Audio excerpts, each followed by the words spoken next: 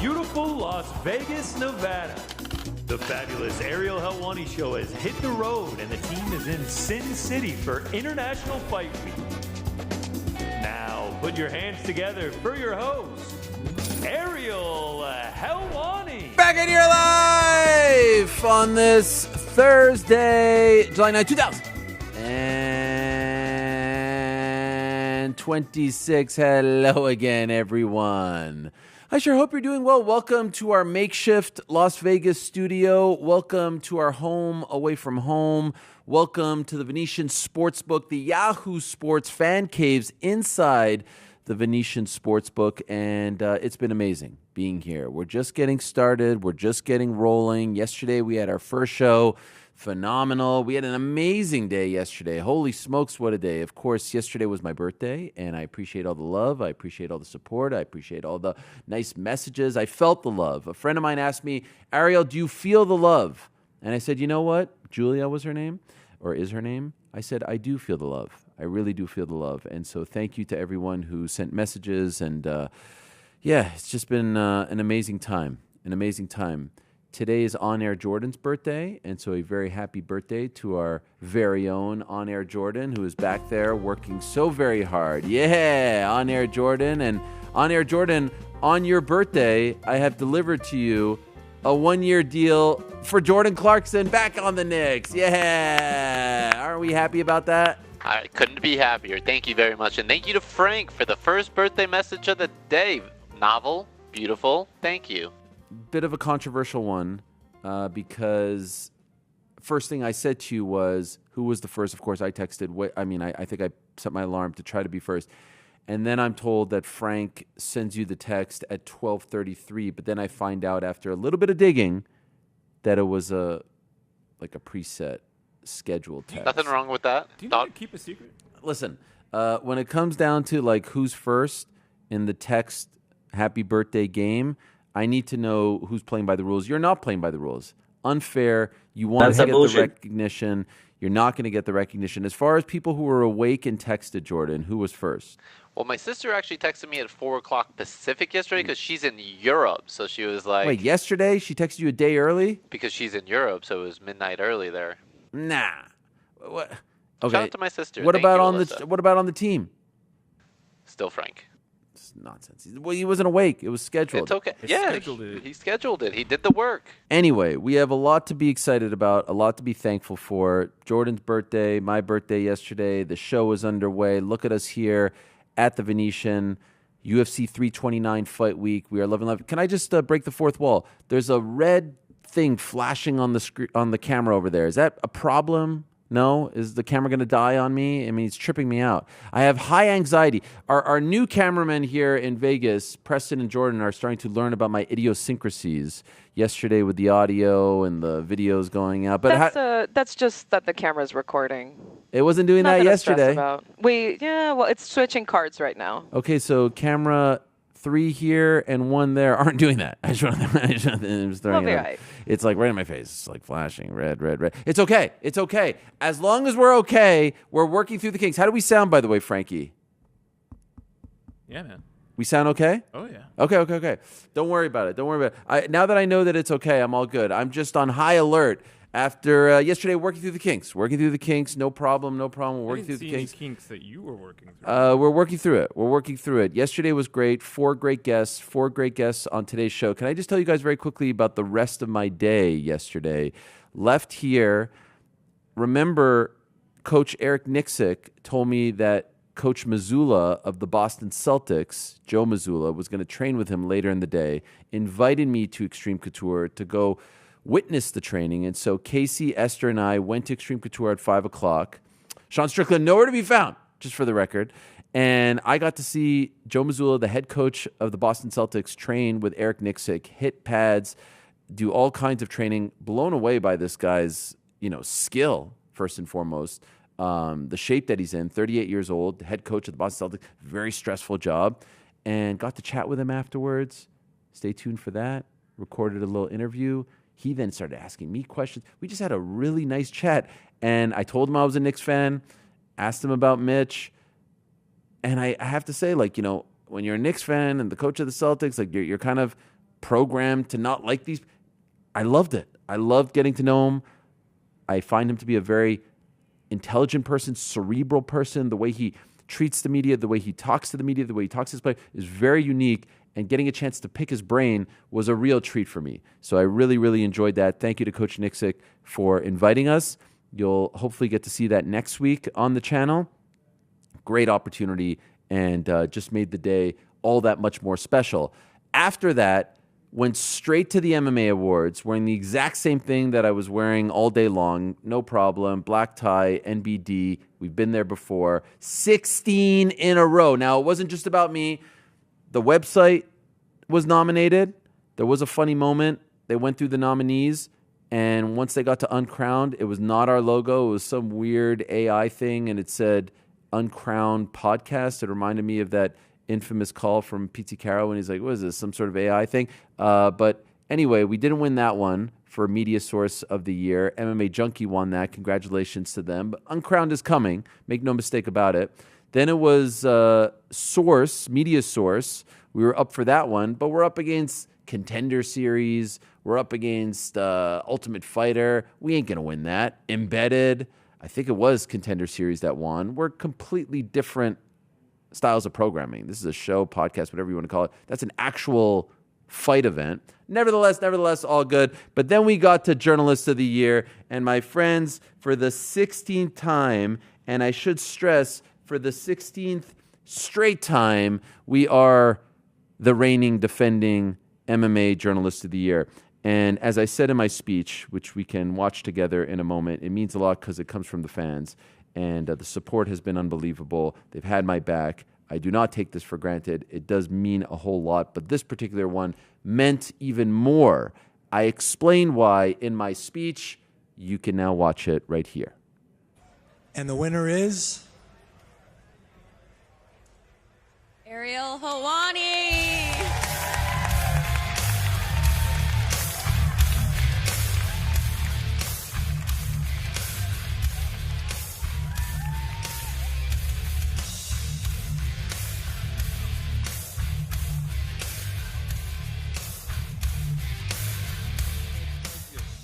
Thank you so much. Sorry I'm not dressed as nicely as all of you, but I was working, so I guess I have a good excuse. This is actually my 16th award in a row. I've won these for the last 16 years, and I don't take it for granted. It means the world to me because it's voted on by the fans who have stood by me through so many ups and downs over the course of the last few years, so I appreciate you all so very much. Actually, a few firsts on this 16th victory. First time that I get to win one of these with the New York Knicks as NBA champions. Yeah! Go Knicks, baby! First time I get to win one of these on my birthday. Today's my 44th birthday. And most importantly, it's the first time that I get to win one of these with my entire team in attendance. Connor, Rick, Jordan, Andy, Frank, Petesy, they're all here.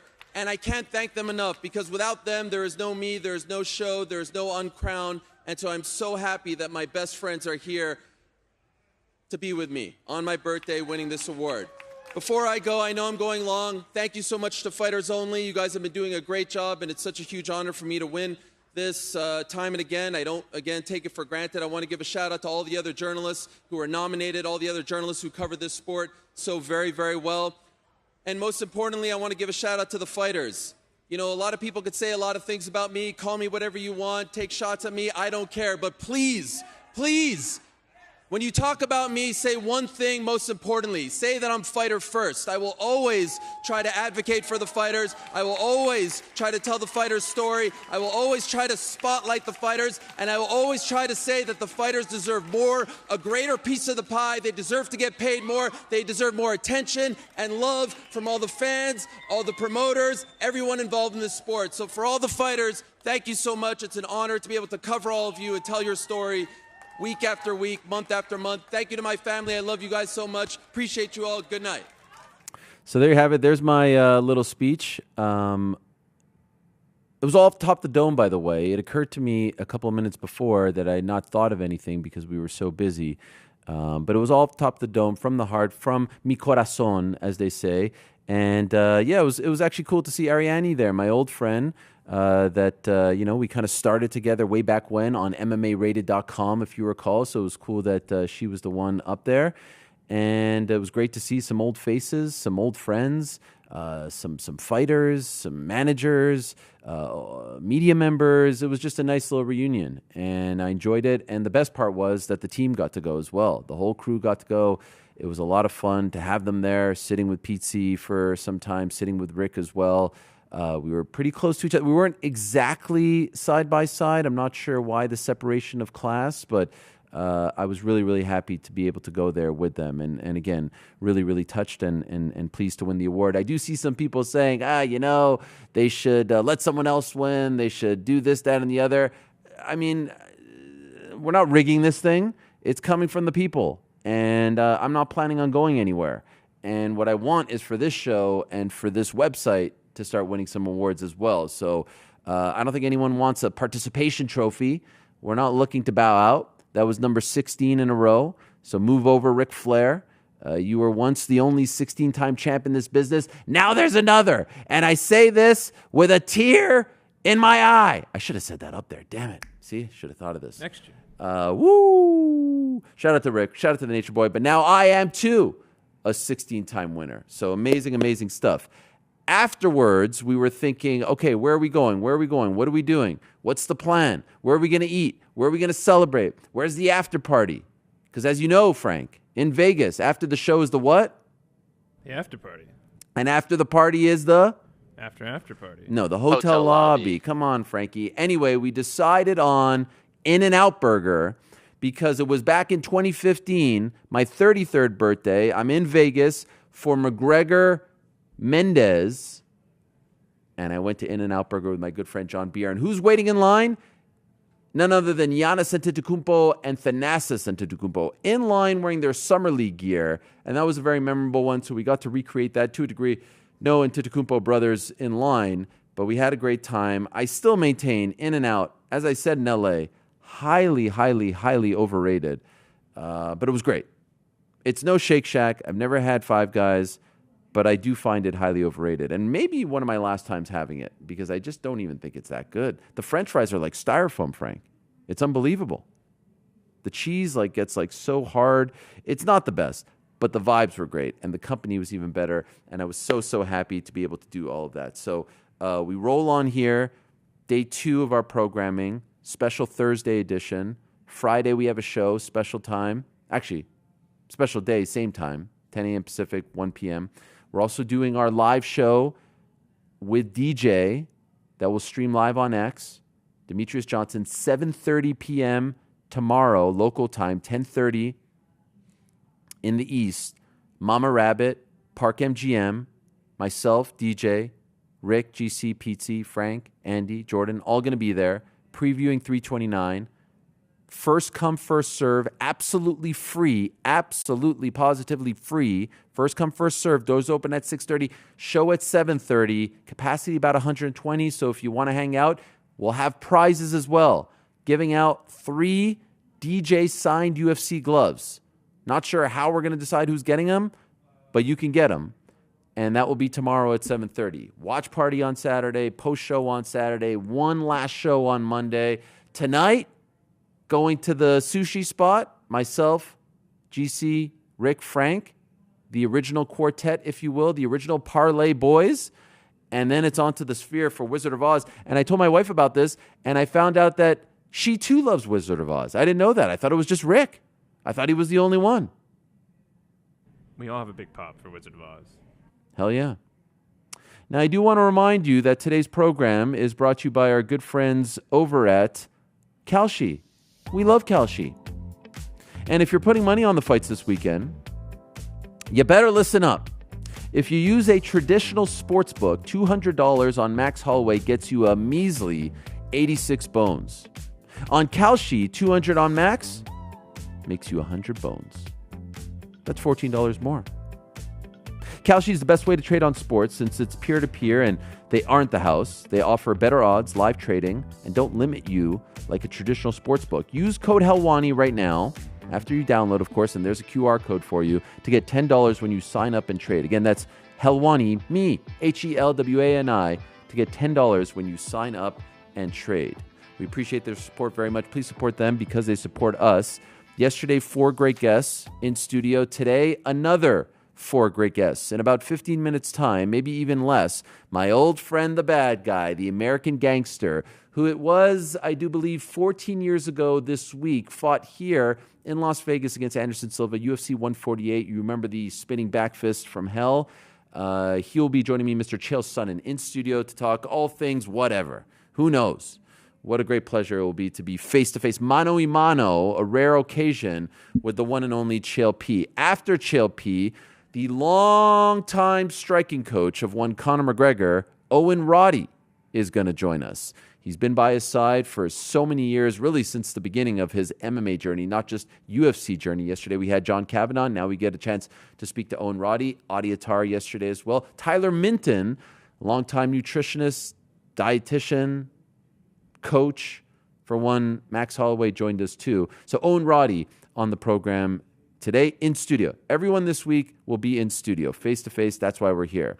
In addition to that, one of the top contenders at 155 pounds, a man who just beat Michael Chandler at the White House, less than a month ago? Mauricio Ruffy is going to join us in studio. He actually won the Knockout of the Year award yesterday at the World MMA Awards. Mauricio Ruffy and Fabiano is going to join us. The GOAT of translating here in studio as well. And then we'll round out today's program with the one and only John Wood, who won Coach of the Year yesterday and also won Gym of the Year. Syndicate MMA, of course, home to the likes of Gina Carano, who we just saw in action, Merab Dwalishvili, Khalil Roundtree trains out of there as well, and so many others. Mr. John Wood, who, of course, is the husband of Joanne Nay Calderwood, now Joanne Wood, JoJo, Dr. Neville. He will join us in studio as well. So it's an amazing quartet of guests. Look at this. Isn't it great getting to do the shows from Vegas? Absolutely love it. The Venetian has been very, very kind to us. We appreciate them very much. And this Yahoo Sports Fan Cave is really cool because it's right next door to, we're right kind of facing on the opposite of the wall in front of me, the sports book. So there's Wimbledon going on, France, Morocco later today. There's all kinds of activity. GC's like a pig in shit here. I mean, he's absolutely loving it. He did a lot of this decorating in a next life. I think he'll be a great interior decorator. I think he will do very well at that. And later in the program, by the way, we're going to be joined by not only GC in here, New York Rick in here, Petesy Carroll in here as well, who sort of melts away in Las Vegas whenever he is here.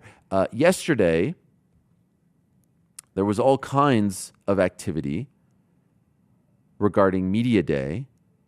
Conor McGregor did speak to the media. Max Holloway did speak to the media. All the fighters spoke to the media, actually, or at least all the big fighters. And I actually wanted to play a few of those clips, unless we're close to getting our guest here. We're not. Okay, so I have some time. By the way, Andy, is this on air or off air? Are you able to speak on air? I can speak on air. Did you enjoy the awards? It was so fun. We had a great time. What did you like about it? It was weird to sit away from you and Petesy. That was not my doing, by the way. Wow. Yeah, the comments about sitting in the front of the plane and us being in the back and do you guys have TV? Wow. See, the thing about Andy is she really takes these comments to heart. She keeps a running list. I do, yeah. Right. Yeah, I just pull them out when I need to. Moments like these. Like these. Okay, you enjoyed it. Yeah, Frank, it was a great time. Did you enjoy it, Frankie? Best event of the year. I need more than that. I need highs and lows. Goosebumps when you were doing the speach. Got to see Marky G take an award for best ref of the year, and I was excited. No, Marky G. Okay. And all the luminaries that we got to see in person as opposed to on a Zoom screen really changed a lot. Were you starstruck by anyone? A lot, but I have to say people kept coming up to me and they were like, "Loki, I would ask to take a picture, but I know better." And I was like, "Yeah, I don't know what you're talking about, but have a good day." Okay.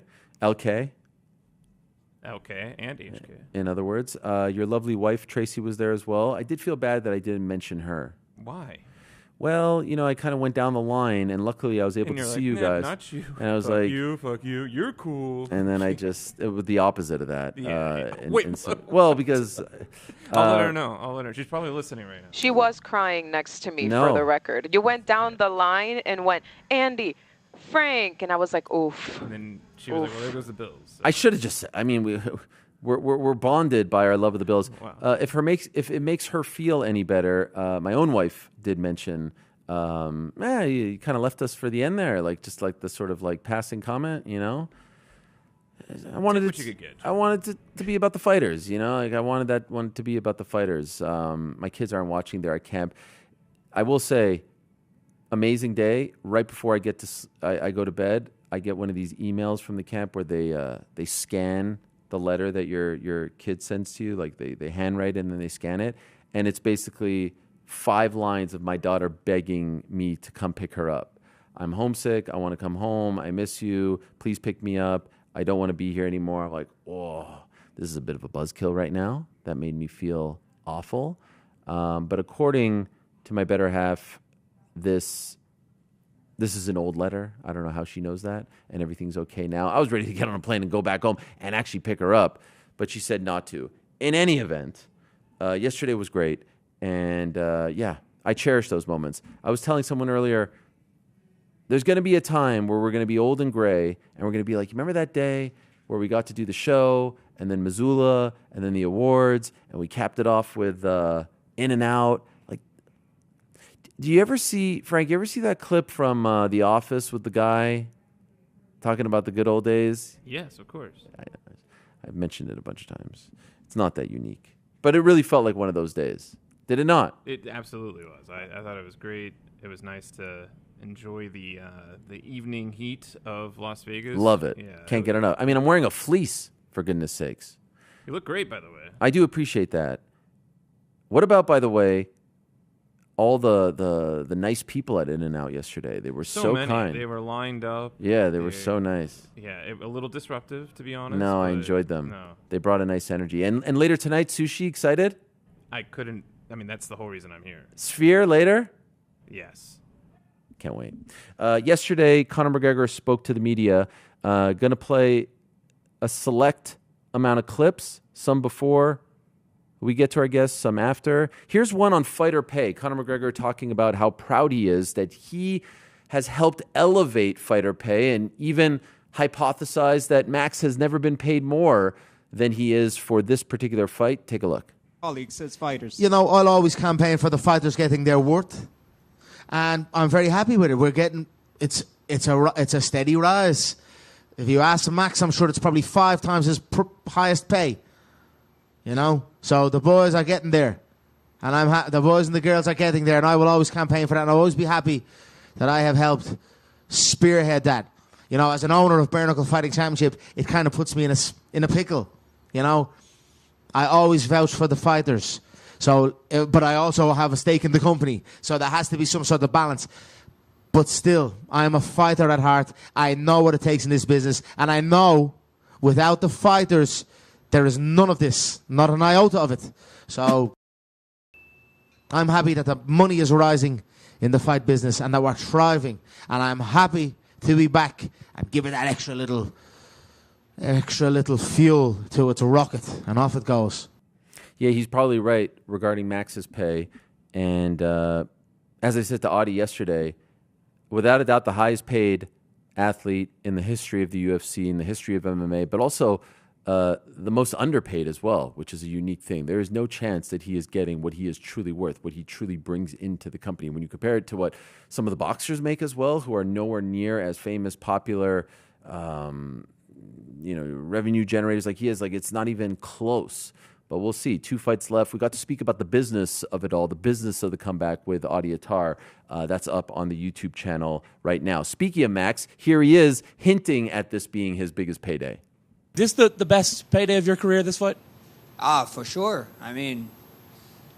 Maybe. We see. Everybody keep talking about Conor McGregor, this and that, and fighting for money. Like I said, man, anybody who ever says that they don't fight for money, they're lying through their damn teeth, bro. We're prize fighters. We're money fighters. This is what we want.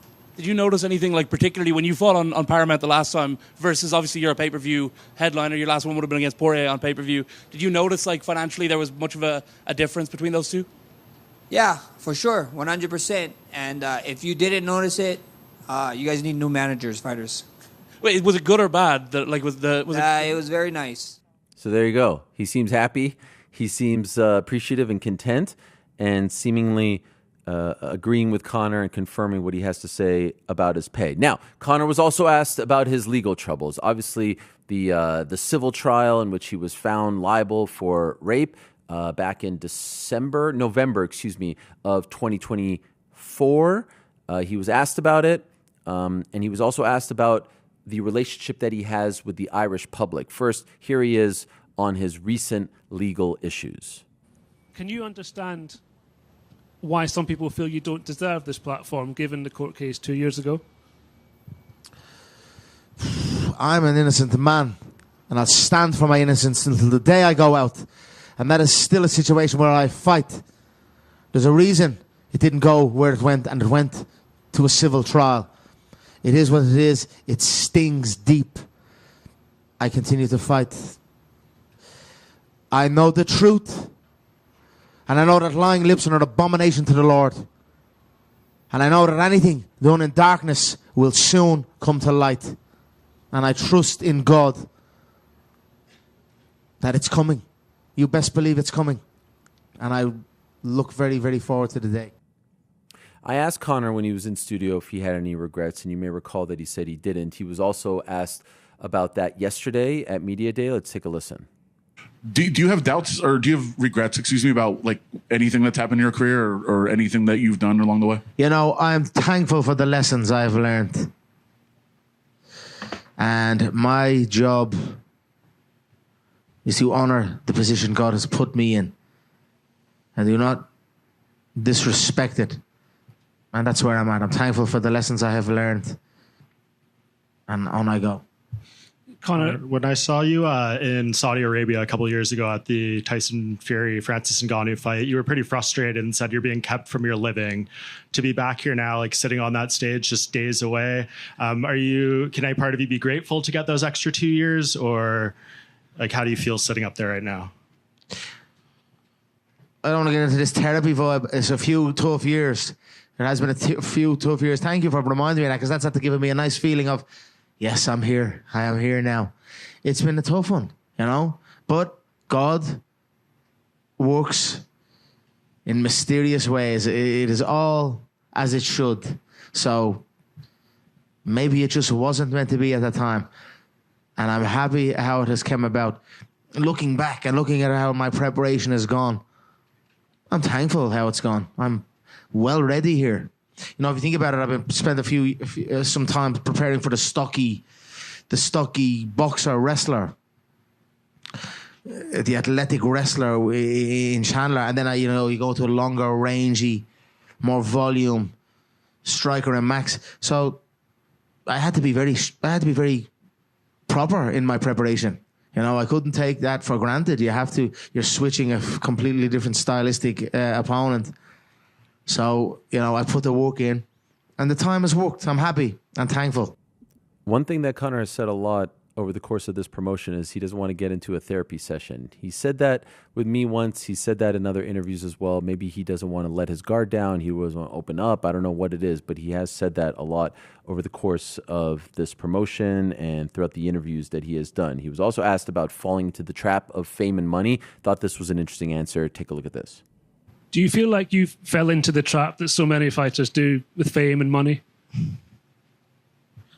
Obviously.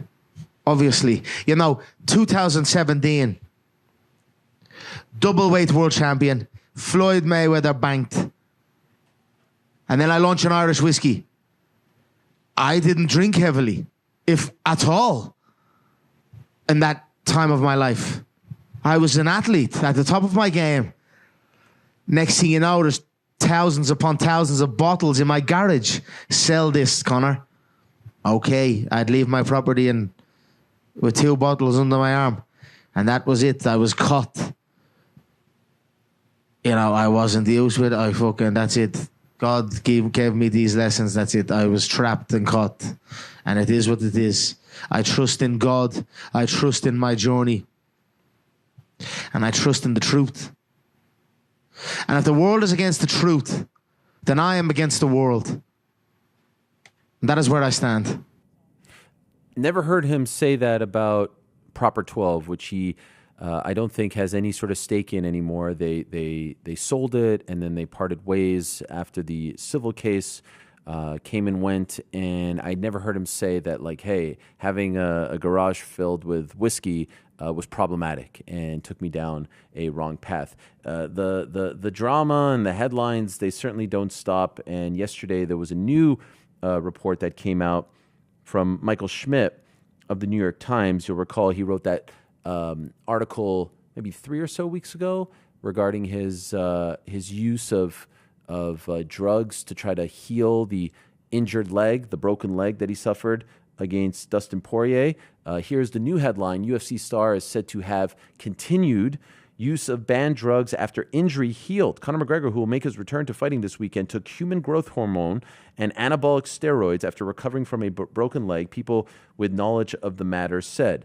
And this certainly brings up the interesting point of in competition, out of competition, as Audie pointed out yesterday, as John Kavanaugh pointed out yesterday.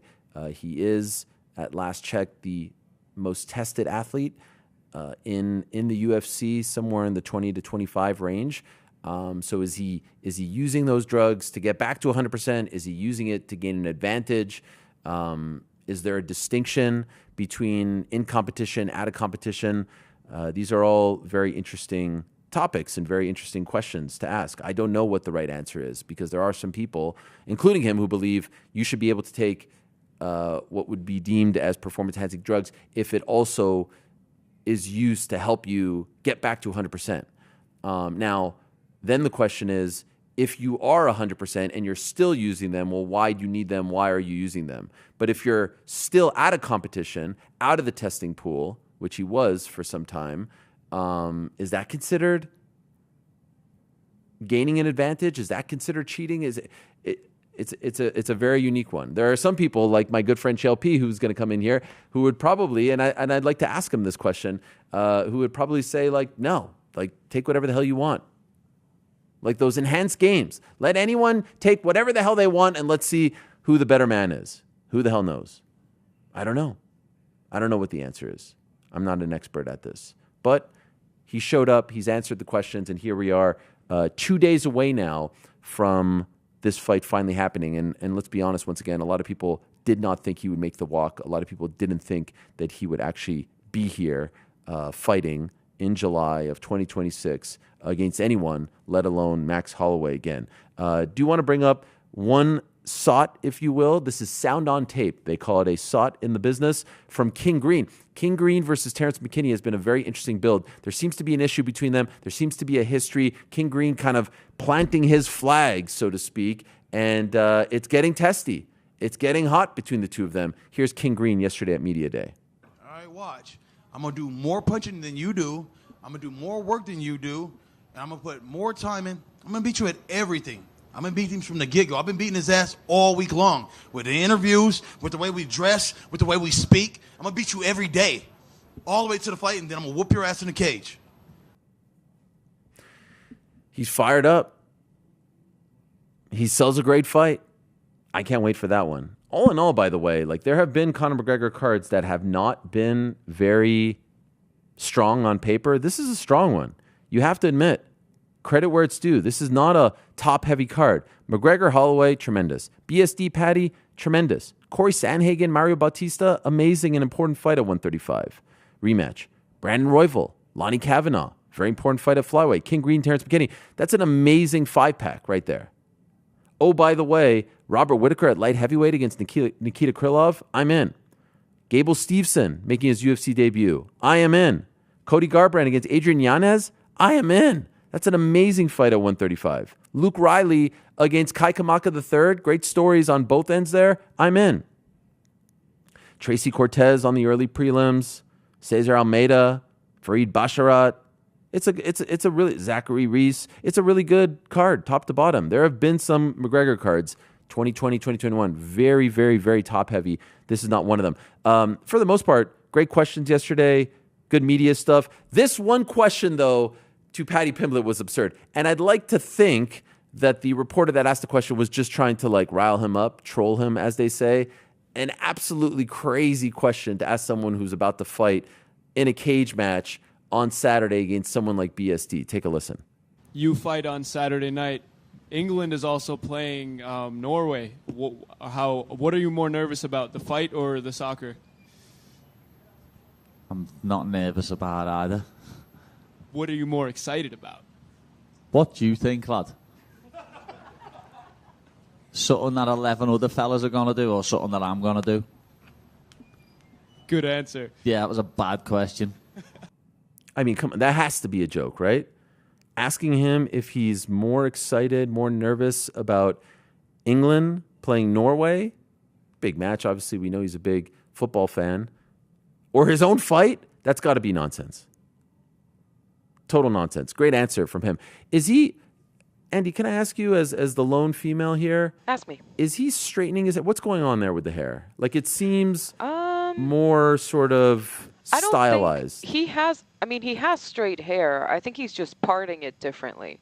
What do you think? Like it's like a little bit bangs here to the side. Like what do we make of that look? Is it almost too long? I'm going to put it back so we can take a look together. I don't know. Like it seems layered almost. What's happening there? It's giving the Justin Bieber is it? But yeah. Swoosh from I don't know, early 2000s. Yeah, it looks like he kind of cut it a little bit off the side. The part is definitely way off.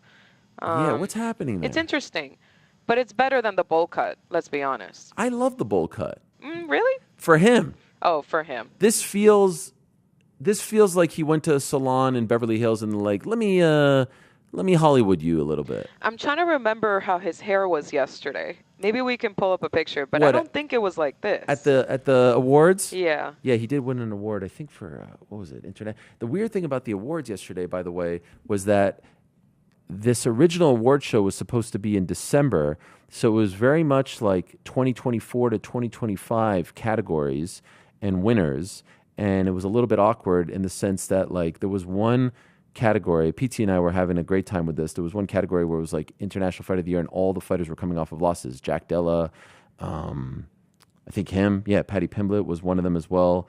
There was another one. Fight of the Year had a RDR. fight from Noche UFC. Yeah, the first, right? At the Sphere. Yeah. 2 years ago. What about? Do we have the picture of how they put up on Crown? On the well, we have a picture, I believe, of the Spotify what was this? They gave us a logo, and it was like, so you said before it was AI. This is not AI. They just took the wrong place. That was the logo. You're famously not a Catholic Christian person. I didn't even know this existed. Do we have a problem here? Do we have a? No. We accept all creed, color, religion. No, I mean, but excuse me, I'm getting offended now. No, because we've trademarked on Crown. So well, this is the on Crown. Oh, so it's okay. You know? Okay. Got you. I do think it's weird though that they just grabbed this and didn't double check. Also, when they did Show of the Year or whatever it was, every single nominee had a 60-second highlight reel and hours. I wish we could show them what you did. It was just a guy I'm also pretty sure it was the MMA Hour set and not even the one we have now. Jeez. Yeah, that was bad. It was so good. Who's in charge of getting them the clips? If I'm being 100% honest, I'm pretty sure it's EP Eric. It's a great noticeably absent right now. Noticeably, I don't know where he is. Not here to defend himself. Yeah, where is he? What's he doing? I don't know. I don't really know what he does. I don't know what he's doing. Clearly doesn't do much if he's not getting them the clip. Chael was supposed to be here 8 minutes ago. What's he doing? What are they doing? They're hanging out? What are they kibitzing? I was like, oh, wow, Anakin Florian, great, 60 seconds. Oh, wow, this other show, 6 seconds. The Ariel Helwani Show. We did die when that happened. We were dying. Man. During your speech, by the way, to go back, there was a gentleman over our right corner, over our right shoulder, going crazy when you were... For me? Going nuts. He loved everything you were saying, fighter pay, protecting the fighters. Loved it. Okay, well, I'm going crazy now because Chael P is here. Better late than never, Chael. Please have a seat. Have a seat right here. I'm so sorry. No, I did everything right. I was up. I was out there. So great to see you. Please have a seat. Chael P, welcome to the program. What's happening, brother? It's like Mr. Rogers' neighborhood. You just kind of knock on the door. You say hello. Chael, what's going? Happy birthday to you. Happy birthday to you. Happy birthday one day late, my friend Ariel. 16 time champion. Happy birthday. Wow, you really went through the whole thing. Hey, I thought you won. I was going to do it last night, but you left the stage. I was going to hit you in front of everybody and really In front of the world. embarrass the world. There's so many things I need to. You look phenomenal. Holy crap. How much you weigh? You know, I really appreciate that compliment. No, you look svelte. I used to get that. Talking to the microphone. Make love to the microphone, Not in please. a long time. Haven't gotten a long time. My son started working out. Am I close enough? Yeah, it's good. My son started wrestling, and so I just started going through the motions with him, which, by the way, turns out is a very hard sport. I used to take it for granted.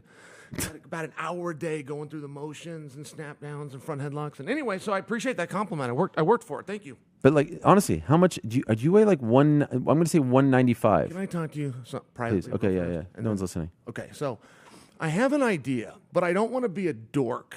And there's a chance it's a dorky idea. Okay. I want to challenge and put my beef to rest with Francis Ngannou.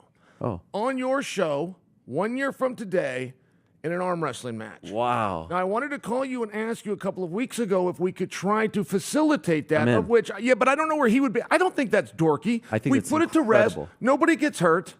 I and I show him the hard way why you don't piss off a gangster. Like over the top, circa 1988, Sylvester Stallone. 100%. I've seen that movie. A little board. Mark Garner will Yes. come out and officiate it or something along these lines. Is it a one and done or is it one and done? Not best 2 out of 3? No. One time. And I don't quite know all of the rules on it. Yeah. You know, I don't know if you tie the wrist or if that's Yes, just. I love this, and we could do it live on my show. We just put this to rest. Wow. You know, he let me slide one time in a parking lot because my son was there. Oh, in Dallas. Yeah, he was upset. I always respected him for that, though. What a monster this guy is. By the way, his career's looking better. You want to talk about Francis? His career is looking better. Wait a second. I don't want to go down the Francis route right now. First, I want to digest what you just said. So you are throwing it out there. A year from now, July of 2027, Yes. International Fight Week. Here. Live on this program. Yes. Chael P. Francis. Yes. Only thing at stake is let's squash the beef. He knows and I know what it will mean. Yes, right arms, by the way. That's going to come up. Right arm. Right versus right. He's a right. I'm a right. Right arm. One and done. One and done. No best out of No. 7. What is the impetus of this beef? Like, where did it? Oh, this is so ridiculous. So I was always talking trash about Francis, but it wasn't like a personal thing. It's just like kind of the way the cards lined up. I've had that same thing with Leon Edwards, by the way, but it wasn't. It just happened to be the guys he's drawn. He's going to go fight Colby, for example. Yeah. It's just one of these things. Eric Nixit calls me, and he says, "Hey, you've been putting some stuff out about Francis, and you don't have it right. But let's make a deal." Call us and we'll give you the accurate info in exchange for you not just go. That's a very reasonable request by them. Yeah. But Errol, I like to speculate. I wasn't trying to put someone down. I like to kind of look at the information you put out and go, okay, here's what I think's going to happen. And it irritated them. And then it just, it escalated from there. Then he lets me know he's mad, and then I got an ego, and it's, F you, and it turned into this whole thing. You did great yesterday. Thank you.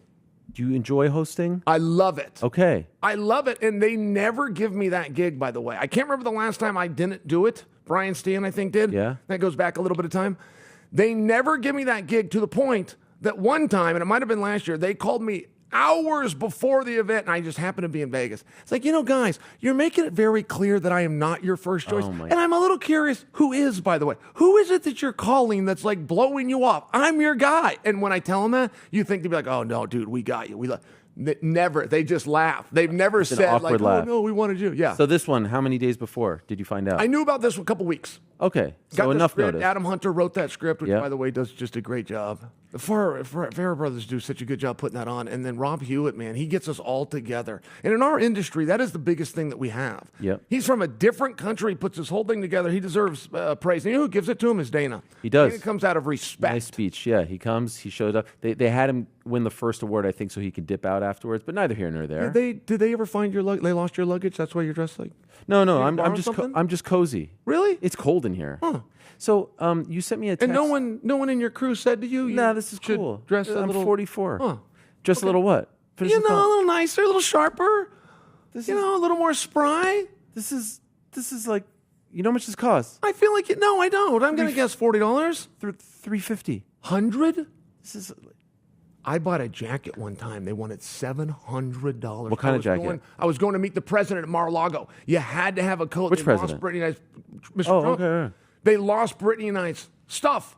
So we had to go to the store. I put my credit card. Ariel, is $700. I said, what did I break a window? What do you mean $700 for a coat? And did you buy it? I had to. I was going to Mar-a-Lago. It was that or not meet the president. You did mention a couple of times yesterday, 2028. Yes. This is not a joke. It is fully a joke. Yes. It is a joke. Yes, that's a scam. No, I want to be governor. I don't want to leave Oregon. But you didn't do the governor thing. No. Why? But I'm in full support of Christine Drazen, by the way, who happens to watch your program. Oh, hello. Yes. You'd be stunned how many Oregon politicians watch your program. Do you think they only watch it because you mentioned a couple times about the Oregon thing, so they want to see what you're going to say? It's possible, but I'm telling you, when I say something to you, it is bigger than if I go on my own Twitter or my own pages. When I talk Oregon politics, yes, they watch this program. Why didn't you go through with it? I have tremendous regret. I backed down. I've never backed down in my life, and win or lose, but I try.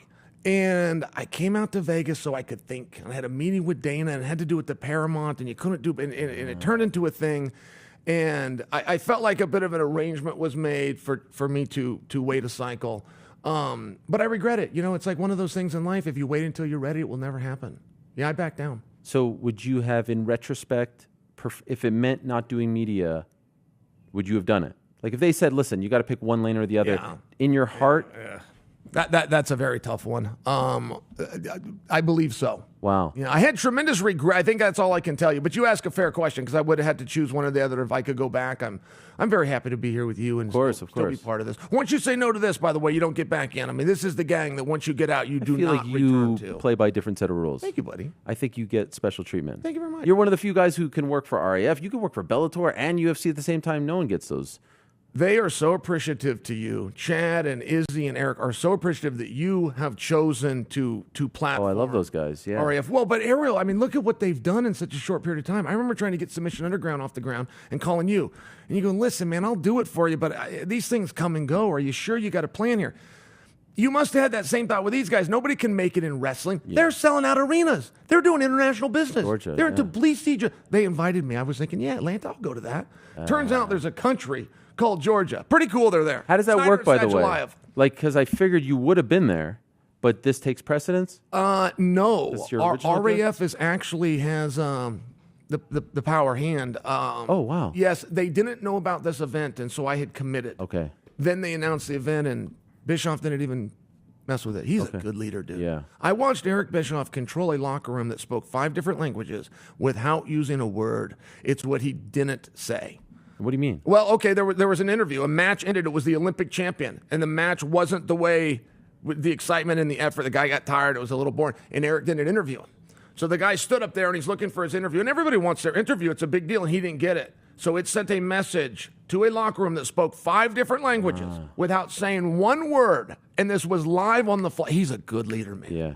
He's the man. It turns out if you can beat Vince McMahon for a number of years in a row, it turns out you're pretty good at something. 83 weeks. 83 weeks. Other issue that I have with you. I wake up today. Cool that you knew that. To a string of texts, but at the very bottom is a text from Chael P at around 1 a.m. or so yesterday, sending me a screen grab from someone online saying, you know what, it's time for Ariel to bow out of the Journalist of the Year award. Let someone else win. Yes. Out of the kindness of his heart. There was a caveat that I think maybe you missed. No, I didn't miss it. Okay. Well, I don't need the award named after me. But may I tell the audience? Sure. This is what the suggestion was. Ariel's going to win this every time we can't beat him. So let's do this. Let's take him out of it to respect Ariel. Let's name the award after him. And in some way, that keeps you around forever. Right? I mean, there's going to be a time, sadly, that you're not going to be here, but Oliver and your other kids would really enjoy the Ariel Helwani Award. I mean, it really is a big compliment to you. I didn't think it was the world's worst suggestion. There was once a very smart man who said publicly, beat me if you can. Yes. Survive if I let you. Yeah, that's beautiful. That's poetry. That's the mindset. Beat me if you can. What do you think of this setup, huh? I think it's beautiful. What do you think of my shirt? They show you a tremendous respect here in Vegas. I mean, you've got a whole team. I was once banned from Vegas, according to Brendan Schaub. Were you really? No, he just said that. It was a weird thing to say. That's funny. I remember you and Brendan's beat. Yeah. You know, we better just walk away because that could turn right back into. No, we're good now. Actually, Yeah, and you guys went at it for a while. Yes. Hard. Yes. No, we're good. It's so great to see you. Should we do Beef of the Year? Should we add that to the World MMA Awards? That would be a good one. I think so too. Can I tell you one thing that I thought was a little bit awkward? And then I have some inside scoop. Yeah, okay, go please. ahead. There was one category where it was like Fighting Spirit Award, and it was like Ben Askren, Ryan Kurth, everyone who deserves their own award. I think it's weird to pick like who overcame, excuse me, the most. Sure. Like who defied the odds the most. I feel like sometimes when it's like you did it, you know, Gipper, it should just be like we're picking one person. You know what I mean? There's a piece of it of you all lived. Which one, if we could only choose, did we want to live more? A bit awkward. Make a good point. Well, it is now that you said it. I never thought about it like this. I saw Conor yesterday. Okay, I was going to ask you. You interviewed Conor. Conor's not interviewing with anybody. He gives you interviews, and Ian Parker actually lined that up. I got to be part of it. First off, Ariel, we're in a room that's kind of like this in terms of lighting, but it's 108 degrees outside. So when Conor comes in and he opens the door, I swear to goodness there was this glow that walks around him. And no one knows when he's going to come. That's the other thing. You set a time with Conor, and then you stick around for Conor. So he pulls this door open, and it's his power team. I mean, they are moving. They're moving fast. He's dressed like $1 million. He's got this glow, and then somehow a microphone just like appeared in his hand. I don't know if they gave it to him outside. So he comes in, and he starts addressing the audience. He doesn't know if we're live. He doesn't know what we're doing. He comes in, he takes over this whole thing. They're giving him the pop. You know, he's like, "What's up, Vegas? Are you enjoying Vegas?" You know, all the it's in front of a live crowd. Yes. Okay, wow. They go crazy. Ariel, this guy's huge. I get up and give him the bro hug. First off, he's as hard as a rock. And secondly, I'm looking at him, I said, "Conor, I fought middleweights my whole life. I didn't fight anybody smaller than you." He said, "Chael, I don't want to talk about my weight." This was a surprise answer. He said, "I'm going to keep my weight close, but I will tell you for the first time ever, I got to pull down to 170. And if I was to guess, I mean, he's closer to 180 than he is 170. Could that be relevant in the fight? Yeah, maybe. If he got on top of Max, he would hold Max. He held him the first time, and now he's a bigger, stronger guy. It is a piece of this that the bettors, the odds makers, that nobody knew. It's a piece. Absolutely. There's the other part about Max. We had his nutritionist, Tyler Minton, on the program yesterday. I think Max will probably come in at like 168. Yep. I don't think he'll hit the 170 limit. 171, yep. He doesn't, because non-title fight. He's not a 170 pounder, right?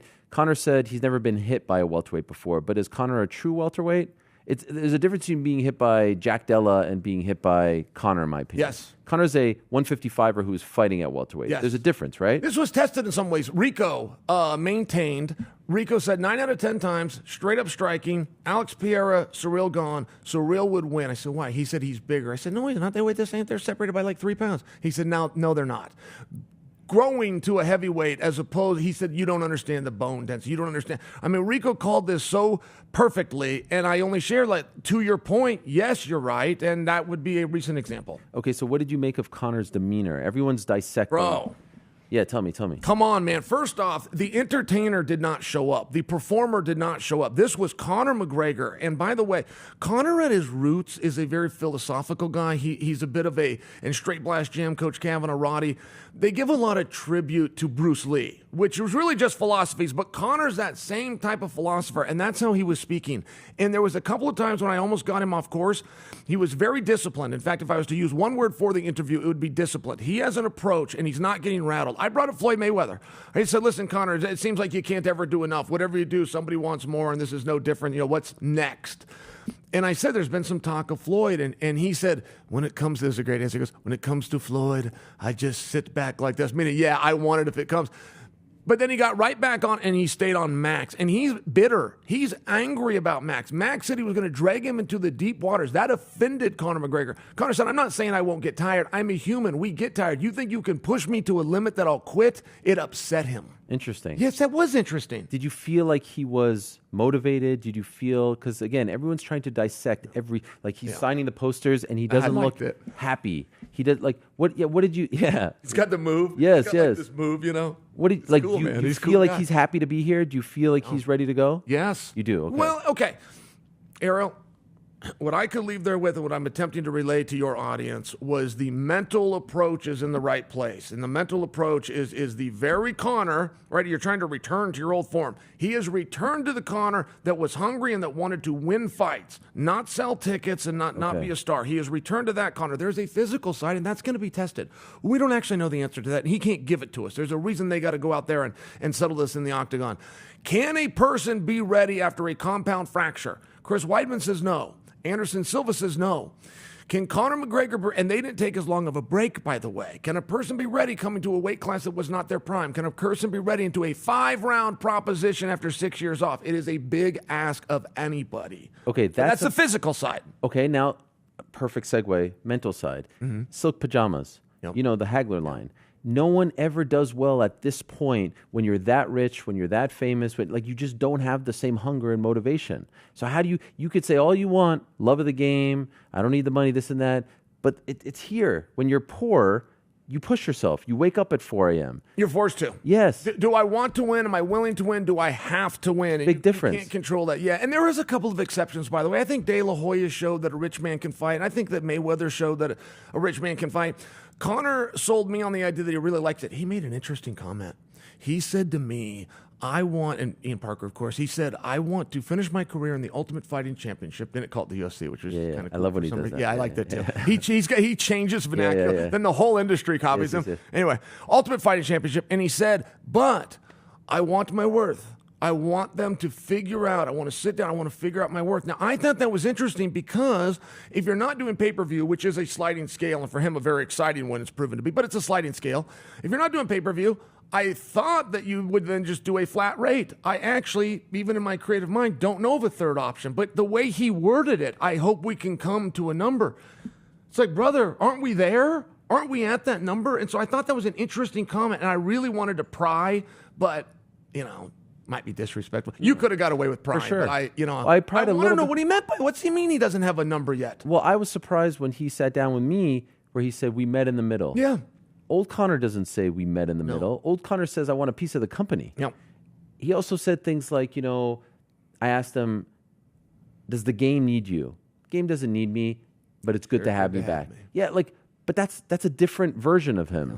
What do you make of that? Has he been humbled, in your opinion? I think that he did. I think he did come to push to shove with one question, which was, look, do you want to fight? Yeah. I think that's the bottom line. Do you want to fight? There's a number out there, and we can get to, do you want to do this? And I think that his answer was yes. I think he was sincere. And by the way, when he says we met in the middle, I think he came to them with a very big number. Like, meeting in the middle is, he's going to break Brock Lesnar and Chuck Liddell and Ronda Rousey combined. So, I think he really wants to do this, Ariel. You talk about love of the game, but that is a real thing. If you're a competitor, if you're truly a competitor, and I still have that, but I just can't make that. Well, I want a piece of I want a piece of Francis, but I would train for that. I would genuinely be excited. My family would be in to our match should this go down. If you're really a competitor, that money isn't as important as we play in the media. If you want the match, you want the match. Are you surprised they didn't? Why would he want Max? He's already beat him. What would get him out of bed for Max? I thought it was the worst possible matchup they could do. I was actually surprised that the UFC went in this direction. It's weird. We've been talking for about 20 minutes. I was sort of organically, casually waiting for the apology, but I still, Give me a hint. I do so many nasty things Ariel, to you on the side. Your reports are wrong. This fight isn't happening. Oh, but just because I couldn't see it, Ariel, there was so many things. I was out there on front lines, and there you are refuting my reporting. I most certainly were. But there was a number of things. First off, when the dialogue started, there was going to be Conor versus Max. Don't forget, Max had a belt. It would have been a championship match. That pushed me even, a little bit further away. Then they're going to do it. The only thing I knew about this fight without knowing anything about the fight is they're not going to do it at 155. It could be 65, 75, it could be 85, but he's not pulling down to 55. Therefore, they will find a 70-pounder. They won't redo what they did with Cowboy. That was very short notice. That was a different scenario. They're not going to find two 55-pounders and put them at 170. This is just what I thought. And then not to mention, what would Conor's motivation be? We are huge Conor fans. Whether we're cheering against him or for him, and he gets an emotion from everybody. And when the story's done, we're going to talk about the 3 fights he had with Dustin Poirier and the 2 he had with Nate, and we want even 1 more with Nate. Oh, and by the way, it's Max again and again. Like, as you're looking at his record, it's like, hey, let's spread this around. It would be so fascinating. Him and Chandler, him and Ruffy, anything new. I thought, I'm very happy we're here. They're about to do record business. But yes, I did think that your report was wrong. Okay, so for those, not because I had inside scoop, I was just using Chael. Didn't make sense to you. Yeah, it didn't make sense to me. But you still refuted the report. I did refute the report. So are you going to apologize? I don't know if I own I was wrong. Ariel, I'm sorry. As your friend, Ariel, I should have been out there not doubting you. I am sorry as your friend. Thank you. I should have been out there not doubting you. Yes. But there's been saying if Ariel's reporting it, as crazy as it may sound, it's accurate. There are times I will come to you as a mean-spirited prick to Yeah. attempt to ruin a few moments of your day. Yeah. This wasn't one of them. Okay. I just had it wrong. Did you see how happy I was that the Knicks won the championship? Yeah, it pained me. It was nice. It pained me. Why? You're street celery. You got your little jersey. Oh, so good. So all of a sudden you're part. You're part of so many different things. Yeah. It pains me. Yeah. You know, I'm part of nothing. Yeah. Why? I'm part of nothing. I'm just part of the Trailblazers. UFC. I'm part of wrestling as well, I suppose, but it's a very small community. You go to these, the Trailblazers. I'm not with the Jailblazers. Oh. No, we had a chance to run them out of town, by the way. Current governor could have ran them out of town. She made the right call. You got to keep them. You got to keep your sports team, but I'm not a Trailblazers fan. Okay, more on Conor. One thing this is so great. One thing he keeps talking about is, I don't want a therapy session. I don't know if he mentioned that to you. And by the way, when is that interview airing? The one that you did with him? Well, I saw a promo that it's airing today. That's right. Dropping? I actually thought it came out last night. I thought it came out last night because there was a headline that was quoting Conor. It was something he said to us. I suppose he could have said it to somebody else, but he paid Islam a compliment. Said that Islam's got a very impressive body of work, but for Conor and Islam, that's a big praise. Therapy session. He keeps saying that. People are asking about regrets, this, that, trying to dig deep. When you were fighting, when you had a massive fight, by the way, 14 years ago this week, you versus Anderson 2, UFC 148 in this town, July 7th. We'll never forget it.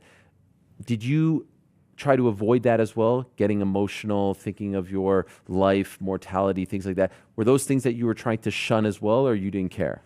I don't know if I didn't care. I can't specifically remember that crossing my mind. I mean, that is a very real thing. These athletes, Sean Strickland, who's as tough as anybody, has some therapy sessions on here. Sean O'Malley has verged on that. I mean, I'm just sharing, like, if you get in front of a camera enough, and then you have an audience that you feel you owe something to, whether you do or not, you will feel. And I feel I owe the audience accuracy. Once an event is done, I feel I owe them entertainment leading into the event. I mean, I have my own code. And yeah, Conor had some of those. Hey, he's a PR master. Whoever he is working with is the right people. That guy, I mean, he was talking about partying on a yacht just the other day, and he didn't go too far with it, but he did reveal some of these rumors you're hearing about me are true. So, some of these things where I got off course are true. Am I using fighting similar to BJ Penn to stay on course in life? Yes, I am. I thought these things were very compelling. I asked him about Dustin Poirier, everything that Dustin's going through and their relationship. And Conor said, if I was to tell Dustin something, and I said, what would you say to Dustin in this moment? He said, if I was to tell him something, I would tell him to take this deadly serious. And then he got back off on, he sprinkled around the entertainer on Poirier and definitely left that door open for a competition. But he said, take this deadly serious. The world is showing you something. Listen to it. And I thought it was powerful. What do you make of what happened to Dustin? Oh, come on, man. Anything that could go wrong went wrong. He uses the word for one. I think it was in like a tank top for two, which nobody really wants to be caught on. He challenges a peace officer. Anything that could go wrong went wrong. And I still thought he didn't look that bad, in fairness. And you want to know who the hero of that story was? The officer. The officer was solid. He never raised his voice. There's guys that would have tased him. There's guys that would jump back or jump forward or call for backup or pull a gun. This officer was solid. I would be curious what his background was. Can I tell you a similar story? Sean Strickland got in the ring. You remember when he was trying to get the things off his feet and then he punched that guy? Yeah. That guy that he punched happened to be a cop. That guy would know everything to say to victimize that moment. He wasn't. He said, man, that was cool. I never thought I'd be in a cage fighting Sean Strickland and, Chris Curtis at the same time.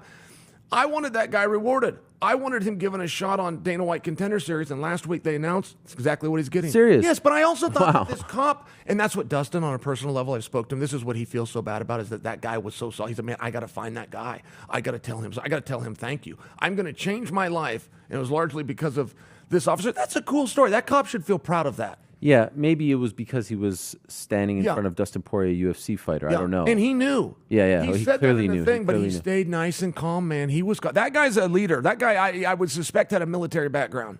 Do you relate to any of this? Do you sympathize with any of this? Yeah. Dustin told us several times post-retirement, like, I'm struggling. And when the music stops, it's hard, right? When the attention sort of dims a little bit, it's hard. And so how do you internalize this when you see Ariel, the biggest problem is, what do I do with my time? And I did not realize that, like when I retired. I did not realize how much being at the gym, getting there early, staying late, getting in the sauna, talking to the guys was such a big part of my social life. I didn't understand that. You know, the drive to the gym and whatever your process was. Mine involved a stop off at the coffee shop. But it was a process. My mother would come. Brittany would come. This was a family event. And when that was gone, I got about 5 hours on my hands with drive time. I got about 5 hours on my hands in a day. What do I do at this time? And boredom is a problem. There's an expression, an idle mind is the devil's workshop. And I've always been curious in other areas. I've always had other things that did kind of take up my time. But I think I was very lucky in that regard. And some of these guys have been very open. Dustin from Jump Street, Volkanovski, who's not gone through it yet, has shared with you, I don't want breaks in between fights. I don't care what the negotiation or the opponent is. Get me back in the gym. BJ Penn was a very public one, and BJ called his own fate in many ways. He said, when this music stops, to use your quote, he said, it's going to be a problem for me. It's been a problem for him. Was it ever a problem for you? No, it wasn't overly a problem, but I had some timing issues on my side. Miss Brittany, we just had some little angels that were delivered, and so I had things to do, and I come from a small town anyway, but I don't mean that it wasn't a problem, by the way, Ariel. I didn't turn to the bottle, for example, but was it a problem in that it bothered me, or there was some, I noticed it? Yes. Yes, it was a very real thing. Like where I could what go, did you notice? This is what everybody's talking about. And then I wasn't the level of famous either. I wasn't the level of famous where I couldn't still go out. If you were the level of famous in your community where going out turns into a thing, now all of a sudden you're more sheltered. Now you've got all this free time and you're at home. One thing about the gym, it's a very safe place. Everything's equal. This guy, they got a level of celebrity in some world, but so do these guys. And then we know each other's secrets, which is we have nothing and we're all starving and this whole thing's an act and we got to get to the next event. When you lose that, there is something very real to that. I do sympathize with these guys. In West Lynn, you're not that level of famous? Not to where people care. No, I Really? would be recognized. But the town would know me, but I know all of them too. There's 48,000 people. I've lived there for 50 years. Right. I know who's sleeping with who in every neighborhood in that town and vice versa. That was an expression. For just saying that we all know each other. But no, I'm not getting cuts in line at Starbucks, no. No. No. You don't walk into the Starbucks or the local coffee shop and they know your order in advance? Yes, they would know that. Yes, they don't know my name though. That's Really? the thing. Yeah, they write Chael on there, and Yeah. sometimes I'll take my father-in-law's Cowboy Steve's line. I'll just tell him Elvis, and they'll actually write it down, and it actually pisses me off. You should know it's not Elvis. Of course, I am Chael, like the famous gangster from West Lynn, and some of them are like, I'm not familiar with Put that it on the guy. map. You're not. Dare I say. That should be required learning, and when I'm governor, it will be. What do you remember from that fight week with Anderson Silva? What do you remember from that one, that second one here? I had such good memories. The one thing that took away from that, Ariel, is not just the stress of the event. The one thing that took away from my enjoyment was that weight cut. Thank you, buddy.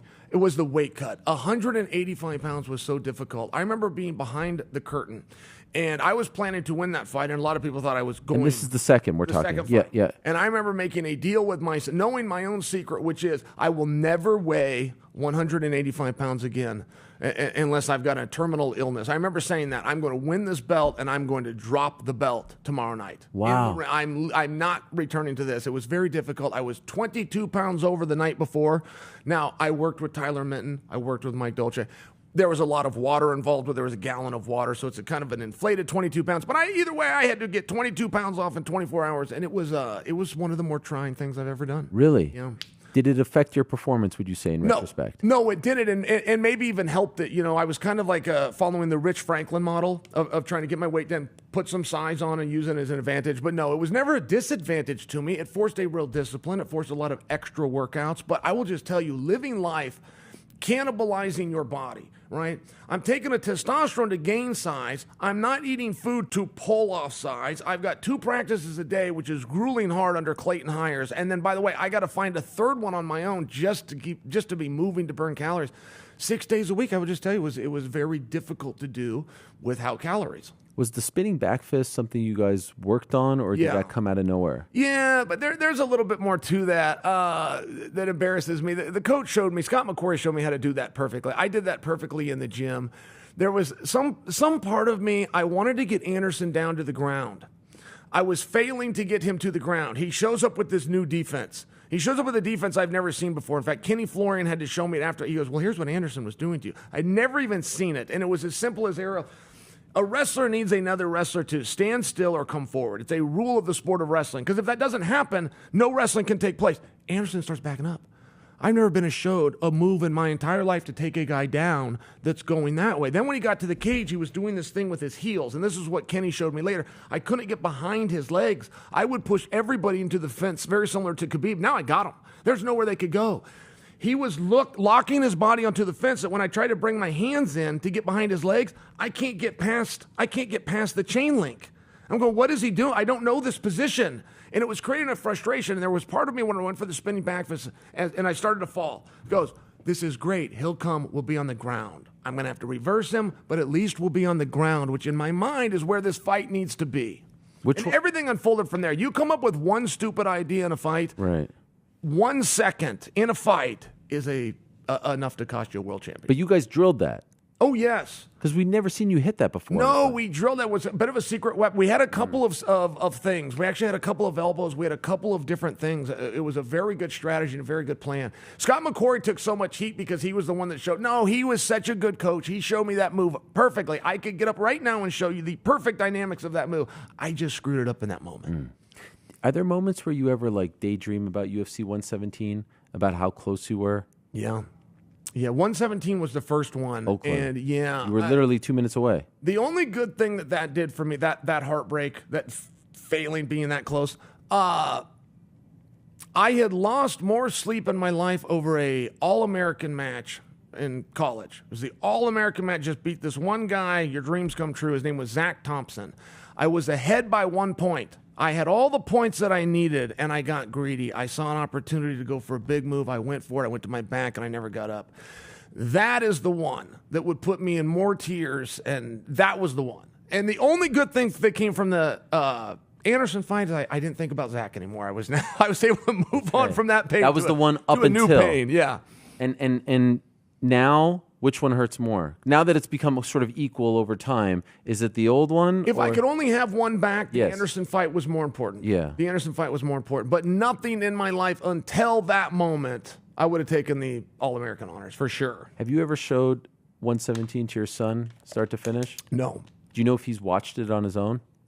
Yes, many times, and has asked me about it, and then bought himself an Anderson Silva doll on Amazon and has the doll beat up Chael Sonnen. Why? Yeah, I don't know. He thinks that's funny. He has Francis Ngannou beat up Chael Sonnen. Yeah, I don't know got your what the sense thing of is. humor. He likes. He's fun. He's a funny guy. He doesn't mean it disrespectful. You never wanted to sit down with him and let me show you what happened here. No, I got forced to watch. I never watched that match myself.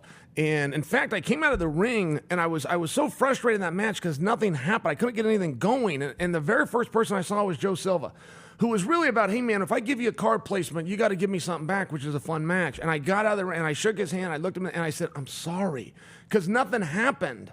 And they came in the back and they gave me the bonus. They said, Lorenzo and Dana want you to have this. And back then the bonuses were $60,000. And I remember when they gave it to me, I remember thinking, this is out of pity. And that fight later, not only was Fight of the Night that night, we were nominated and then won Fight of the Year. And they've put the fight in the Hall of Fame. Yeah. But in the moment, I did not know anything was happening. I didn't know. I was just, the whole time, it's like, why can't I get to this guy? Then it turned out I actually had set a record for the number of strikes landed, and it turned out it was a fun fight to watch, but it didn't feel that way. I don't remember a lot about the fight, I guess is what I'm saying. Somebody forced me. Some member of the UFC was doing a breakdown and forced me to sit and watch that fight and then talk about it. It was very hard to do. That's the only time you've ever done it? If I could have gone my life and never relived that moment, I would have. Wow. One of those $60K, by the way? Had to have been more. No, it was $60K. Well, for this one. This was the Fight of the Night bonus. Yeah, but they didn't give you the extra? Yes, they did. I'm talking about of the night that anyone could have won. Can I ask what the extra was? DC talks about the milli that he got, the million. Yes, that's right. I had on my Oh boy, because now I had two of them. I might get you wrong. A milli is a very good number. Really? You will for sure get that. They walk in there with that? No, they wire it to you. Wow, it just shows up. Yeah, Dana will call you and let you know, hey, be expecting this. We're proud of you. Here's what happened. You get that call, which is really cool. Really organized, by the way. This happens on Monday morning. A lot of times when they would just give you the money that was never discussed, again, you travel home on Sunday, you get the call on Monday. At your door, couriered and delivered is a check by Tuesday. Really? Yes, they pay you right away. How many times did that happen? That happened every time starting at the Dan Miller fight. Every Wow. single time. And there was a sliding scale where some guys, Bamba rest his soul, got 2,500. He was the first fight of the night, and he lost it. If you were on the main card, though, you were for sure going to get 10 grand. If you were a co-main event, generally the number was 50. If it was a title fight, to Daniel's point, for a very long time under Lorenzo, it was flat, $1 million. Have you been following this New York Times stuff with Conor McGregor? Yeah, what a scummy thing they did. Okay, so comes back to the PR master that he is. He came and explained this to you. Yeah. That, hey, guys, forget about the substances. I wasn't a fighter. I don't know if I'm ever going to fight again. I don't know if I'm going to walk again. That's real. He is telling you the absolute truth. So then, not fully understanding the rules, understanding, hey, this can happen quick. I go work with my doctor today, and USADA shows up. I look bad. On the other side of it, if I remove myself from USADA, I can now focus on my leg, which may involve something that is against the rules of the pool. He took himself from the pool. That is 100% what they tell you to do. He should have been commended, and it should have been used as an example. This is how you handle this. This is how a man handles this, which, by the way, comes with a punishment, which is when he's going to return, he's got to sit for 6 months, which for some guys, I mean, don't forget, this is their livelihood. It's a very big deal. And that alone would encourage some guys to think, hey, I'm just going to take this risk. He did it right, and they didn't tell the story that way. They twisted that story. There's a news story that came out yesterday. Did you see that? No. Oh, yeah, a follow-up article which stated that once he was quote-unquote healed, he continued to use PEDs, banned substances. This is the headline right here. UFC star is said to have continued use of banned drugs after injury healed. Yeah. Now, is it okay to do this in your opinion if you're not in the testing pool? He's not failed any tests. Oh, he didn't even know if you're not in the testing pool, he doesn't even know if he's going to return to fighting. And don't forget, he had no license in any jurisdiction. He was not even a licensed fighter. He would still have to go. Then I understand that that's paperwork, but it's relevant to the story. What order you did these events in is totally relevant. It's no different than drinking and driving. You're allowed to drink and you're allowed to drive, but not in that order. So, I mean, I only share with you that, and first off, who's to say that he's healed? You and I were just talking a minute ago. Is he healed? Can he do this fight? I mean, I'm just sharing like that. That's a really strange thing to do. Look, if you're following the advice of your doctor, that sounds right to me. That sounds right to me. And this whole he's healed, well, if you're healed but you still have a regimen, and I've been healed from stuff and still had to do physical therapy, for example. Conor did everything. That is textbook. That is how you're supposed to do it, and a lot of guys can't. They weren't in Conor's position. That was perfect. He handled that perfect. Would you prefer we lived in a world where anything goes? Do you agree with that? I do, actually. Yeah, he did it perfect. I believe that if you're in competition, that's way different than being out of competition. And so to willingly remove yourself, he's just trying to get back to 100%. There's no... I guess you could say, like, okay, let's go down the list. What did he take? Is that banned? Is that not banned? But I don't think he did it for performance enhancing. Of course. There was no performance. There was no performance. He had no fight. Yeah. He didn't know if there would ever be a fight. And then, by the way, it turns out there were 6 years until there's a fight. Like, no. His heart, mind, everything was done perfectly. And a lot of that is credit to his team. He's got good lawyers around him, but they took the time to learn the rules. They did that just right. You asked something in there, and what was it? I wanted to answer. Do I wish that it was anything goes? No. Really? Ariel, you have to have clean sport. The problem with anything goes, there's a number of problems, but the problem with anything goes, you would then have government sanctioned. I mean, the things that Russia's been accused of and banned of. But all of a sudden, if you do start to have government sanctioning, now you have guys that just have better chemicals than the other guys. And I will tell you one thing about PEDs is the middle word, the E, enhancer. They work. The PEDs work. So you got to have a level playing field somewhere. So it's all approved, which creates a lot of problems, or nothing's approved. That creates a lot of problems. But you have to have one of the two. They chose the right one. And I would just offer one more thing on that. Human nature is take two. Okay, 2's good, 4's better, I'll have 6. That's where the problem comes. Steroids or even PED use is supported by most doctors and most medicine. It's abuse. And that happens to almost everybody that is able to get access and dose themselves at home. It becomes a real problem. So ultimately, in this particular fight, now that you've had a chance to speak to Conor, you know Max, who are you actually leaning towards? Oh, Max perhaps has the clearest path to victory of anybody that's fought in a UFC main event in history. How so? The most obvious sporting event of my lifetime was Anthony Joshua versus Jake Paul. That was the most obvious outcome that we're going to have. In UFC history for main events, Conor is not going to have to just do something that no human has done. He has to do 3 things. Nobody has returned to a weight class higher than their prime, and you could even go back to boxing, looked great. Nobody has returned from a compound fracture, looked great, or even found success on their first time. Nobody has returned to a 5-round proposition, and that is the biggest one. This is a different sport. People want to talk about Conor versus Max part 1. Is that relevant? Does that matter to this? It was a different game. You change one rule to a game. You go make basketball 5 quarters or 3 quarters. You have a different game. Conor and Max are being asked to do something that nobody else on the card are being asked to do. They're playing a different sport, which, by the way, is different than the one that they first played. That's the biggest problem. If this was a 3-round proposition, fine. There is no scenario where Conor McGregor will leave his stool for the 4th round. Now, I don't give you a prediction that this won't happen. I'm going further, and I'm telling you from a human anatomy standpoint, it can't happen. Wow. He cannot, has not, with that fracture, had enough time to train to go to this weight class after this layoff and see championship rounds. So if he wins, it's the most impressive win, you would say? Ever. And that's what I'm building it for. Yeah. In all fairness, I'm just answering your question straight, not to go against Conor. I'm saying if he wins, he will have done 3 things that have never been done by anyone. That's incredible. And by the way, you got to do it against Max Holloway, who dog-walked our current world champion. Not for nothing. Max might be the best guy in the world. On a given day, Max is the best guy in the world. That's a hard draw. I heard you say something that was actually really interesting. You don't recall, correct me if I'm getting this wrong, a bigger main event in the history of the UFC that doesn't have a title attached to it as far as stakes are concerned. Accurate? Implication, yes. There's not even an implication. People aren't even talking, and Ariel, it would be very hard. Look, if Conor wins here, there is going to be a mad rush to get him and Gaethje together. That offer will be made, but I'm just sharing with you, that's a little bit weird. You win at 170, and then you fight the 55-pound guy, which Conor is not on board with. Conor's saying, if I win here and you think I deserve a title shot, then I take Islam on. That's what Conor's saying. And by the way, should we even be talking about titles? What I'm trying to share with They're not going to do that, by the way. We're not. No, because there's only 1 fight left on his deal. They're not going to give him a title shot on the final fight of his deal. No, of course they're not. They're going to try to re-sign him. Discussion. Yeah. The discussion for a fight of this magnitude has always had a title attached to it, an implication. There's not even a little rumor on threads online that are meaningful. That's not what this is about. This is about something else.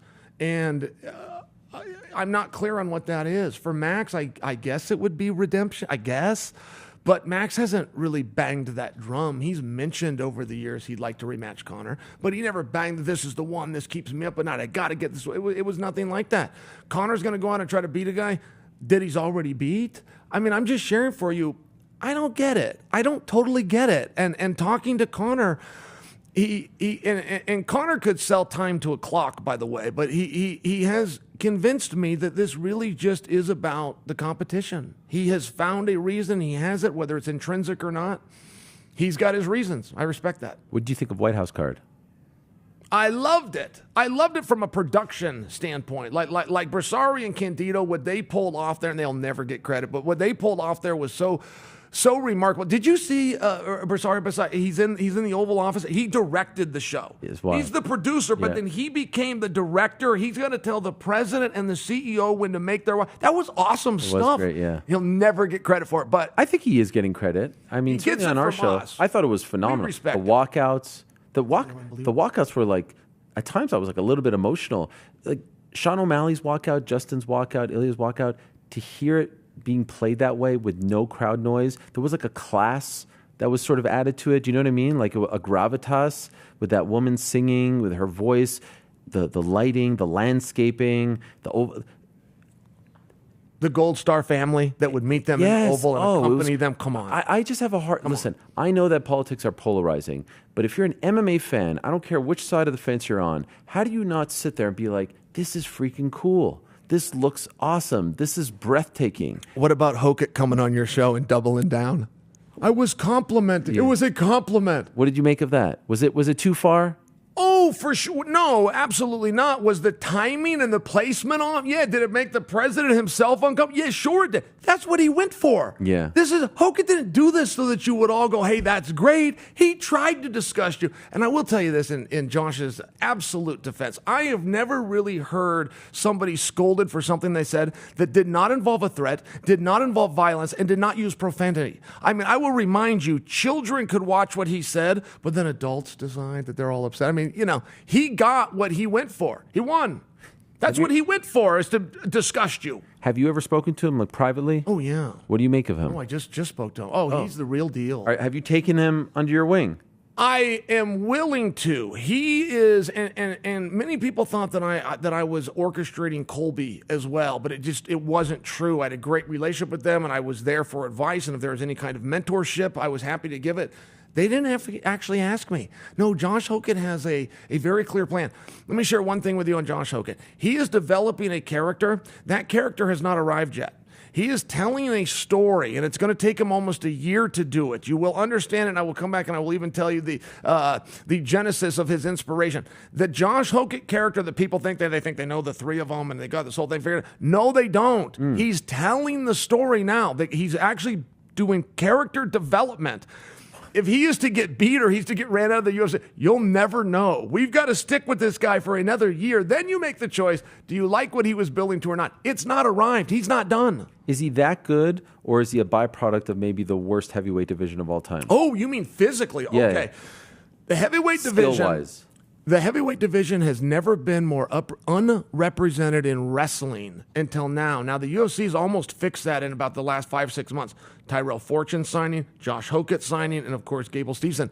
So the wrestlers have now arrived, but is Hokit that good? Boy, I needed to see him take Derek down, and I needed to see how he was going to take Derek down. Sometimes you get some good wrestlers, they can't wrestle in the octagon. They go for single legs. They don't understand. You have to knock a guy backwards.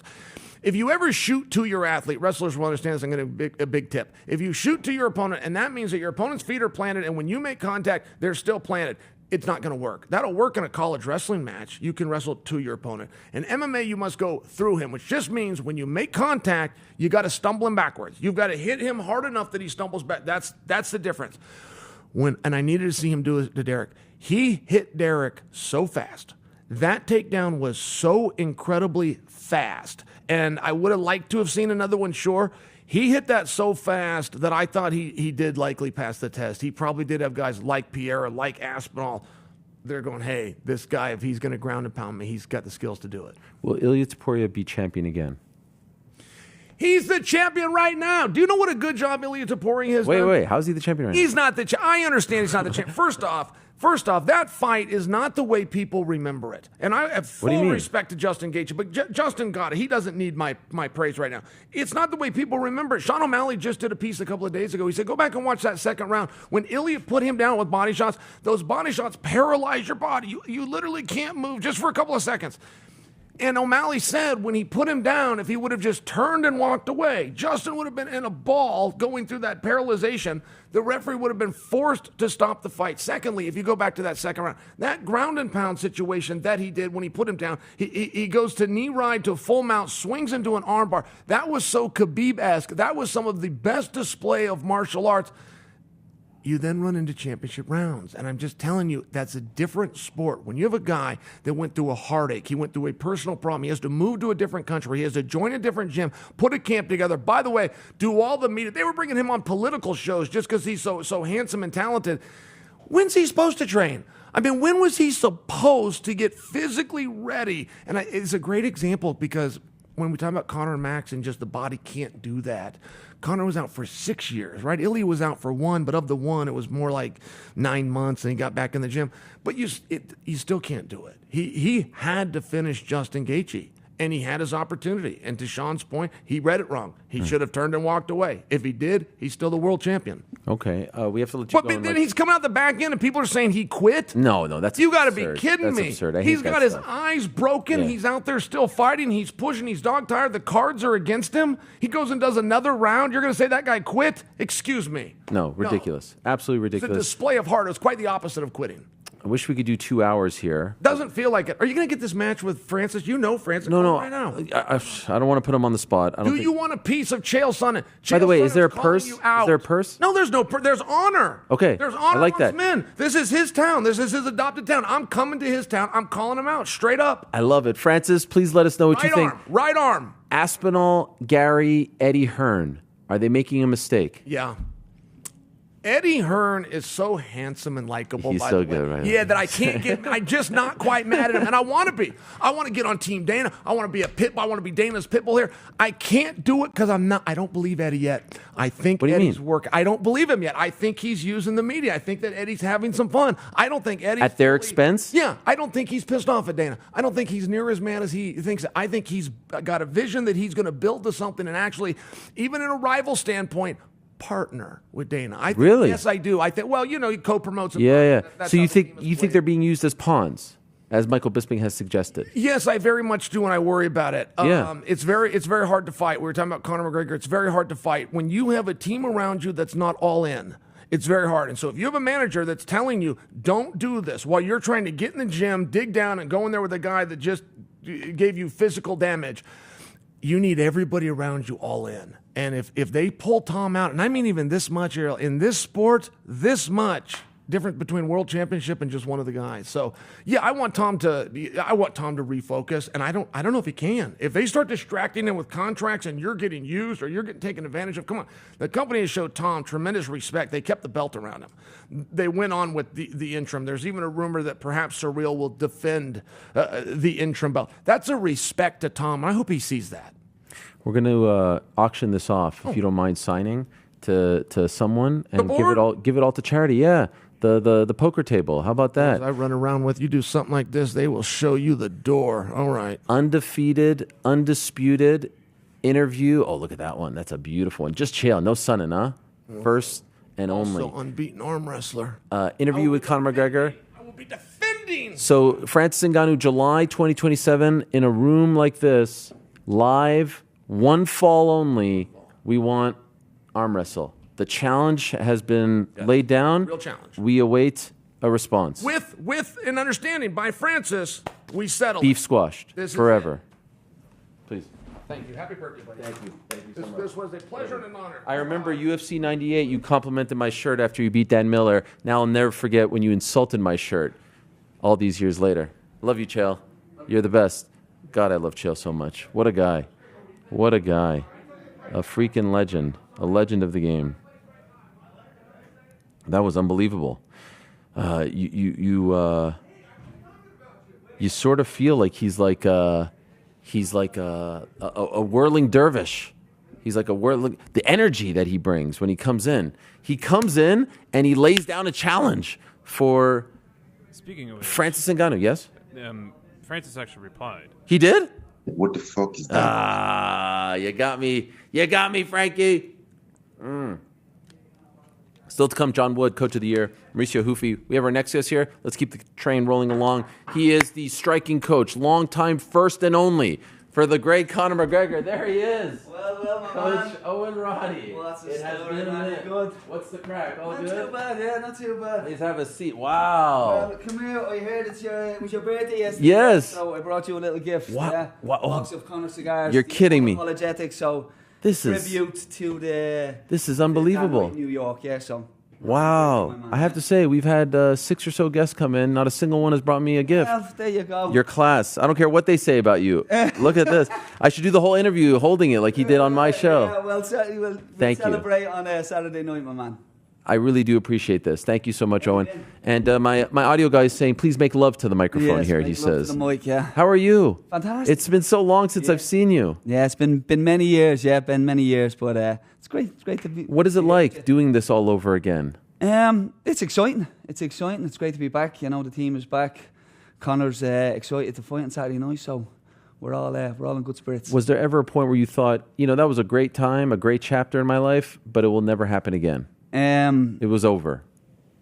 No, every time I spoke to Conor, he's like, "Oh no, I'm getting out soon. I can't wait to go again." So, no, we never thought. Like, obviously that day will come sometime down the line, but who knows when? So, we keep riding the wave until we can. You know what I mean? Do you allow yourself to get nostalgic, to compare this week to those weeks? Are you thinking like that, or is it all business and you guys are 100% locked in? I know we're locked in now. But I do, when you're at home with your family and you're just chilling, you think about everything that's happened over the years.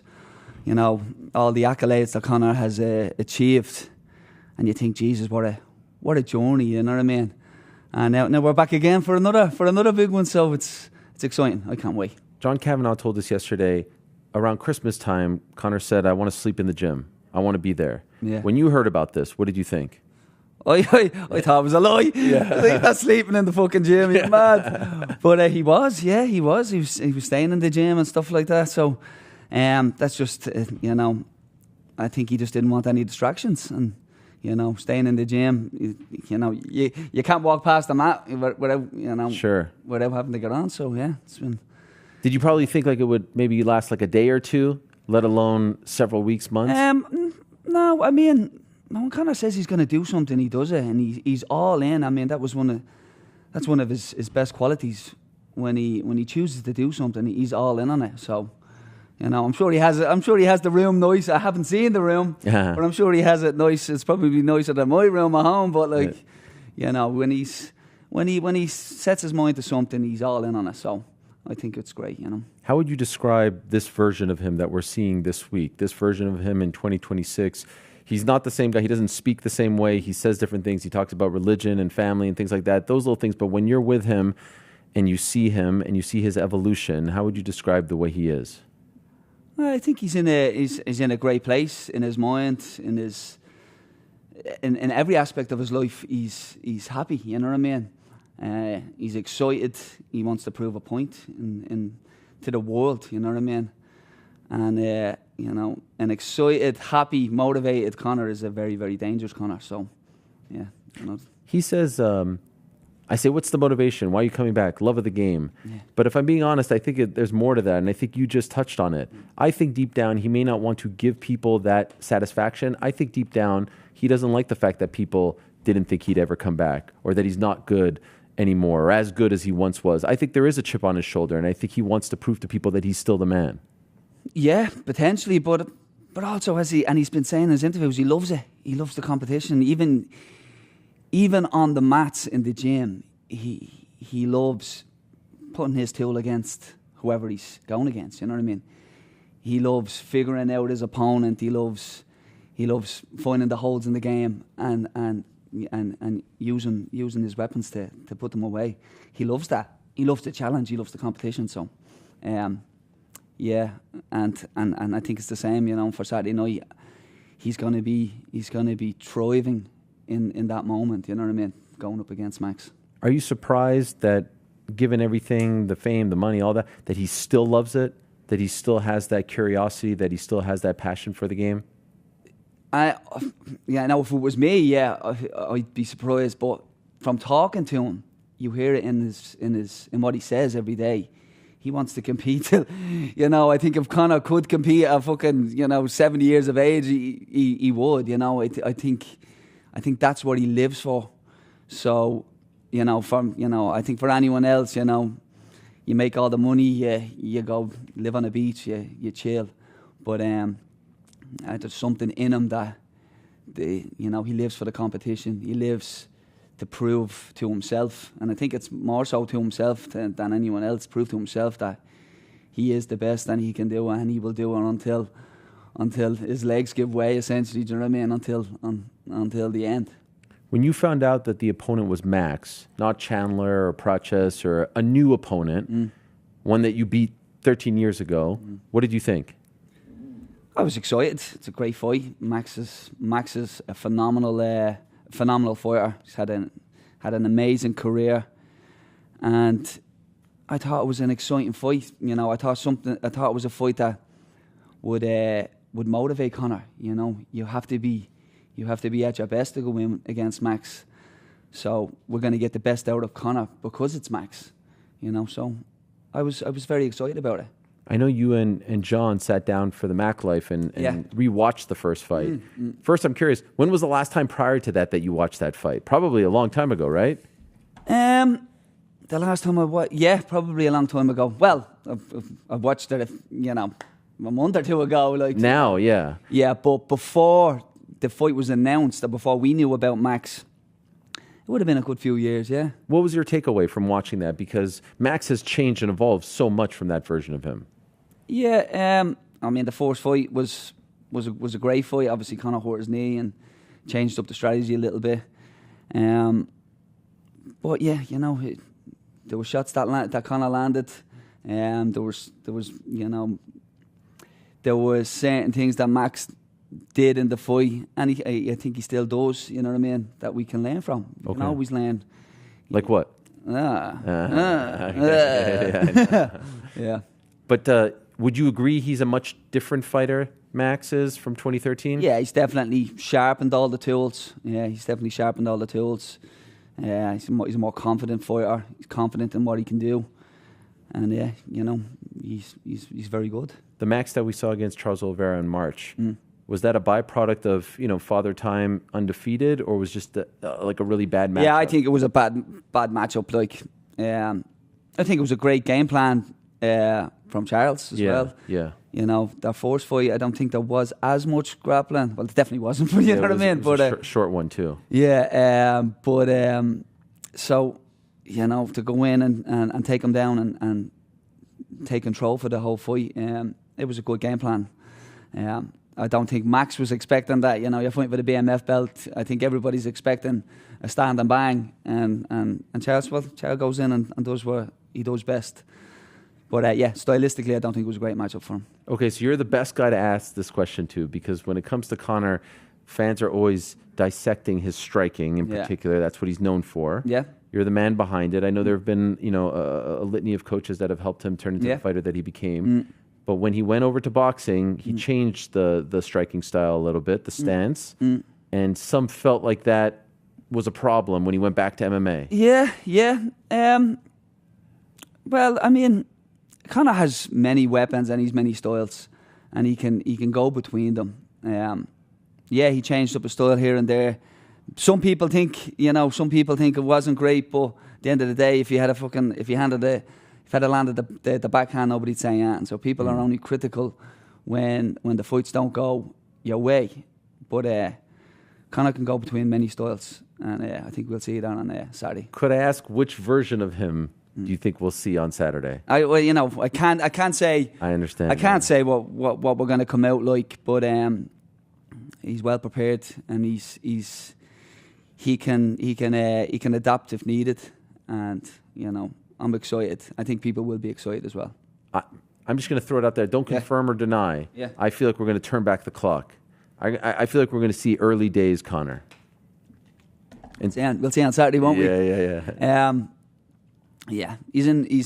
Conor's in a great place, and he'll do what needs to be done to get the win. That's whatever that may be, he will do what needs to be done. Do you remember the first time you met him? Yes. Yeah. I do remember meeting him in the gym with Tom Egan. I think it was the first session, and you were still fighting at the time. I was still fighting at the time. Yeah. And so who was he? Just some he just scrappy came in, lad. Wanted to join the gym. Obviously, he was friends with Tom. Tom had joined the gym. Conor wanted to try something different. He came in and just a ball of energy, very excited about the training, kind of in awe. Like, you mean to tell me, Owen, you go in and you actually fight you fight.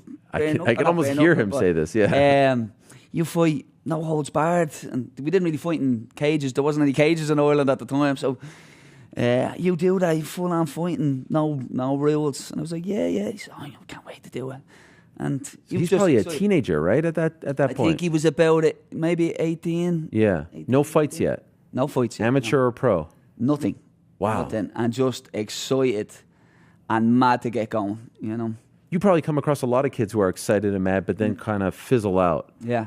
Did you think like, oh, this guy is just like another one of these people who just wants to come in here and say they? Well, I mean, I didn't know at first. I could see the enthusiasm and the excitement. It was over the coming months where you see he's continuing to show up, and he's okay with being submitted and stuff. Like, he could box, he had good hands, you know what I mean. But he had no kickboxing, and he had no grappling or wrestling. So when you watch somebody and you see them continue to put themselves in those situations and be okay with tapping out and going again, and then you're watching him and you're like, shit, he's getting fucking good. He defended that double leg there fairly quick. He's only 6 or 7 weeks in, and he's stuffing takedowns, and you just see he's a quick learner. He has the ability to take a technique that you learned that day and add it to his game very, very quickly. Like most fighters, it takes a couple of months. You know, you drill it, and then you might land it. And then he has the ability to just go, show me that again, yeah. And then the next round, he's catching it. So he's got a gift. John talks about the story of him sort of disappearing for some time and his mother calling John to come to the house and get him out of bed. Do you remember that? Yeah. What do you remember from that? I think that was after he lost his Tenkov leg locker from Europe. And he just went missing. He was like, fuck this, you know what I mean? And he went missing for a couple of months. So yeah, I thought he'd been gone. I was like, it doesn't look like he's coming back, you know? And, you know, it's a kind of turning point in somebody's career when they lose. Like, you know, they either go, fuck this, or they go, I'm getting that back, or I'm going to come back and prove to people. And it was a couple of months he went missing, and then he came back. He went on a tear. Then I think he won 5 or 6 fights in a row, and then he fought Joe Duffy. He lost again, and the big difference between the first loss and the second loss was he was back in the gym on Monday, and he was back training. He was like, "Yeah, I made a mistake there. I'm gonna really focus on the grappling." He went to Iceland, I believe. Then after that. And then he just came back a different person after being in Iceland for a month, just focusing on training, learning to enjoy jiu-jitsu and not do jiu-jitsu just as a defensive, you know, just for the defensive aspect. He started to enjoy jiu-jitsu and want to learn it as an offensive part of his game and enjoy it. And then from then on, he was just through the roof. Do you remember the time frame where you started to believe there's something different here? Like, he's not just a great fighter, he is going to go on, if he sticks with this, to doing exceptional things? Yeah, I mean, it was early on when, you know, you see him early on and he's picking up the techniques very quick, and he's getting good fast. But then you watch him fighting, and, you know, there's one thing about being brilliant in the gym, you know what I mean? We have loads of guys that are phenomenal in the gym. But to go out and do it under the lights when everyone's watching, that's different. And he done it in every fight. He went in, and even from then, he's like, I'm going to knock this guy out. 30 seconds later, the guy's panned out, kind of on top of the ropes, screaming, you know. So when you see that, then you start to believe slowly but surely. But there's always these milestones, like Tom Egan had fought in the UFC. UFC 93, I think it was. Yeah, UFC 93, and he lost. Jesus, he got a tough fight. But like, Conor's like, I'm going to be UFC champion, and we're like, well, you haven't even got a fucking Ireland hasn't even got a win in the UFC. Like, so, you know, take small steps. Yeah. But he was saying it, and then he was saying, like, okay, I'm going to win this Cage Warriors belt. We hadn't got a Cage Warriors champion. He wins the first belt, and you're like, right, okay, that's that's okay. It's Cage Warriors. It's not UFC or whatever. And he's like, going to win the second belt. And we're like, you know, you're moving up way and you're fighting Buchinger, and he's fucking phenomenal. And he puts him away. And you're like, fucking hell. So after 2 or 3 times he says he's going to do these things, you start to believe. You start to go, right, this fucking mad bastard says he's going to do this, and he does it. So then everyone started to believe. And I think once we all started to believe, there was this energy in the gym that we felt like we were unstoppable. He was leading the way, and then the other crew started coming through, and it was an exciting time. It was it poured down through the gym, you know, and it was brilliant. So, and everything he said he was going to do, he did. We showed a picture earlier of young Owen Roddy with young Conor McGregor in his corner. I'm curious, he was in my corner, that one, yeah. Jesus, that's a cracker. He was in your corner? No, he fought that night. Or did he just jump in the cage for the picture afterwards? I think he jumped over the cage, yeah. Yeah, it was a cracking night. That was Which fight was this? Let me see. Have your Royal Faber shorts on there? Oh, yeah. Yes.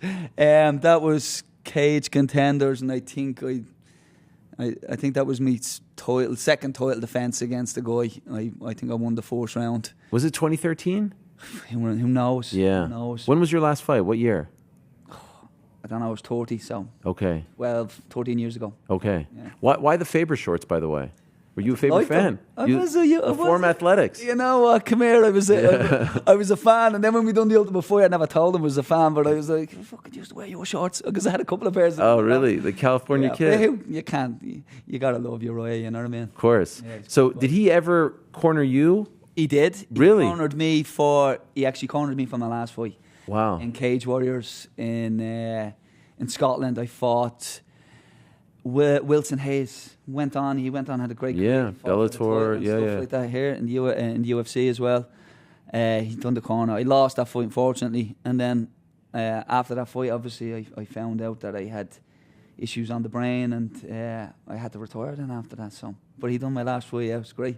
So for those that don't know, it wasn't your decision to retire. You were sort of forced into retirement. No, I never talked about it years ago because I was a bit insecure about what happened, and I used to tell everybody. I remember doing a really good interview with somebody years ago, and I never told them that I had the brain injury. But after the Wilson Hayes fight, a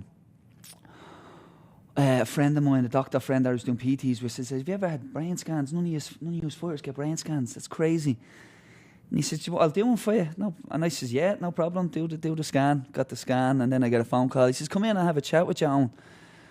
And I'm thinking, yeah, I felt grand after the fight. No issues, no symptoms of anything. And then he says, "Owen, you've got about 30 or 40 spots on your brain, white matter hyperintensities. And for somebody your age, you should probably only have one or two." And he says, I don't know whether you had those. I don't know whether you got those spots in the last 6 months. The last 6 years, whether you got them early on from birth, but looking at what you've done for the last 12, 13 years, it's likely that it's happened. It's damage from repetitive strikes over the years. So I had to think about what I was going to do, and I had a chat with my wife and kids, and I did try and get, I tried to reach out and find out off doctors that were with the UFC to see if there was potential to be signed with damage like that, and they said it would be highly unlikely. And with 2 kids at the time, and I just says, look, I gotta call it a day. I gotta look out for my kids. Fucking heartbreaking, And then that was that. I just, I called it a day. I cried and moaned for a couple of months. And then I says, I'm going to take up the coaching role, Couple months? Couple months. I tried to see if there was any way to... my only goal was to get to the UFC and wear the gloves. Yeah. And if that was not going to be the case, there's no point fighting. You want to fight and just random shows, who cares, you know what I mean? Right. So when it was very unlikely that it would happen, I just says, look, I'll retire, How much does that still bother you? Kills me, but look, you don't have regrets, because if I did continue to fight, then I wouldn't have probably took up such a big role in Conor's career, and then I wouldn't have went on the journey that I went on, and then I wouldn't be where I am today. So you don't have regrets. At the time, yeah, it was sad, but now I am where I am, and I'm happy with where I'm at. So you got to enjoy that. Any ill effects, any issues? Does it ever? No, nothing. No, nothing. No sparring, probably. For you. I stopped fairly quick after that. Yeah. Once I realized, I still used to jump in and just prove to myself that I can still have a little knock. And but yeah, no symptoms, no issues at all. You know what I mean? It's more the knees and the back and the neck. You know what I mean? But the head is fine. I think. Who knows? Have you had further scans? Like I've had further scans. Does it get worse? No, I have had many scans after it. I've had a good few scans over a period of about 5 or 6 years, and there was no changes. Okay. So, well, that is good. Yeah. So you said the dream was to wear the gloves just to once. Get the gloves, man. Yeah. You didn't get that opportunity, but you certainly have been in the cage many a time and cornered. Yeah. Was the first one the Brandao fight? Brandao, yeah. That was the first time. That was the first UFC one. For you, of course. Yeah. No, like the first time you got to make the walk. Yeah. Was that emotional for you? It was brilliant. It was nerve-wracking. Yeah. Like it's brilliant. Everything is brilliant after the fact. But I can't enjoy it until it's over. Really? You know, because there's so much riding on it. You want it to all go well for them. You know what I mean? For all your fighters, you want them to. You see what they do. You see the work they put in, and it's a cruel game because somebody's got to lose. And you just, you pray to God that, your guy gets the nod, you know what I mean? So that first walk was unbelievable because, it was Conor's first walk and, the journey up to it, it was exciting. And then for him to go in and do what he done as well. And I remember looking at I said Brandao. Yeah, Brimage. Yeah, I said Brandao. I remember seeing Brimage and he was huge. Like, you know what I mean? We seen him the day of the weigh-in. Obviously, he's dehydrated and he was a bit narrow. And then when I seen him just at the side of the cage, he was bigger this way than he was in height. You know what I mean? He was huge. So I was like, Jesus Christ, and it's UFC and the nerves is gone. And then Conor just gets in and flows. That was a phenomenal one. Just flows. You know what I mean? Just magic. Did you take a minute, or were you so locked in? Like this was your first time walking UFC arena, UFC fight with your guy. Did you take it in, or it was all business? No, it was all business. Yeah. It was all just like focusing on what he's got to do. Be ready for anything, Which was your favorite body of work, your favorite masterpiece? Obviously, there's been amazing fights for different reasons. But for an almost perfect performance, you gotta go with New York. I was gonna say that. Yeah, that finishing sequence from a striking perspective. Four shots, like all on the button. It's different. Yeah, it's different, and that's what Conor is capable of. You know what I mean? And that's what he does. It was it was unbelievable, but it was also, it was a life's work in the lead up to that as well. There's been so many fights before that, and it was magic. Life is all about decisions and sliding doors. Mayweather was so much fun, but there's a part of me that wonders if he just would have because the next fight was Mayweather almost, 10 or so months later. If the next one was MMA, like how much better could he have gotten if he just stayed with MMA for a little bit there? Because the Mayweather thing kind of changed everything. Money was great. I think there are no regrets attached. But that performance was so perfect that I do wonder what would have happened the next one. I mean, who knows? Yeah. That's the thing. Who knows? He was on fire. He was on fire. And he'd went through everything. He'd also went through a loss, and he got redemption from the loss and the comeback. So there's so many things that he proved himself in the lead up to that fight that it just all came together on that night, and it was magic. It was almost flawless. And Eddie was in it, Eddie, very tough and durable, and he stayed in there, but he just couldn't touch Conor. Just couldn't touch. And then, who knows what would have happened after that, But, as I say, you don't have regrets. You went on, you had a phenomenal fight against Floyd. What an experience, What a spectacle for everyone, So it was amazing as well. So as far as day-to-day for you now, you have your gym? Yep. SBG Charleston, yeah. Northside Dublin, yeah. Still going? Still going, yeah. Have the fight team? I've got young lads coming through, yes, a couple of pros. I had Andreas Binder, who was on the Ultimate Fighter last year. Yeah. He lost. He's back on he's 2 wins there on Cage Warriors against 2 really experienced guys, 2 TKO finishes in the first round. And then we've got Max Lally 6-0 on Cage Warriors as well. He won a trip to come over to the Performance Institute and get all the tests with Cage Warriors. I think he's very close. So those two guys are, I believe, on the doorstep. And then we've got some young guys coming through as well. So it's exciting. It's great to watch young lads that I have. Like, you know, Jesus, Max has been with me since he's 11 years of age. Wow. You know, he's a kid. Andreas has been with me many years now as well. But it's great to watch a kid come up, and now he's just on the doorstep, you know. So, how would you describe the state of MMA in Ireland right now? Is there... We're back, I think. Do you feel like back, it? Yeah. Okay, because there was a period where there was an influx, and then it Yeah. felt like it kind of... And it happened, you know, my home country, Canada, had the same thing. Yeah, it happens. It comes in cycles. So why are you back? I don't know. I think it's just, you know, it's the lads that watch, the kids that watch Conor over the years that are they're all starting to come into form now. You know, there was a bit of a lull, obviously, with Irish MMA with the death of Joe Calvario many years ago, and you know, we got a lot of bad publicity, and you know, there was a lot of changes made, but Irish MMA is super. You know, it's the gold standard now with the scans and stuff like that.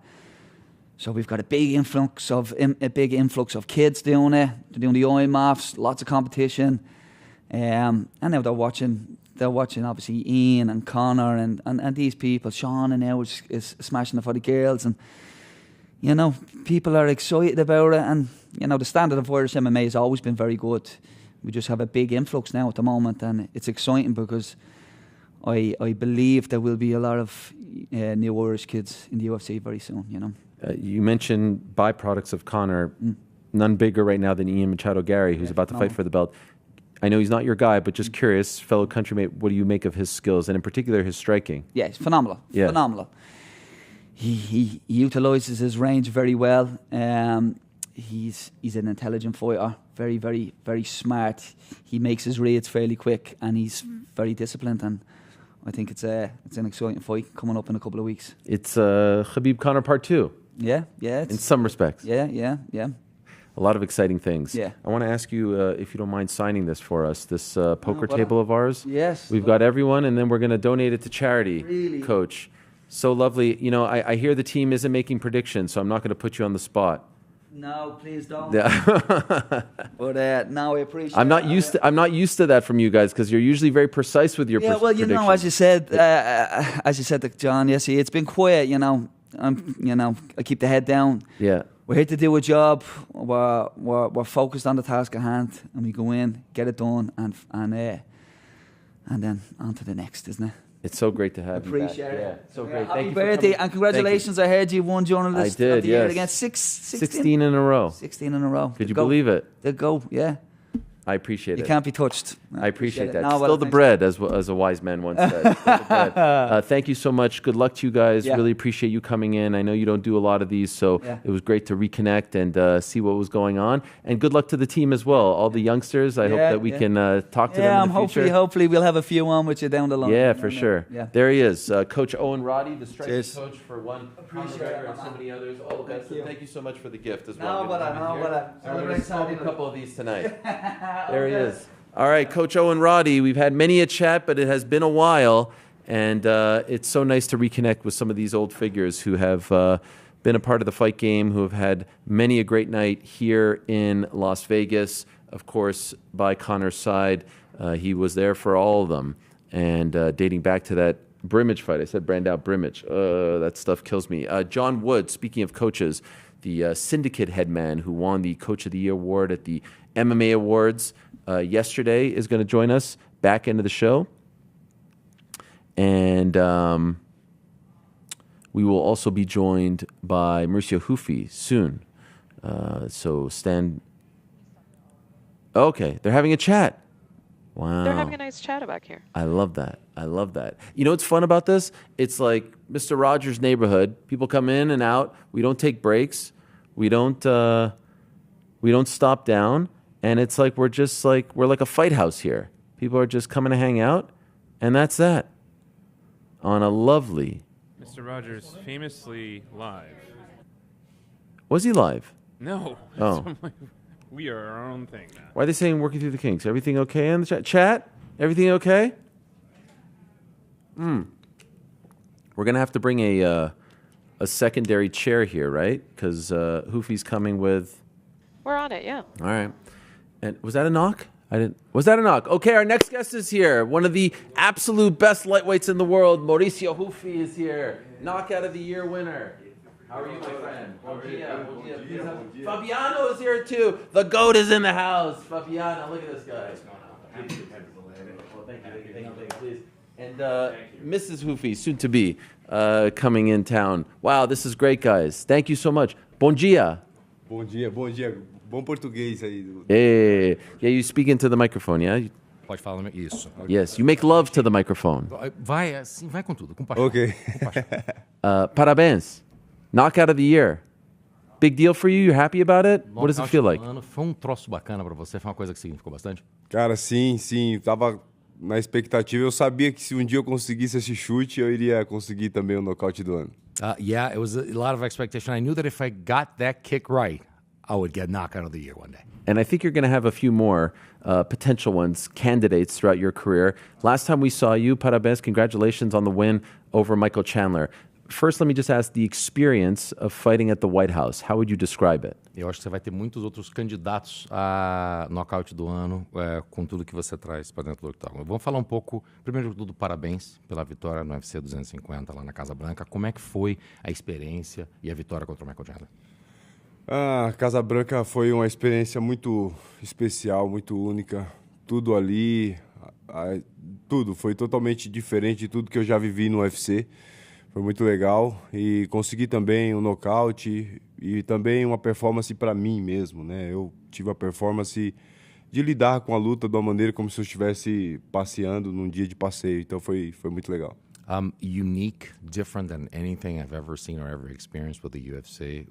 It was amazing, and obviously getting the win. And to me, it was a performance for myself. I got the performance that I wanted out of myself. It was just the fact that how I managed such an important fight week and such an important fight.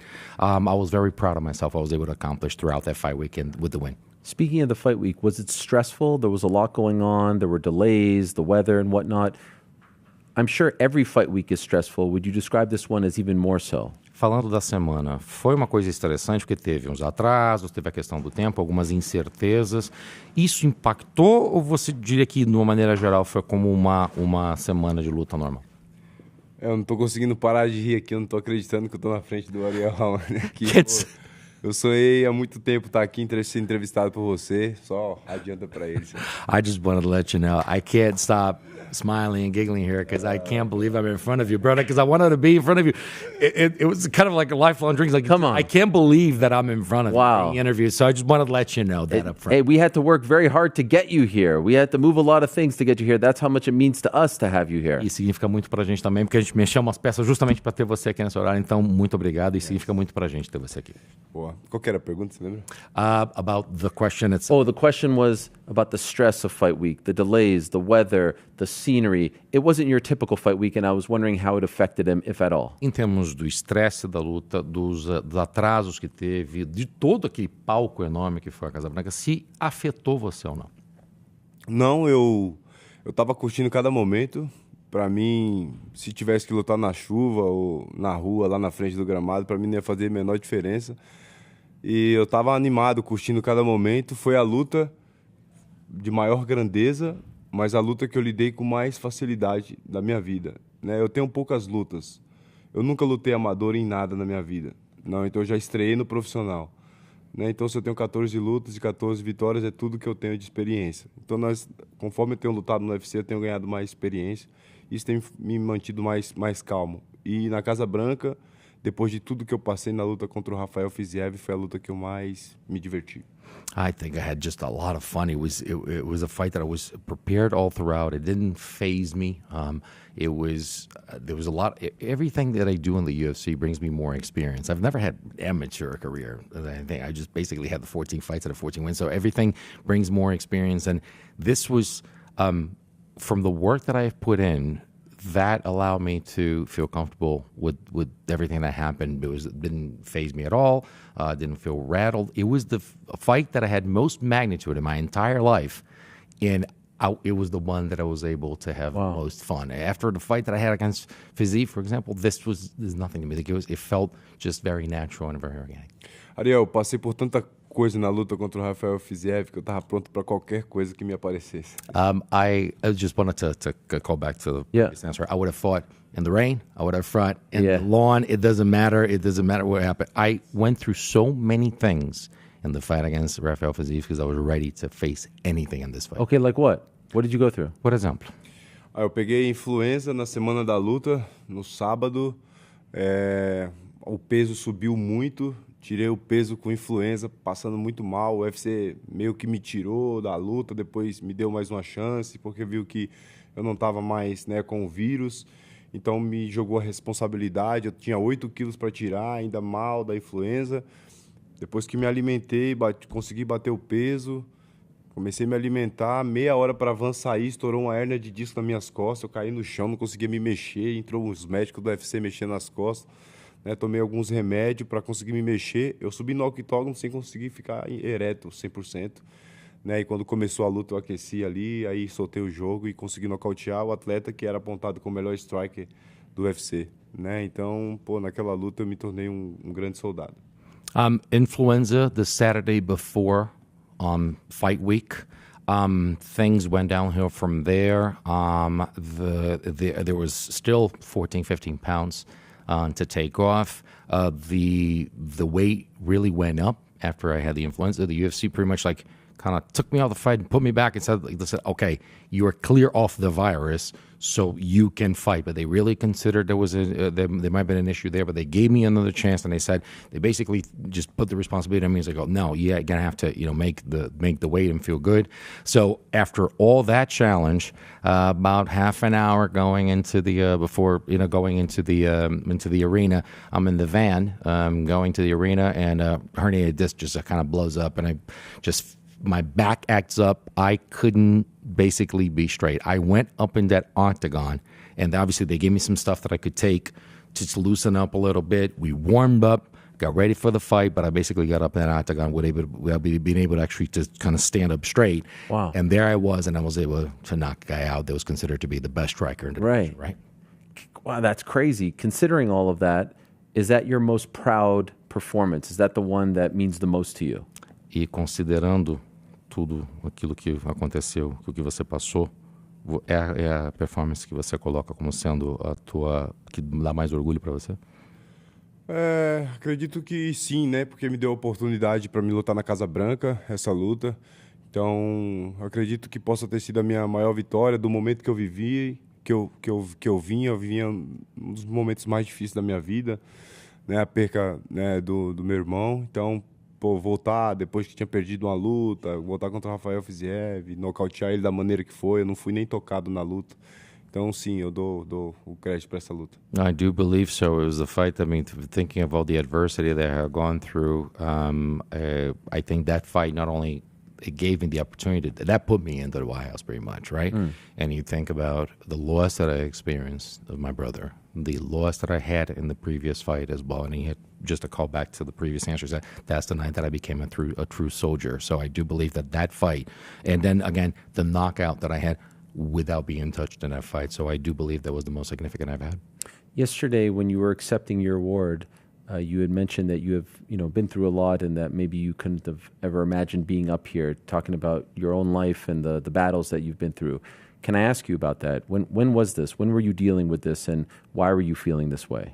Ontem no MMA Awards você mencionou as provações que você teve, o momento que você teve 2 anos atrás, um lugar mais escuro que você passou na tua vida, algumas experiências que você agora superou, mas estão ali. Você poderia perguntar para você como é que foi isso, o que você batalhou e como é que você chegou onde você está hoje? Claro, eu fiquei 2 anos da minha vida praticamente numa cama, assim, muito machucado. Todas as vezes que eu ia lutar eu tinha lesões. E a minha esposa bancava a casa naquela época. Aí eu saí de casa aos meus 14 anos de idade para me tornar atleta do UFC, e estava tudo dando errado na minha vida. E fora isso também a minha esposa tinha uma doença, ela não podia ser mãe, o meu sonho era ser pai. E eu tinha 2 opções, ou continuar com ela e não ser pai, realizar o meu sonho, ou continuar naquela situação. Então tudo isso me fez me colocar numa situação que eu não via saída para mim. I had basically an autoimmune disease for like about 2 years going, that I just basically was in bedridden for quite some time. And my wife was the one that was, the breadwinner in there. And I left home at 14. So basically I was the one that I was my own man for quite some time. And I had I was dedicating myself to going to the UFC, to go in a fighting career, to make it to the UFC, and nothing was going right for me. And at that time, she also had a condition that she thought that she couldn't have children. And I said, well, these are dreams that we're going to have to basically trade off. I wanted to be a father. She wanted to be a mother, but she couldn't be a mother. So a lot of things were happening, and a lot of trade-offs were happening at that time, and not going right at that time. E aí, nessa época, eu fiquei muito triste, me veio muitas vontades de tirar minha vida, de acabar com aquela dor. Para mim, a minha felicidade era quando eu dormia. E daí eu conheci um cara que foi cortar o meu cabelo, na minha casa, e falou para minha esposa, e falou para mim assim, cadê a sua esposa? Ele chegou na minha casa e perguntou onde que estava minha esposa. Eu achei estranha a pergunta dele, perguntar cadê a minha esposa? E ele falou que Jesus havia levado ele lá na minha casa, não só para cortar meu cabelo, mas para curar ela. E ele orou por ela e falou que ela estava curada naquele dia. E eu confesso que eu não acreditei muito, mas ele falou que Deus também estava me ajudando naquele dia, que se eu entregasse a minha vida para Jesus, tudo iria mudar para mim. E eu já não tinha opção mesmo, eu fui e entreguei, falei para ele, tá bom, eu quero entregar a minha vida para Jesus. E, enfim, ele foi embora. 10 dias depois, minha esposa estava grávida. Nós fomos para o hospital ver a endometriose, que ela tinha essa doença, e ela não tinha mais, ela estava realmente 100% curada. E Deus falou que iria fazer algo muito novo na minha vida. E em 1 ano, eu estava no UFC, né, ganhando a estreia do ano, nocaute do ano, e tudo isso me aconteceu. Então, todas as vezes que eu subo no octógono, eu falo de Jesus. Estou 100% comprometido a isso. Eu sou essa mensagem. I used to go to bed not knowing what happened, and having a lot of dark thoughts, and just not being all there, and a lot of things went through my mind. And a guy came to cut my hair in the home, and basically he asked for my wife, and he said, I thought it was weird, right? The guy's come to give me a haircut, and he's asking, where's your wife? And I was like, well, I was not sent here just to cut your hair. I was sent here by God and by Jesus to talk to you. So your wife, I need to pray for her, to heal her. And I confess I did not believe in it at the first. And I just, I was very skeptical about it. And he prayed for her, and eventually we got tests and exams done, and she was done with endometriosis, and she was cured. We were able to, and then you think about everything that happened. You just become a father, and then going into the UFC within a year, and look at all that happened. And he looked at me and he said, a lot of good things. God is going to bring you a lot of good things into your life. And that's why, skeptically at first, but then I said, I give my glory, my life to God and to Jesus. And I really surrender myself to him, and I'll just take these blessings. And that's why every time I step into that octagon, I always talk about Jesus and how my life was changed, and look at all the things that happened since. Wow.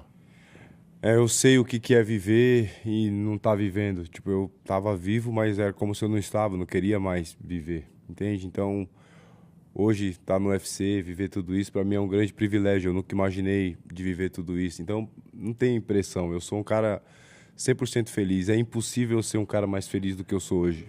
Não sei o que pode me vir amanhã, mas ser mais feliz do que eu sou hoje, nada pode me fazer mais feliz do que eu sou hoje. Eu estou muito grato a Deus por tudo isso. E talvez isso é tudo que alguém do outro lado precisa ouvir. Eu sei como que é querer tirar a própria vida, e por isso que eu não abro mão dessa mensagem. E estou sempre falando isso. Esse, para mim, é o meu objetivo número 1, ajudar pessoas que estão passando por isso. O cinturão e tudo o resto vem depois. I know what it is to live but to not feel alive, to not want to be there but not be there altogether.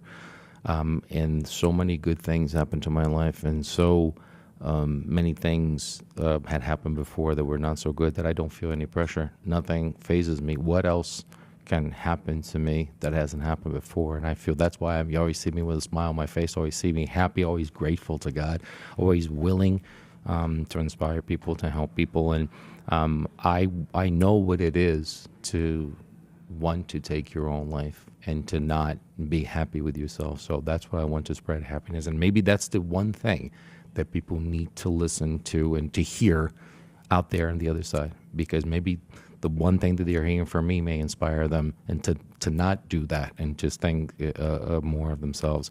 And the belt, knockouts, career, and everything that happens, I mean, but inspiring people and helping change people's lives is something in a mission of my life.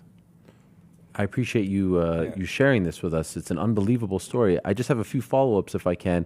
This gentleman who came to your house to cut your hair, did you invite him? Did you book him to come, or did someone do it on your behalf or for you? Eu agradeço que você está compartilhando isso com a gente, toda essa experiência com todo mundo, mas eu só gostaria de saber, esse cara que foi cortar o cabelo na tua casa, foi uma pessoa que você chamou porque você sabia que ele cortava o cabelo? Alguém mandou? Como é que foi? Como é que ele foi para lá? Eu encurtei a história ao máximo, né? Mas eu estava separando da minha esposa nessa época, a gente não tinha mais condições de ficar junto, e eu contratei esse cara para cortar o meu cabelo, né? Eu falei para ele cortar o meu cabelo, ele não podia ir no hotel onde eu já estava ali, né? Porque eu ia de lá do hotel, ia decidir para onde eu ia. Então, o hotel não pôde cortar meu cabelo lá, eu tive que ir para a casa da minha esposa, né? Da Neidine. E chegando lá, esse cara que foi cortar o meu cabelo, ele falou que ele estava lá por essa missão, que Jesus tinha enviado ele para falar comigo tudo isso. E esse cara hoje, ele é o meu pastor, ele está sempre comigo, em todas as viagens que eu faço para lutar, ele viaja comigo, e temos um relacionamento tipo de pai e filho. So I shortened the story a little bit, but at that time, I was thinking of, and my wife and I were just thinking of splitting up. We were going our separate ways, and I was actually at a hotel from that moment on. I was just going to move on with my life and see what was coming next and what was maybe my next step. But they couldn't allow him to come in and cut the hair there in the hotel. So he said, well, we'll go. I had to go back to her home, to Nadine's home, and do it there. And once he came in there, he said, "Oh no, I was sent by Jesus for something more than just giving you a haircut. Wow, came here to actually talk to your wife and do that." And so that this man has been with me ever since. He is my pastor. He's been around me for every single one of my fights, and we have a relationship that's a father and son relationship. So he's been with us all along. I was going to ask that question, that follow-up. Do you still keep in touch with him? Clearly you do. So do you bring him to your fights? Like, was he in D.C. with you? E essa é a pergunta que eu ia perguntar e você já respondeu. Só para entender, então, ele vem para todas as lutas? Você trouxe ele para Washington com você, para a luta da Casa Branca? Ele está sempre com você? Sim, ele está sempre comigo. Ele não conseguiu vir para os Estados Unidos ainda porque nós tivemos problemas com o visto, mas eu estou todos os dias em ligação com ele. A gente fala todos os dias, ora junto, faz tudo junto. Always mesmo de longe, né? Mesmo ao longe. Always with me. Unfortunately, he hasn't been able to come to the fights in the United States because of visa issues, but we're fighting through it. We're hoping we can get that done. But always together, always talking every day. We're from afar, it doesn't matter. We're near each other, and we pray together. We're always in touch. How many kids do you have? Quantos filhos você tem? Eu tive 2 filhos em 1 ano. Em 1 ano, Deus me deu 2 filhos. God has given me 2 children in 1 year. Wow, unbelievable. Yes. Parabéns on that as Obrigado. well. And we remember in the cage, after you beat Michael Chandler, you proposed to you referred to her as your wife, but you're not married yet, right? Você obviamente se refere a Nadine como esposa, mas vocês não estão casados. Você aproveitou na Casa Branca e pediu ela em casamento. Yes. Na época nós casamos, eu sabia que era o que, né, Deus queria para nós, eu sabia que ela já era mulher para a minha vida, então nós casamos no cartório, mas não fizemos festa nenhuma, eu não tinha dinheiro para fazer uma festa como ela merecia, né, fazer uma festa, convidar amigos e tudo mais.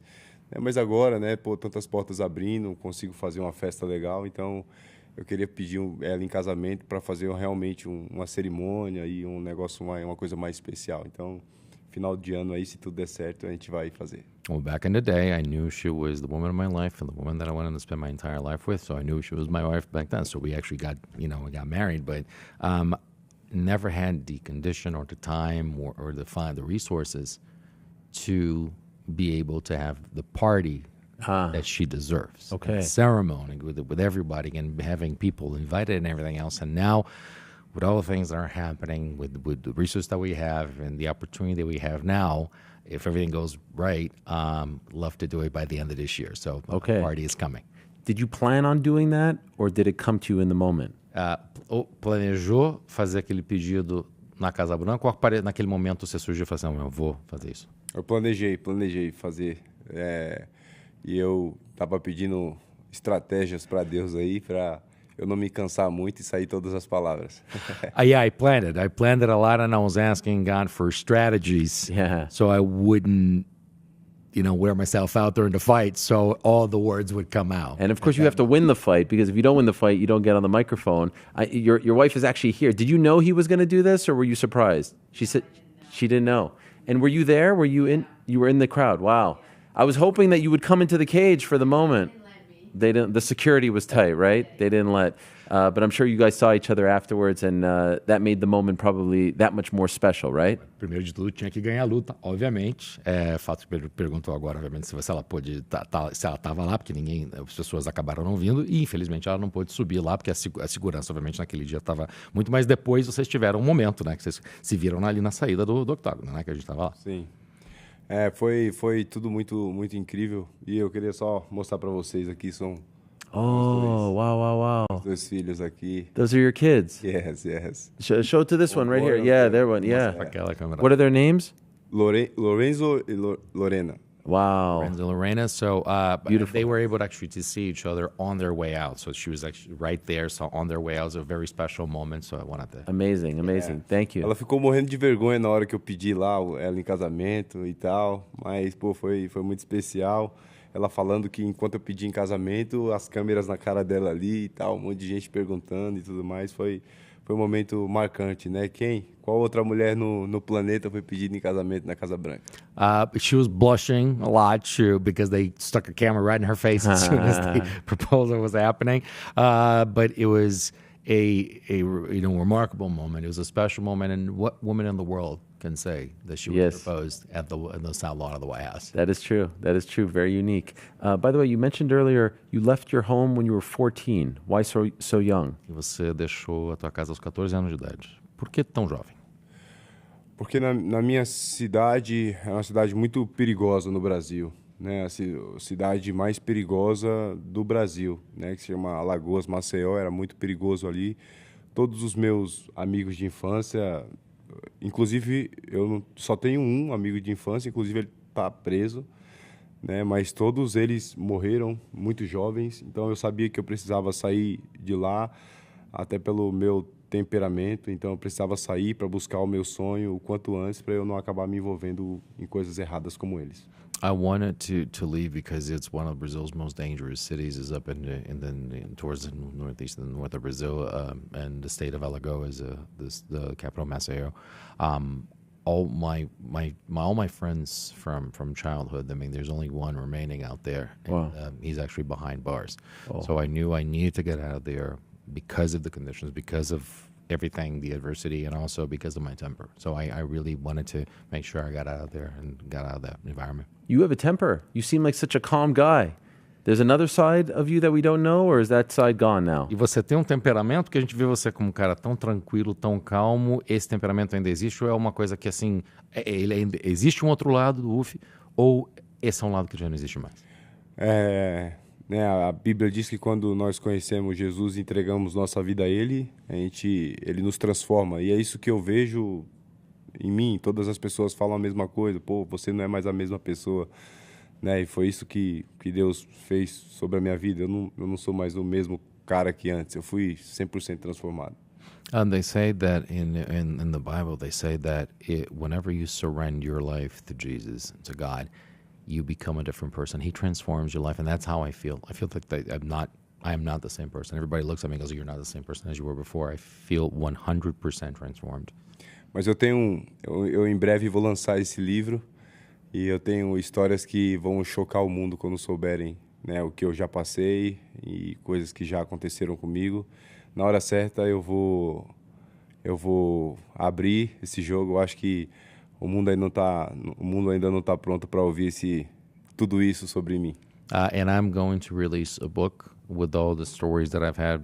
I mean, the world will be shocked of the things that I've seen and things that I've done. And I think that people will want to hear it, but I don't think that people are ready yet. At the right time, I'll release a book and people will see. And I think they will be shocked of the things that I've seen and been through in my life. Did you get into a lot of trouble as a kid? Você se meteu muito problema quando você era menor?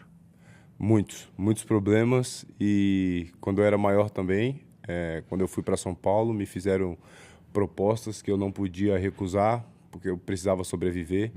Então, eu passei por coisas que me proibiram no UFC de compartilhar ainda, mas na hora certa eu vou falar. As a kid, as an adult as well, when I moved to São Paulo, I had to take up on opportunities because I needed the money and I needed the funds, and I just took up on some things that I'm not particularly proud of, and those are things that the UFC has told me, let's not share at the moment. Okay. But there will be a moment that will. Wow, I want to read this book.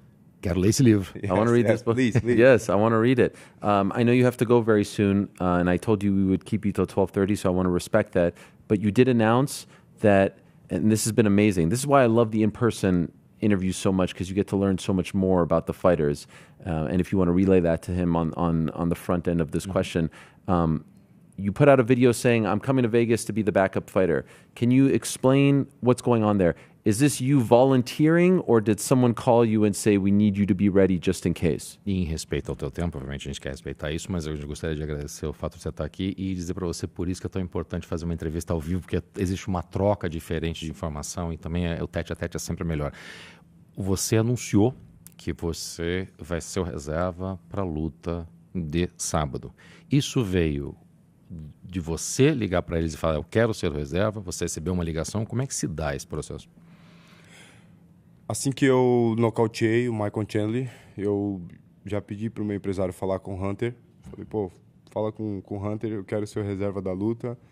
E eu acho que eles não estão mais contratando para você ser o reserva oficial, como, sei lá, e bater o peso e contratado por eles. Eu acho que não é mais o mesmo processo, mas eu me coloquei à disposição e eles toparam, falaram, então faz isso. E eu estou fazendo, eu vim para cá, eu falei para eles que se precisarem bater o peso, eu vou bater o peso. E tô pronto. Se eles precisarem, é só me chamar.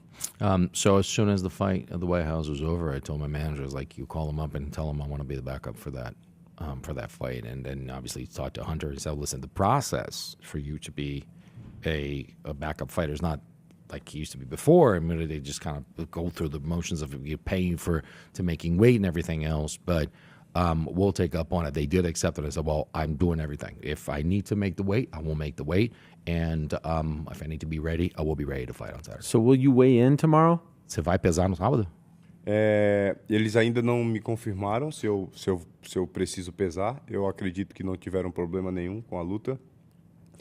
Mas eu falei que eu estava disponível, né? Então podem me ligar ou tô aguardando. They have not confirmed whether I need to weigh in or not. I'm assuming because I don't think they've had any issues regarding to weight, but if they need anything, I'm waiting for the phone call. I'll be ready. Okay, if all goes well, you don't fight this weekend. If it was up to you, who are you fighting next? Se tudo dá certo nessa luta de sábado, você não precisa lutar agora. Você está liberado para lutar.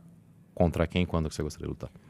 Contra o vencedor dessa luta, eu acredito que eu não sei, né? Eu acredito muito nos planos do UFC para mim. O UFC tem me feito, o Hunter, o Sean, o Dana tem me dado grandes oportunidades.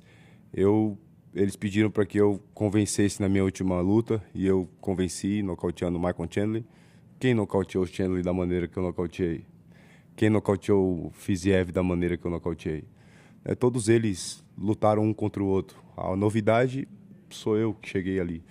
Então, eu quero lutar pelo cinturão. Eu acredito que eles vão me dar essa oportunidade. Como o Gate vai lutar só ano que vem, talvez ele coloque o cinturão interino. Tô super animado para saber o que vai acontecer. The winner of this fight, maybe I think I've earned it. I think I'm ready to fight for anyone. And if you think about the fact that who knocked down Michael Chandler the way I did, who knocked down Fiziev the way I did, they've all fought each other. Who brought the novelty? Who brought something new? It was me. So I do believe that I have a chance to fight for the title.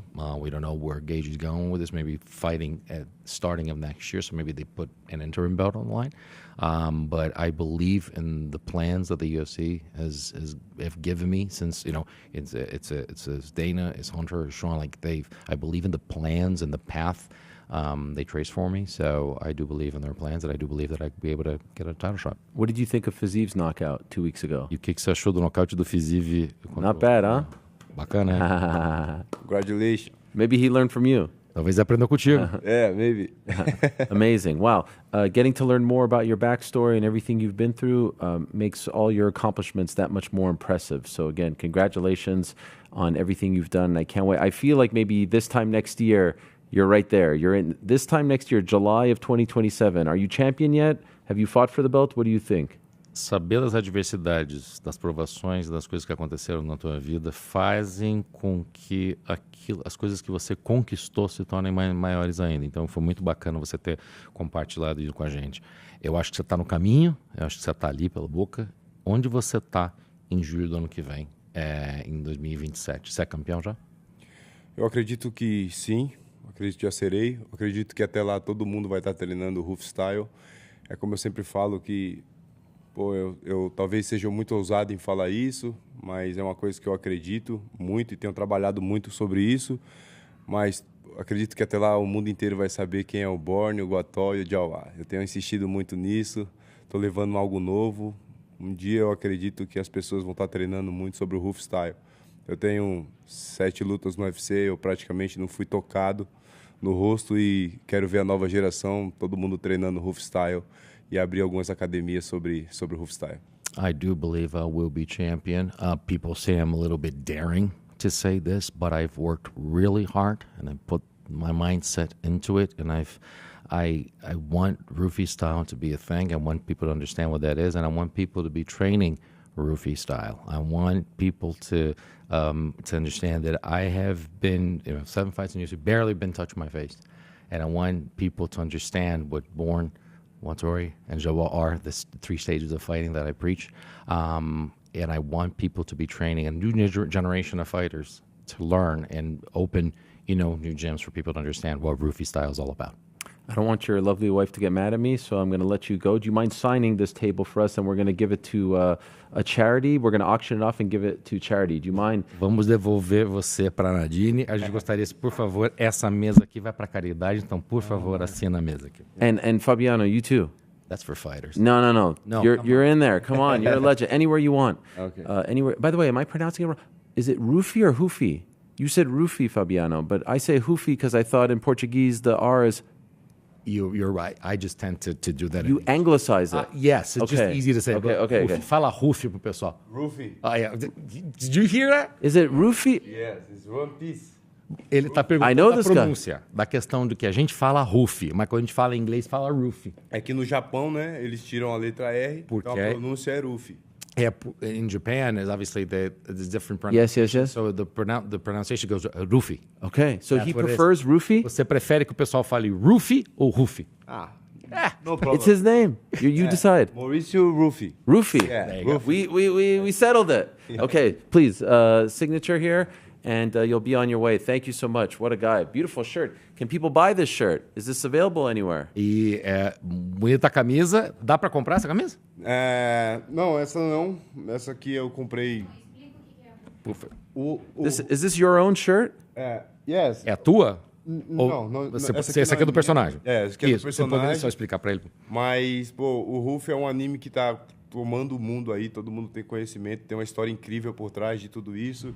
E, os fãs do Japão, inclusive, já me chamaram, me convidaram para ir lá, então estou muito animado para ir para o Japão e conhecer todo o Ruffy's story from One Piece is amazing. People are getting to know the character, getting to know his story a lot, and people reaching out to me. Oh, love it. Even from Japan, people want me to go to Japan to actually share the story, so I've been very grateful for this. Yes. Obrigado. Thank you so much. Thank you, my friend. Yes, really appreciate it. Fabiano, good man. Thank you. What a pro. It's amazing to see you work in action. Here to help. Thank you. Thank you so much. There they are. Champion this time next year, Mauricio Ruffy. Don't get it twisted. What a guy. What a great story. Thank you so much, guys. Take care. Okay. That was incredible. Where am I going? Oh, here we go. Oh, yeah. No. Bring in everyone. We've got other people here. This is amazing. I'm having a blast. I'm having the time of my life. That conversation with Mauricio was great. And On Air Jordan is telling me that luminaries are here. Who do we have? Do I need to kill time, or are they coming in? Yeah, that's fine. Keep the mic. Don't keep the mic. This is a party. This is Fight House USA. Sin City. Viva. Wow. The whole gang is coming? Are you kidding me? Who's here? Wow. Look what the cat dragged in. The man. Look at that shirt, by the way. Yeah, baby. I was there. It's the original Ringer MMA crew. How are you? How about, wow, look at this. This is the famous shirt. Show them the back shirt. Did they see the back? I was there. He was there, baby. I was there. Wasn't this the shirt that you got him? Yeah. Oh, he was also there. Wait, you got one for yourself too? I got two of them. Okay. Well. I sent one over to Petesy for, irony or whatever. Yes, of course. Oh, this is so nice. Cool, man. Don't mind that water. That's Okay. Mauricio's, so I don't want you to get the... All right. Welcome, guys. Thanks, man. Thanks for stopping by. That's like a $350 shirt. This is $350. Yeah. Chael wouldn't know about fashion. There's couture, and then there's sort of like, when did you get here? I got in late last night, so I missed all the awards. The shenanigans. Congratulations. Thank you. 16. Congrats right? to all of us. Yeah, Ric Flair. Who's counting? Is counting. What about this? What about this from Mr. Roddy? Huh? He said he's going to send me out some too. I don't know about that. Said a little special cigar? edition ones for me. Oh, really? Okay. Wow. Did you see him back there? Yeah, talked to him for about half an hour there. Look at these. They're gold plated. I don't know. Do you smoke cigars, Chuck? No. Okay. I'll take anything that's going. Yeah. Not usually. Okay, so I what's... can't imagine you smoking a cigar. That's when you win a big one... Actually, as I spoke to Coach Missoula about yesterday, did you hear my story about Coach Missoula? I heard it. That's pretty damn cool, man. What a I guy. got to the airport last night, walking off the plane. The big Las Vegas. Yeah, of course. Vegas. Right in front of me, Michael Porter Jr. Oh, your guy. What'd you say to him? I just said, we miss you? Yeah. I mean, I wanted to tell him all of that stuff. I wonder why. We do miss him. I guess just come check out the site. He's not playing in Summer League. No, he's just here. Just Didn't hanging. you say you ran into the who'd I run brothers at the In-N-Out? Oh, yeah, but they were playing. Oh, okay. This is 2015. Oh, you were talking back in the day. Yeah. I thought you were talking about you. No. Okay. They were playing. Yeah, they were wearing their training gear. Are you going to get to go to Summer League? I'm thinking. Well, the Nuggets start tomorrow, so I might. Gotta go. I might sneak. Have you ever been? Never been. It's awesome. Done it? Well, I was working did commentary, right? I was working for ESPN. I did sidelines for 3 games. right. And then I stuck around. It was R.J. Barrett against Zion Williamson. They were rookies. And it was Knicks Pelicans. And then there was an earthquake. Do you remember? And they had to cancel the game midway. Yes. That was the night that Kawhi Leonard signed with the Clippers, leaving the Raptors. We've come full circle. It was 2019, and it was RJ versus... And there was a moment where Zion Williamson ripped the ball away from Kevin Knox. You guys probably don't remember any of this I don't shit. remember that. I got NBA TV to watch you do sideline reporting on that thing. That's a friend right there. I think I still have it. Charging me Kawhi, $80 I think there's some pushback on that Kawhi trade. Did you see this? Oh, no. Just now, it's all going down. That it's not happening? Because of that investigation that's going on. Oh, dear God. Yeah, NBA's intervening here. So, Big fight on this weekend. Yeah, big fight, guys. Big fight. Okay, Chuck, I asked PT yesterday. Let me ask you. You just got here. Yes. But is it feeling like old McGregor fight weeks? What's the temperature? What's the vibe? Is it too early to say? What do you think? I haven't noticed it if it's there yet. Okay. Yeah. You guys were actually out and about all day yesterday. So I don't. It's not. We're going to find out tonight. It's I tonight. think that's really going Presser. to be the press conference. Yeah. I'll be there. Yeah, Probably do some kind of piece coming out of that. Yeah. And then we'll know. But I always felt like that was kind of, you would feel it much more earlier in the week. Because back in those days, Dana would just punch out a fight week, and it felt like we were just, remember this? It was kind of kicked off. And but I haven't really encountered that. Usually when you go to the hotel, whenever you check in, you'll see people. Signage. And I didn't really see and that. stuff like that. I did not see anything like that. A lot of people are making this argument that UFC aren't promoting him the way they were. I could see they aren't pushing this because he has only 2 fights left. Do you think there's an element of that? Obviously, when you think back on 194, 189, there was world tours. There was all these massive media spots. But I I think Max and Conor are at a stage of their career where they're not like, I'm not throwing myself out here left, right, and centre. You know, like we're here to fight at the end of the day. Do you think there's any element of that, Ariel? Like you feeling they aren't kind of getting behind it the way they could? To a degree, yes. They don't have to fly them out. As we talked about, this is all bought and paid for already.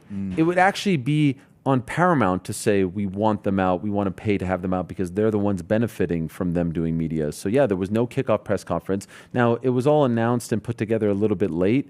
Like, it was announced the week after the Newark card, right?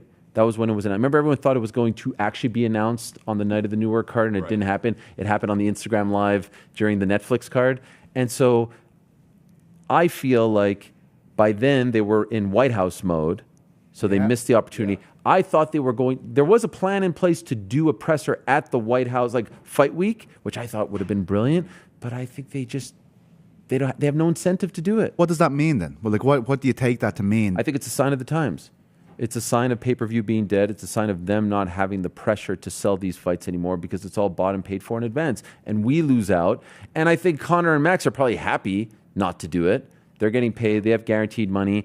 And you're Max Holloway. You want to fly from Hawaii to D.C. You're Conor. You want to fly from Dublin to D.C. You don't want to do it. So you're like, all right, fine. I'm not going to do it. But we, I think the ones who eat it all up, miss out on it. And it's a shame. Because that was a fun part of the fight game, right? Like this is... It just had such a different feel back then. I mean, you hate to kind of belabor it. Even yesterday, he's sitting up there. It's different than like the one-on-ones and stuff like that. It's just a different vibe. I don't like those media things at all. You don't like them? No. Do you know, the poor media are sitting there for like 8 hours. Yeah. And this conveyor belt. Like, I probably think the most McGregor from back in the past, I was even saying this to Roddy, is like the fact he showed up 90 minutes late. I was like, well, that's something we can compare to the old days. Like, that's, Dude, were you at, like, so the first time he came to the States, they went Boston. to Peter Welch's gym. Do you remember? Were you there for that? I came later in the week. I remember it. Were you there? I was there. Okay. What was so it was like, first on the scene for that I was one. first on the scene. That and was it was early. Like, it felt like the Beatles. You know, it felt like that Shea Stadium moment because there was all these people, like all these fans. And, you know, Dana was there because he knows Peter from way back in the day. And, like, they had, you know, it was just this very strange, like, get your sneak peek of this sensation coming through. And I always, so, like, when we go through these nostalgic things, I always remember that, you know, like, and then... That was like the big American unveiling. Yes. And he, you know, he's in there, like, putting on a show. Yeah. He would interact I think it was with the his crowd. own, wasn't it his own open workout? It was his own open workout, Which is rare. Yeah. And Dana was there, though. Yes. And that's what it told you. It like, felt very boxing-like. Like, this is the guy that we are spotlighting, which they never do. So cool, man. And look, that's a thing in the past. Another thing is the Poirier fight. And I'm not trying to say, like, get the very first one. Okay. I remember this so well because we were at the weigh-in, right? The press conference was a few weeks after Brandao. Now maybe I wasn't there on time. I can't remember a press conference on the Thursday before that fight, but I remember the weigh-in. I remember Dustin had the big reaction because out of nowhere, this tsunami of Irish people, I think they were J1 students, just arrived. And I can remember sitting there and they just started pouring in. Yeah. And I think you had one of those videos with Ramondi and maybe Chuck where you're standing there among all these people who just came from absolutely nowhere. Look, I'm not trying to say it's going to be anything like that, but it's just a reminder that things can happen very late that change the feel of a fight week. I was talking to Ariel. true. Remember the bottle incident with the Diaz? Oh, yeah. I was outside with you and Shaheen going, doesn't really feel the same, doesn't. We were like, no, and then just out of nowhere, you know Explodes. What I mean? Yes. I was actually reminiscing with Kavanaugh yesterday, and I think you were there. Tough premiere in Boston movie theater. Did you go to that? Yeah, I did not go. I do remember that happening. Oh, because Connor and John were just sitting there by themselves because they just wanted to take it all in. It's so crazy, man. Took a walk from the hotel, heard that it was happening, and they were just so wide-eyed and eager to eat it all up. A fight week in Boston, debut on FS1, and they just sat in the theater with us. This is the context of the whole thing, right? Like, we can remember all of these things. Because when he fought Brimage, right, that was the first one in Sweden. Backstage, do you remember Dana goes and talks to him? He's like, wow, man, that was great. Yeah. We have an event in Boston. I'd really love to get you. He's telling him this stuff. Yeah. And then you're in Boston. You're like, now we're here at this moment. They're dropping the lights on him. He's like midway through the prelims. I mean, just that whole thing is just, it's tough for us, right? Because you remember every step of the way. We've through become this like the old beat writer guys. We're Dan Shaughnessy of the Boston Globe, reminiscing about Larry Bird in '86. Yeah. I'm the only guy who brings a typewriter to press row these days, you know, so. We're one step removed from the hat with the press ticket in there, you know? Those days. I thought it was interesting what Chael said, though. Yeah, which part? About, like, McGregor's here to prove people a lot. Like Chael completely dismisses this as a contest. Like, this makes no sense. It's weird. This is from the beginning. Yeah, like didn't even entertain it. Yeah. Like, no, this isn't what it's about. But you do get that sense. Obviously, the question was asked about the sexual assault case yesterday. Yeah. What did you think? Everyone's in the trenches. Nothing he says is going to change opinion on this. I really believe that. But I think it's, everyone's in the trenches. What do you mean? As in the polarity of people in Ireland don't even want to. Their mind is set. I was writing about this in the diary. I was like, they don't want to even consider him as an athlete. They want this to be this is what the main story about McGregor is. And then on the other side, you have these fans that are so interested, and they're like, I don't want to hear about the other stuff. I want to be entertained by this guy. I don't think he could say anything where people would be like, do you know what? I've changed my mind. But I think it's good that it was said. I think it was good that it was out there so close to this big fight, which we think could have more numbers than the White House, right? For sure. It's important. Just for the sport that it's out there, it's said, like, this is the reality of the situation. I just think that was important in itself. But of course, I think that is a massive factor here. I think he this is a guy that was absolutely adored. And people don't want to think about that in Ireland. They get in the piece I wrote, I woke up to a message, me talking about the glory days, and someone was like, how are you talking about this? They don't want to acknowledge that was a real thing in light of everything that's happened. And it's a long list of controversies. We've been talking about it all week. But I do believe, we talk about Ricky Hatton when he passed away, and people were talking about how he was really addicted to the adulation. And he was going back and he was trying to fight later on in his career to recapture that adulation. I was listening to Chael speak to you today, and I was like, there is an element of that here. There has to be. You can't be on top of the world the way he was and be in this situation and not want to get it back. I just think that's... We're sitting here reminiscing about it. Yeah. You'd have to think at some point he's able to look, especially in 5 years, right? Like, to kind of look back and have perspective on his career and be like, I remember those days too. You know what I mean? I wish I could get those back. And I mean, Kavanaugh was saying, like, he's treating it this way, right? Like, he's kind of trying to kind of reintroduce the hunger to the situation. Didn't he say he had like a bed set up in the gym? Yep. And things like that. That adds an element to me. I think that you're right, though. Like, the people who are now turned and like they just aren't going to look at Conor McGregor may never do it again. I mean, he's not going to win anybody over. But we know the fight game in general. Yeah. And we know the hysteria that happens if you have a big showing. So if he goes out there and he wins, there's going to be a whole new crop of people that... in Ireland? That's what I was curious I think about. a lot of people, even if they don't, like, they're disgusted by Conor, they're going to watch the fight. If he wins, though, does that help? I think it becomes a different conversation. I think this is the first fight since that happened. Sure. And I think that's why it's going to be such... but it shouldn't help in that if you feel that this is a bad person, a win or a loss shouldn't change your mind. But it may help. Look, everybody is talking about this in hushed tones in terms of like, oh, I know he's not a good... I can't wait to see the fight, though. Yeah. And that, look. Oh, so that is a sentiment. Oh, Do you absolutely. think the bars will be packed? Do you think people... No. You don't think so? There's people literally like posting, like, we are not putting on this fight. The Irish Mirror had a report today from Reraw, which is down the strip, and they used to sell out the venue for the fights, and they're only opening the back room this time for the fight at all. Like, in terms of this whole bar used to just be dedicated to a McGregor fight week, whereas they're just opening kind of a back room now for the event. That's the reality of the situation. Look, lads, it was 10 years ago. This is combat sports as well. Everything that's happened, like it's been 9 years of rough stuff for McGregor. Like, it's been controversy after controversy to some degree. Like, there is going to be an impact here, but it's what not do you think apples for happens apples. on the Monday? The Monday he knocks him out. What do you think the sentiment is? The Monday, who knocks who out? Conor knocks out Max. What is the sentiment on the Monday? I think people will be... The king is back? In Ireland? Yeah. Absolutely not. There's nothing that can change it. I don't think so. Okay. I do. Look, but I'm not trying to say... stronger convictions than Americans. This is broad strokes. Yeah. You have to remember, Conor McGregor is the most famous Irish person in the world. Right. Like, there's a certain point where he's winning RT Sports Personality of the Year. We're saying this is the most popular athlete in the country. And I think when he's misbehaving and he's saying things, and a lot of Irish people won't agree with me with this, but I think they feel like it has an impact on the Irish identity to a large degree. If that's people's most frame of reference for Ireland. Is that fair, though? What do you mean? Is that fair? On who?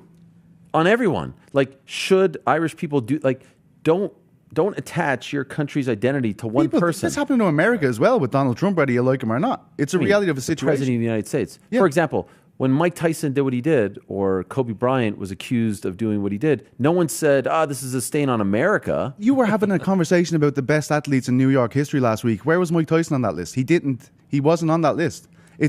McGregor. We're focusing on team sports, but that's fair. But I was thinking team sports, to be 100% honest with you. But I don't know if... I don't know. To me, there's no comparison. Well, dude, there's a deeper sense of humiliation or mortification to it, right? Because they vicariously lived. Right. Do you remember this? I mean, I felt like that 100%. Country. Also, there's way less to choose from, right? And it was indistinguishable too. Like it was indistinguishable. Irish. He was McGregor, making it's like it was. He was making Ireland very cool. This is a guy that's changing the identity of Irishness as far as I was concerned, and I think people don't want to acknowledge the impact he had. But I've been getting calls from coaches in England, coaches in America, saying everyone in MMA should want this guy to win because the impact it will have on the sport. In terms of everybody in the industry of MMA, sure. The coaches, the gyms will be full, all this kind of stuff because of how he makes people feel. I don't know if he has that power anymore, but that's certainly a sentiment within MMA that I've heard a lot in the lead up to this fight. Chuck, what did you make of his demeanor yesterday at the media day? I mean, I didn't get to see a lot of it because I was traveling, but I did see little clips. I was anxious to see, though, honestly, because we used to put so much stock into just what he would look like. He would show up with a shaved head or whatever, facial hair, the pool noodles. It didn't matter. Whatever this thing was, this became part of the storyline, the story within the story. I thought he I felt he would take this kind of approach. Yeah. This kind of I found God approach. What he said about the proper 12 stuff, I thought was interesting. I never heard him say that before. Saying, I had a garage full of stuff. I never heard him acknowledge that it was a mistake, and I don't know if he feels that way now because they've sort of severed ties. In it, you don't want to be I have a serious for sure. But even in the last couple of years, I've never heard him say that. That he had a problem. Tried it finally and realized this mistake. You know what I mean? I was saying that at the time, and they weren't too happy about me. I'll tell you that. A lot of this stuff comes to light a few days on the road. He's still connected to the Forged Stout, right? So that's his. Yeah. So, but here he is talking about how alcohol played a nasty role in his life. Of course it did. Oh, of course it did. I never heard him say that. I can remember in the lead up to the Habib fight, he's drinking at the press conference. Of course, but I've never heard him say that. Is the thing, and I don't know what to make of it.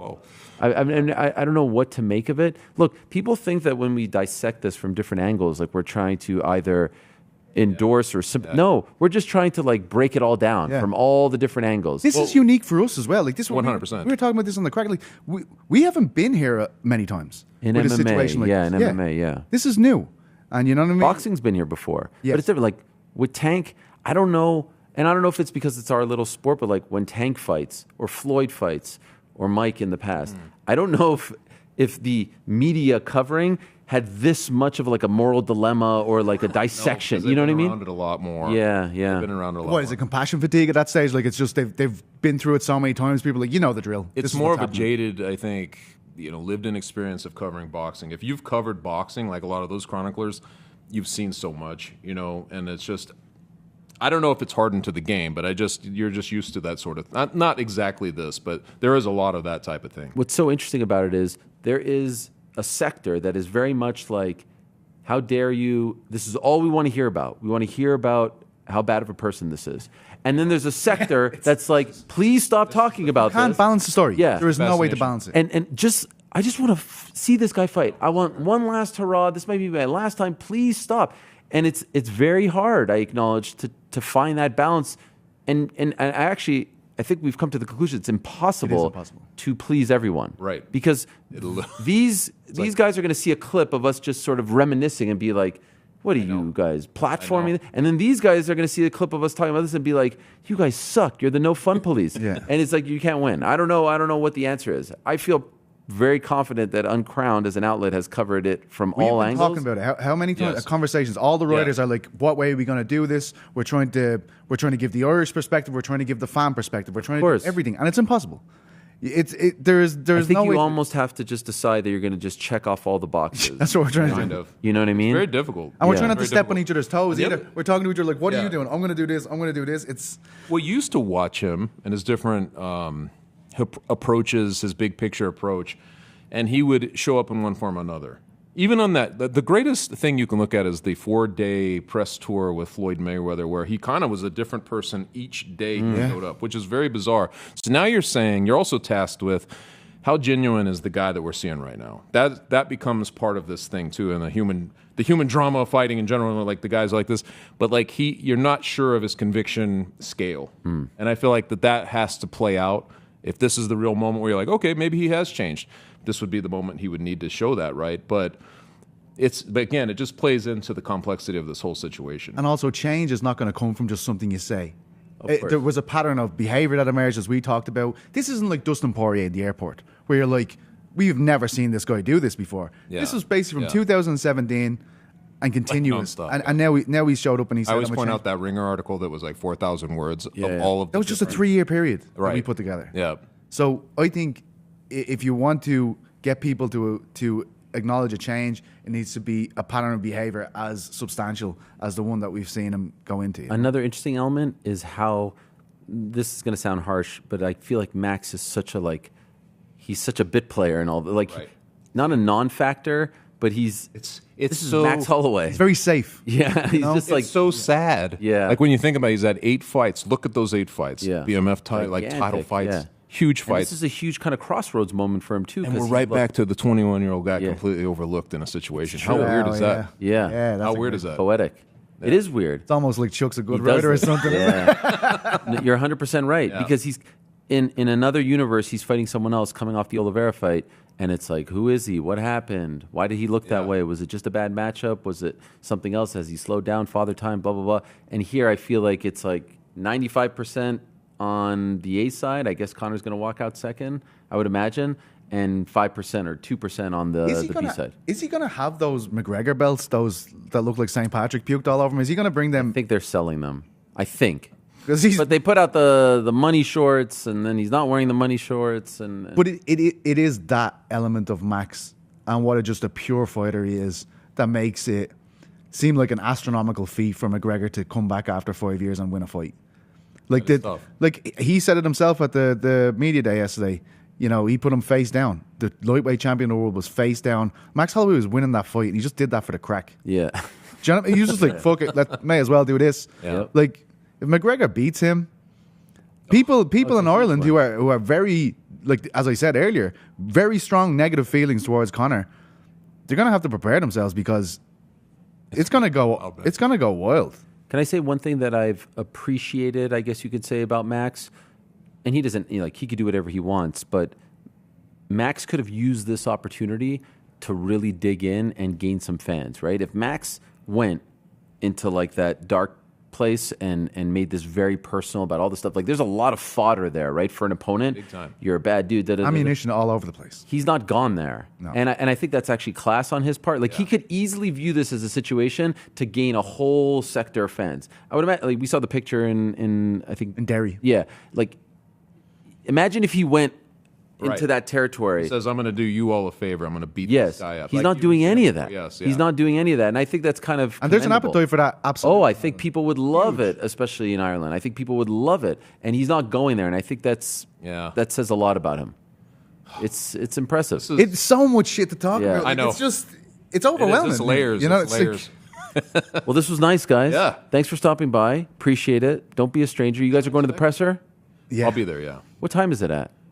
6, right? He's 7. inside, I'm outside. We're trying to give different. Wait, what does that mean? Like he's going to go into the press conference. I'm going to be looking at the people going in. I like I'm going to this. sample the episode. Uncrown.com. Yeah. Diary was great. Thank you. Well done. It's good, man. Part 2 tomorrow. What do you got? I have dispatches. It's different than a diary. Okay. Don't step on my toes, man. Has there been one yet? No, not yet. Because I just got in. I thought about doing something, but I was like, I better just be on the ground and then I'll start. I'll have plenty a couple of time. Of coming up, though. Thank you, gentlemen. Yep. Appreciate it. All Chuck right, Mindenhall and Petesy Congrats. Chuck, formerly known as a 3-pack from the Ringer MMA show. Shout out to TST, by the way. Troy, keep doing yoga, baby. He hard launched. Did you hear about this? Yeah, please. Oh, yeah. Go ahead. No problem. That was great, guys. That was great. Thank you so much. I'm seeing something right here. Chuck and Petesy stopping by. Wow, how about this? TNT Sports and DAZN. More than 3.2 million viewers reached across TNT, True TV, and DAZN for Fight Week coverage. Okay, well, how many people watched the show? Live Championship peaked at 820,000 on TNT, True TV, and DAZN from 11:45 to 12 a.m. It's not bad. That's not bad. All right, we continue. Our final guest of the day, the reigning, defending coach of the year, hailing from the gym of the year. Wow. I didn't realize when we booked you. The journalist of the year. Welcome to the club. Well, that wasn't your first one, was it? That was the first for the MMA awards, yes. Was it really? Yes. Wow. You were a little bit John Wood is here, everyone, from Syndicate MMA. Yeah, there he is. You were a little bit and thank you for coming. Of course. And I know you kind of had to move things around, so I hope we weren't a nuisance. Danny was cracking the whip. You know, when the great Ariel calls, we come running. I appreciate that. My wife would kill me if I didn't. I appreciate that as well. Congrats to you and her. Likewise. Thank you. Happy birthday. Happy birthday. Thank you. You seemed a little bit emotional, like you're surprised, touched. What were the emotions that you were feeling when you were up there? It was definitely a little more emotional than I thought it was going to be, you know. And hell, this thing got delayed so many times. And I didn't know when it was going to. I kind of chalked it up. I was like, listen, they're canceling the thing just because I got nominated. They're not going to give it. But that wasn't your first time nominated. For this, I think it was. Really? Yeah. What the hell? Yeah. I think it was. I've been nominated for a lot of other things, but for the big one, that was this. It was the first one. And yeah, it was really weird, you know, being there, hanging out, having the whole crew. It was awesome. What a moment. Yeah, it got real. Somebody came over to me and they were just like, "Hey, you can't leave. Make sure you stay here." And I was like, "Oh shit." Oh. You know? So then I got like nervous, and I usually don't get nervous. I'm not a nervous guy. I don't get nervous in corners. I don't get nervous in situations. That was the first time I was like, "Oh my God." I got nervous, and yeah, it was a really cool experience, man. It's very surreal, still very surreal. What does it signify for you? You know, I mean, listen, we don't do these things. At least I don't personally for awards and accolades. I'd be lying if it was not to say it's nice and it feels good to get it, you know. But as a coach, you're kind of always the guy behind the guy, you know. And so I always tell people, if you know my name, the gym's name, that means I've done my job, and these guys are winning, and these guys are doing what they're supposed to do. You know, this sport and this job is about the fighters. So it's really cool for me to know that I'm doing my job well. You know, it's just one of those things where it's like, man, I've done what I'm supposed to do. You know, is there an element of like, you know what, maybe for the longest time people weren't giving us props, and now they are, and that feels really good. Like maybe there was a bit of a chip on our shoulder, and now we're being recognized. Is that nice? Of course. Like again, I'd be lying and saying if it wasn't nice. The chip on the shoulder, I don't operate that way. I feel like you can get down a really dark hole and kind of start to make yourself miserable if you think about that stuff. The world is too negative as a place it is. Social media is too out there. There's too many things that if you start operating in the sense that you're doing this for that, or these guys, I don't deserve, you know, I deserve to be up there. My name deserves, I don't know. Then you just start kind of spiraling down a hole that, you know, I personally don't want to go to. So for me, win or lose, it's awesome to be nominated. It's even way more awesome to win. Obviously, like I said, it hasn't really even set in yet. But I don't honestly do it for the fact of like to prove people wrong. You know, I do these things, like I said, I always set high standards for myself, for my team, and I try to figure out how to do things better. And now that I've won this, it's like, okay, well, how do we do it better now? Yeah. How do we try to get nominated again? How do we do these things better? You know, it's hold yourself to a high structure and accountability. I loved when you guys won Gym of the Year. You had like, I've never seen like 30 deep go up there. Yeah. Were those, I would imagine, not all fighters, right? Just everybody on that stage works for the gym in some capacity. Okay. You know, they're all front desk staff, my assistant, Vince Morales is our team captain. You know, everybody on that stage plays a part at the gym in some way. So, you know, I told them, hey, you guys all come up if we can do it. I'm so happy that they did. It was great. You know, it's our coaches, our coaching staff, our front desk staff, like I said, our assistant, everybody on there plays a part in the gym. How did Vince Morales become team captain? You know, Vince is one of those guys, I love him to death. He's one of my favorite people in the gym, inside and outside. He's such a great dude. He just, no matter what's going on, he shows up every day. He's a great training partner. He's always got a great attitude. He's there day in, day out, no matter what's going on. And he just kind of, we do a yearly thing where we vote. We have the team kind of vote. So it changes every year? It can. Okay. How long has he been captain The last for? couple of years, it's been him. Wow. So we started this a couple of years ago, and he's been team captain since. He continues to get it. Yeah. And it's voted on by the fighters only? Yep, we do a fight. We do a yearly kind of voting thing, and like a secret ballot thing. Yep, do you vote as well? I don't know if I do. I don't remember. I think I do. Okay. Pretty sure I do. I don't know. And why did you feel the need to have? Because you say it's only been a few years that you've been doing it. Yeah. Why did you feel the need that? Just everything, trying to piece together everything for the team. Making sure that we cover all the grounds and all the bases of really kind of building that unity and that camaraderie. It's just trying to make people involved in every little bit.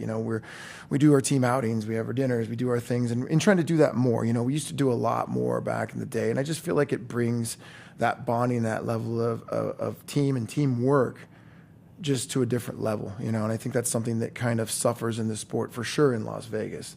Las Vegas is a very crazy place when it comes to the fight business and training and teams and fighters. So, I try to do, like I said, a little bit different and make everybody feel like they have a part and a hand in the team. You've been a part of a lot of big fights, big fighters. Gina Ronda was pretty unique, I would imagine. The attention, the build, the fight week. Can you describe what you felt inside when you saw the fight play out after everything you guys have been through? I remember the look on your faces, the whole team, and her face. I'll never forget it. Yeah. Can you describe what you felt when it played out that quickly? I was devastated, for her, because I know how much work, and not just work, but mentally, physically, everything she put in to come back, and she really wanted it, and she did a good job. And I even told her this. She convinced me that she was capable of doing it, and it was one of those things where, it was going to go this way or that way. And unfortunately, it went that way. Ronda still does Ronda things, and it's hard for anybody to spend that much time out of the octagon and then come back and fight anybody, let alone somebody who's a world-class specialist at what she does. So it was one little, mental error. And the thing was, I know she didn't even mean to do that. So she was even more, I'm so sorry, I'm like, no, listen, it's fighting. This is what we do. And she just capitalized on it. So I was really heartbroken for her. Just not, after all that work, to not even get out there and just to get a good tussle up, and just a good scrap. And that's all we were hoping for, And I truly believe that. I thought, like, if it stayed on the feet, Gina still has it, man. She's still got that pop, that power. So I knew we would be able to get it done if that was the case, and it just wasn't. What was the mental error, just for the record? She went out and threw a kick right off the bat. And that wasn't the plan? No, that was not the plan. Why do you think she did that? I just think years and years of doing what she's done and then having all this time off, it happens. Best trainers, best fighters in the world train countless hours day in and day out for game plans. Guys that are in it every day and go out and make mistakes and do stuff. That's just fighting, and that's in her DNA. She has a Muay Thai background, and that was the one thing. She just threw a jab and a kick, and Ronda was. I think Ronda was shooting in no matter what right off the bat, and that was the one thing we didn't need to do was give her the legs and the hips, and that's it. It just was a small, and it wasn't even a bad error. She did it good. It's just Ronda just committed. What's interesting about that, I haven't gone back and looked, but even Ronda's shooting was unique, Yes. right? Yeah. That's not usually how she would get people to. Did you expect that? We did, actually. You did? Why? We did. Lundell? There was videos and things and stuff that we obviously saw. Okay. And stuff that came out of her shooting double legs. But she never did that, right? Realistically, to be fair, in the camp, Gina was defending. We covered all the grounds. Gina was defending the collar ties and the upper body stuff so good, like that. It was one of those things where we actually trained for it because had a feeling that we'd actually be able to stop that. That we would stop Ronda from doing that, and then Ronda would have to start taking those shots. And again, I think Ronda had a team and people around her that you look at her last fight with Holly when you're reaching out there and grabbing, or not their last fight, but the last couple fights when you're trying to reach and grab those people that are good strikers and they're able to capitalize on getting out the way and piecing you up. That's something that obviously you might want to change. And so, do you think? obviously impossible. She would be the one to answer it. Do you think she was planning on doing that, or do you think she saw the opening after the kick was thrown? I think she was planning on doing it. Okay, interesting. I think that was a really, And was there anything that Gina could have done on the ground at that point, like in retrospect, from a technique standpoint, to fight off the armbar? Listen, you're talking about a woman who is literally the best in the world at what she does. Yeah. It's very hard to stop. People in their prime, when they hit the ground with her, it was almost impossible to stop her. So, she just has a skill that is just so impeccably, almost perfect when she hits the ground. And it's hard to stop. So I don't know. I don't think that there's obviously techniques and things that can stop it, but you have to have the most perfect defense to happen, the most perfect timing, the most perfect everything to stop that. And it's just really hard to do. How would you describe, and you can obviously share as much as you want, we saw Gina, we spoke to her, but then when you guys were in the locker room, like how she internalized it, how was she? She handled it really well. She handled it like a very, very professional way. Obviously, I think she was very disappointed, and I think that she was bummed, I think, more for us, wanting to go out there and perform for us than it was for herself. But I mean, I think there's just a sense of, just you didn't get to feel that need, that want to go out there and punch somebody in the face. Like even if it would have ended in the second round, but she had like it would have been different, right? 100%. Yeah. You feel fulfilled. You had a fight. That wasn't, unfortunately, we didn't even get to have a fight. It was just one technique and boom, and it's done. That was the word I used. I felt like it was unfulfilling. Very unfulfilling. Yeah. And that's how I think she's taken it. But again, from what I saw, she handled it very well, very professional. And obviously there's a level of, things that you don't see and stuff inside that who knows, she'd have to be the one to answer that. Yeah. But like I said, from the outside and externally, she handled it well. How much did it annoy you if you saw any of it when people say it's rigged and all that nonsense? Oh my God. Does that drive you nuts? It drives me nuts and I'm not even connected to it. It doesn't drive me much. It's just stupid. Because if you're going to ring a fight, you might as well not let it last 17 seconds, right? I don't think that that's the thing that you would do to rig it. You'd make it a little bit, a little bit more of a fight if you're going to, in my opinion, of course, to rig it. But everybody's, that's always going to be the thought and the fact of the WWE era is still there. Pro wrestling, people still look at some of the, especially the uneducated people, look at it as, oh, is this, you guys do wrestling? No, it's not that. But I understand, especially with some of the things that have gone on in the recent years, the last couple of years, with some of the stuff and some of the betting scandals that have gone on. So I can see how people can jump to that conclusion really quick, but absolutely not rigged. Absolutely not. Of course. Intention was not to go out there. Had Ronda gone out there and knocked her out, then I'd be like, hey, you guys can jump on the rig. But Ronda went out there and did what Ronda always does. Right. So which we had seen her do 10 years ago. It's not like a shot. 15 seconds. Yeah. And she's beat that record before. She's armbarred people quicker than that. So it's just, it is what it is. Do you think Gina fights again? Ooh. I can't speak for her. I think that, like what you just said, there's an unfulfilled mission, void, whatever you want to call it there, that I could see that possibly happening. I don't know. And by the way, you see, I phrased it as not will she fight again, because that would be you speaking for her. Yes. Do you think she fights again? I think there is a good possibility. I think that, barring the conversations that we had a few weeks ago, a month ago, there's interest. I don't know.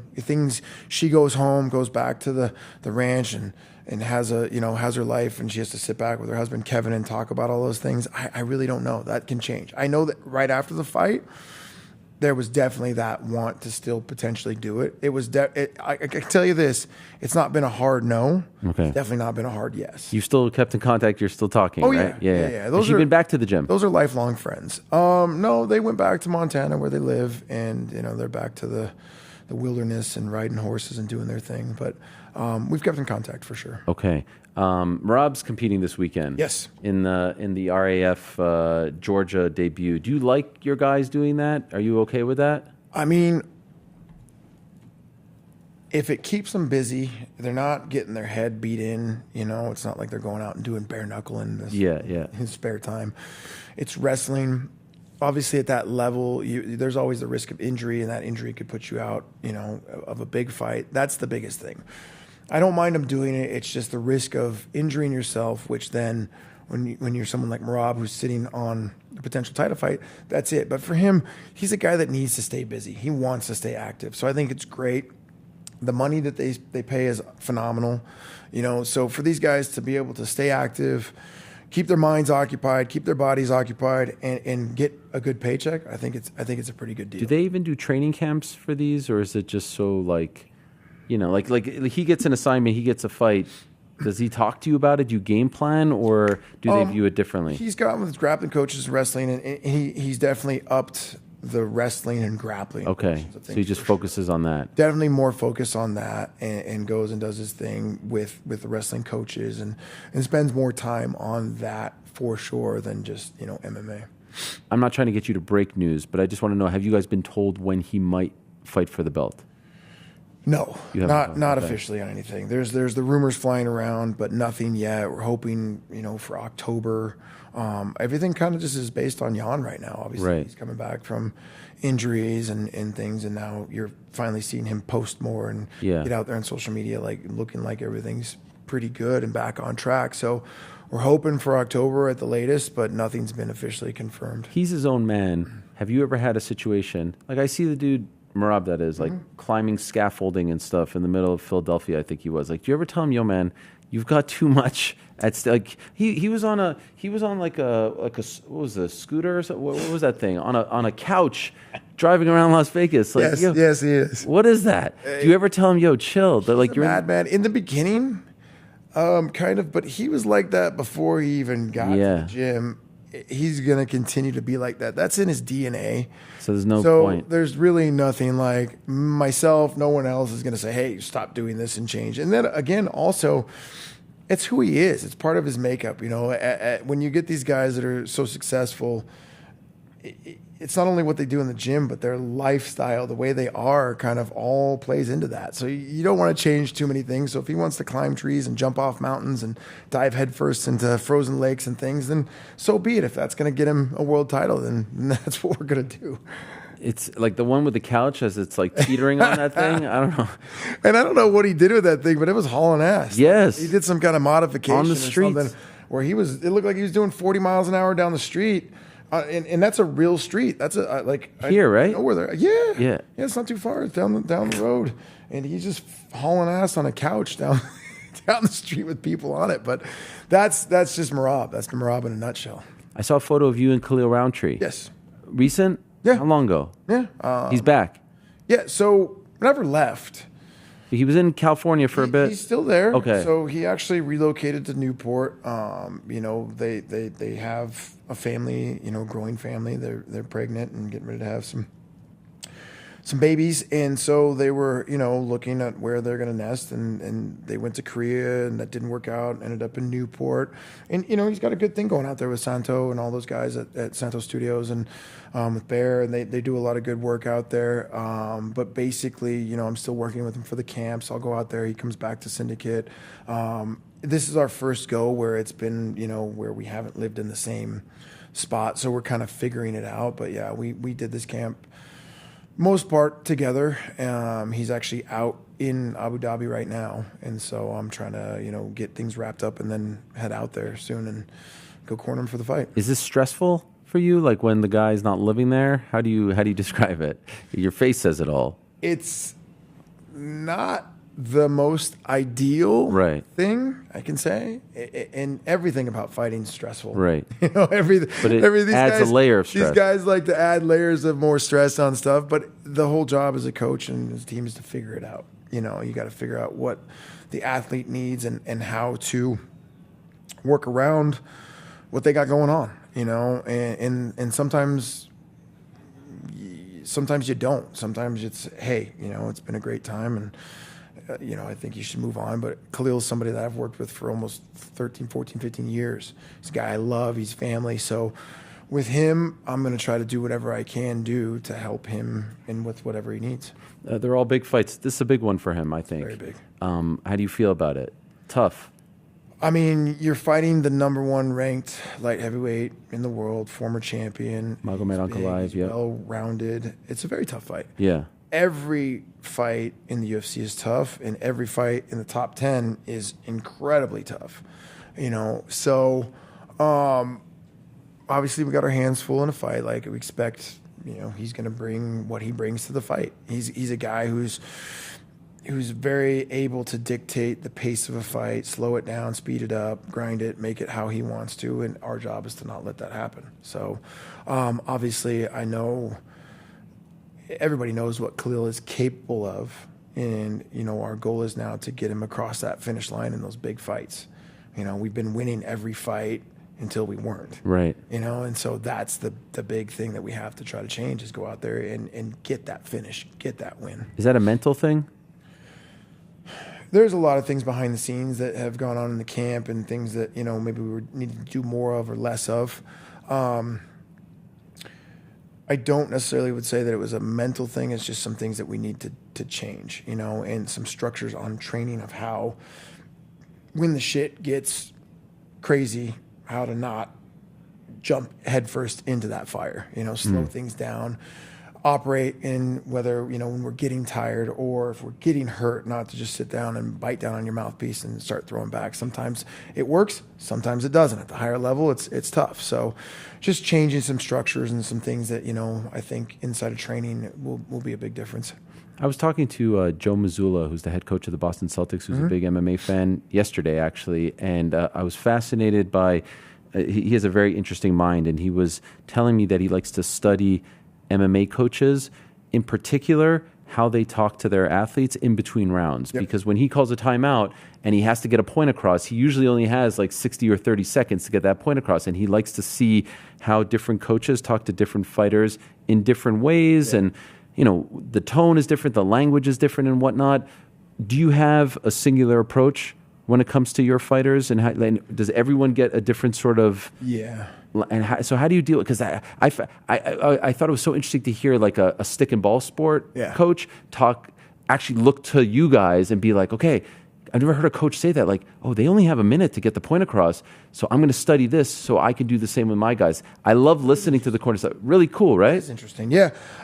I just like in the gym and training operate different with everybody. There's some people that need that yelling, that fire. There's some people that need to be calmed down. There's some people that you just have to walk through the entire fight.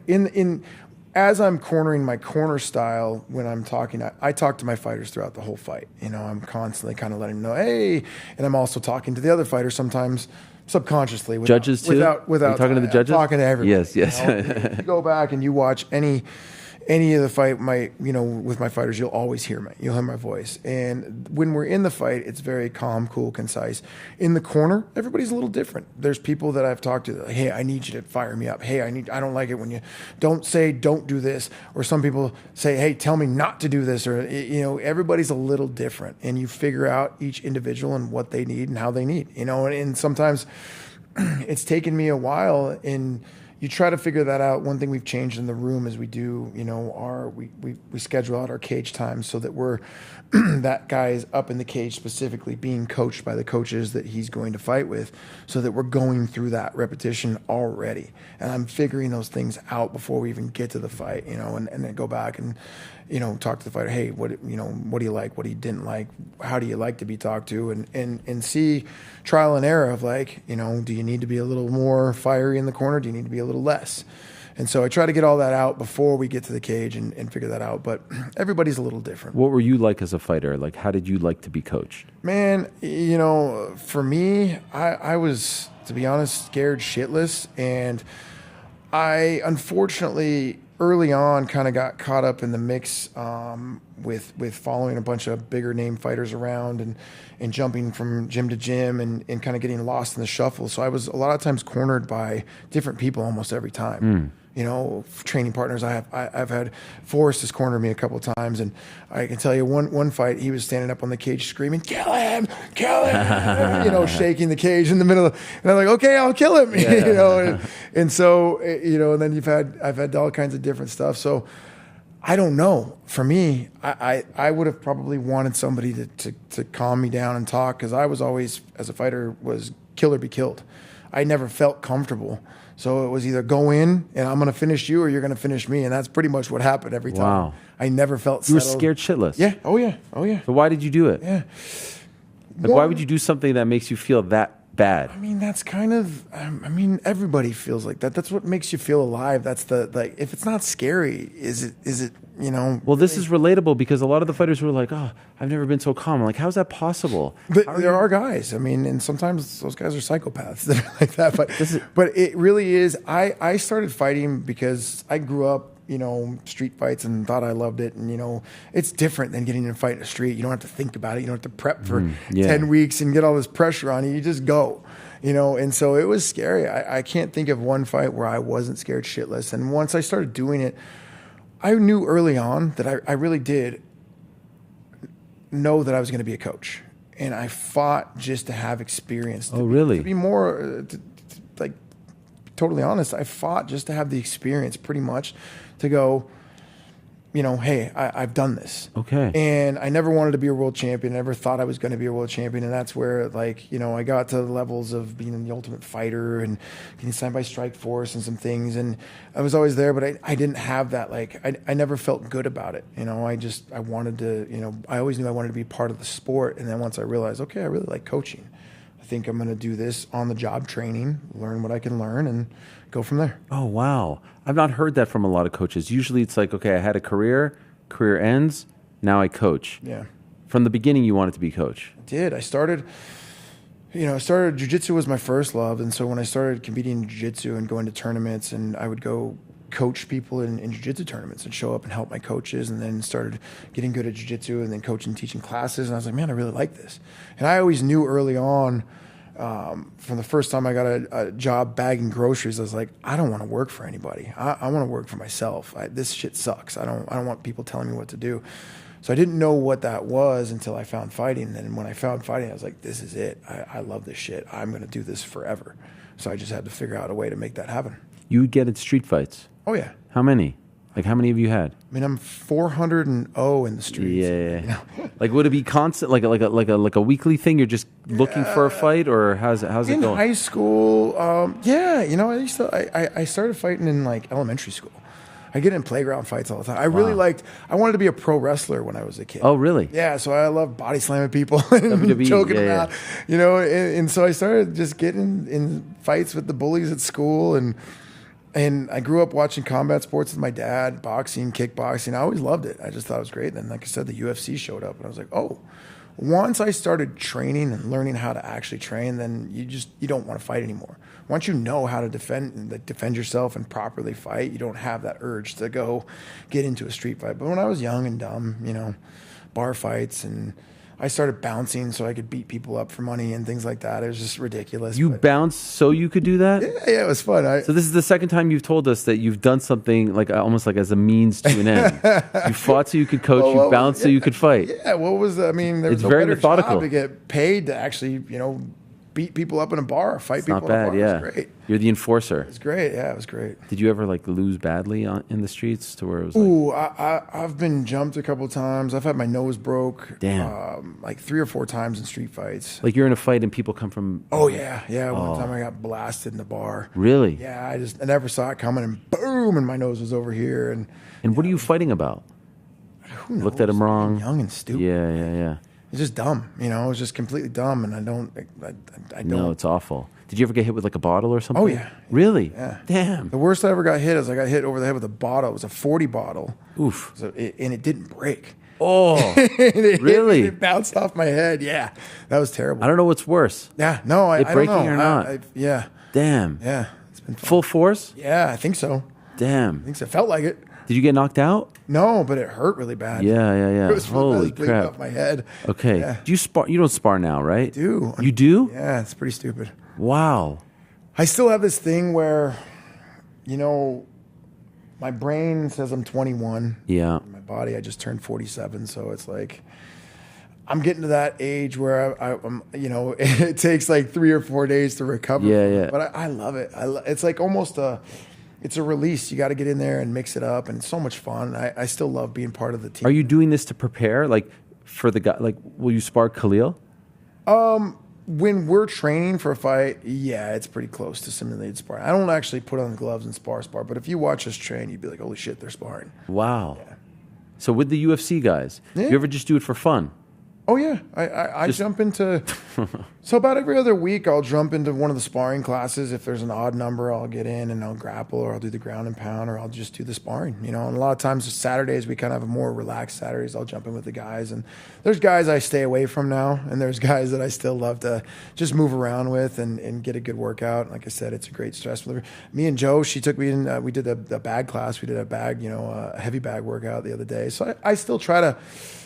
I want to do this and be as active as I can for as long as I can with the guys, before I get too old and decrepit. JoJo teaches as well? She doesn't really teach. She will fill in and work with the kids. Okay. She does some privates. She works with a lot of people holding pads and stuff now. And, a lot of people would like her to get into coaching, but, she's busy running the gym. When you say with the kids, do you mean like... Yeah, she'll jump in with the kids' classes and help. Joanne Wood teaching little kids seems like... She's great. She'd be the perfect She's great martial arts teacher, given her demeanor, you know what I mean? Yeah, she's the best. Because she could also be a kindergarten teacher. Oh, yeah. 'Cause she has such like a soft... Yes. But then to have her as an actual fighting coach is brilliant. Yeah. So we'll see how that goes. I mean, she gets the itch every now and then, but she'll jump in when, like, if a coach is out, she'll jump in and help teachers. We got Davey Grant is actually running our striking program now, and he works with a lot of the kids too. So we got that whole UK thing going on. Yeah, and he has his kids too, right? Yeah, they're helping out. They're coaching now too. We got Jay, and his oldest son Jay is in there coaching every day, and with the AMI team, and he goes to fights and corners guys. It's great. Love it. It's a family thing for sure. Quillan Saul killed. I saw you with him. So what was the situation there? Did he was just in town? Yeah, he's been in a few times, and he comes in and works with us, man. He's a great dude. I think he's a stud. Super talented. Yeah. That guy, absolute stud. Super I think great his ceiling guy. is amazing. Respect. He's very respectful. He's a great guy on the mat and ultra talented. I mean, he's definitely got it. He's fighting here, Apex, against Petesy Chuck. So will you help him prepare? Is he going to come early? I think he said he's going to come out with his team and work at the gym for a little bit, come out early, and we've definitely extended that. I told him, he's got a home away from home. Anytime he wants to come to Vegas, Syndicate is open to him. As far as me working with him, I held pads for him one time. I don't know, I'm not, if he needs help or if his coaching staff needs help, absolutely, I'd love to, but there's not been any talk about that really. Okay. Other than he said he was going to come out a little bit early and see how it goes. Do you have anyone on the card this weekend? I do not. We're going to sit at home and chill. Just chill. So, no dog in the race main event. Can I ask from your analytical coaching mind, how do you see it playing out? Conor versus Max. I don't see how, after all this time and injuries and layoff, Conor comes back and is a better version of himself. I feel like over the years, Max has gotten better. He's found his stride. The one X factor is this up weight class for both of them. Mm-hmm. So who knows how that goes? But my gut tells me that Max is going to get this done. Okay. I just feel like he's more durable than he has been, and he's going to be able to take whatever Conor has. But again, Conor's a special dude, and if he comes out like the old Conor, any version of that, he's always got a capable chance of putting anybody out. But it's just been so far, it's such a long time, and Max has been so active fighting the top level guys in the world. I don't know. That's a big gap to close. There's always a lot of talk about Conor's striking style and how he changed it when he went over to boxing. Mm-hmm. Do you subscribe to any of that it messed him up, that he needs to go back to the original style? What do you think of that?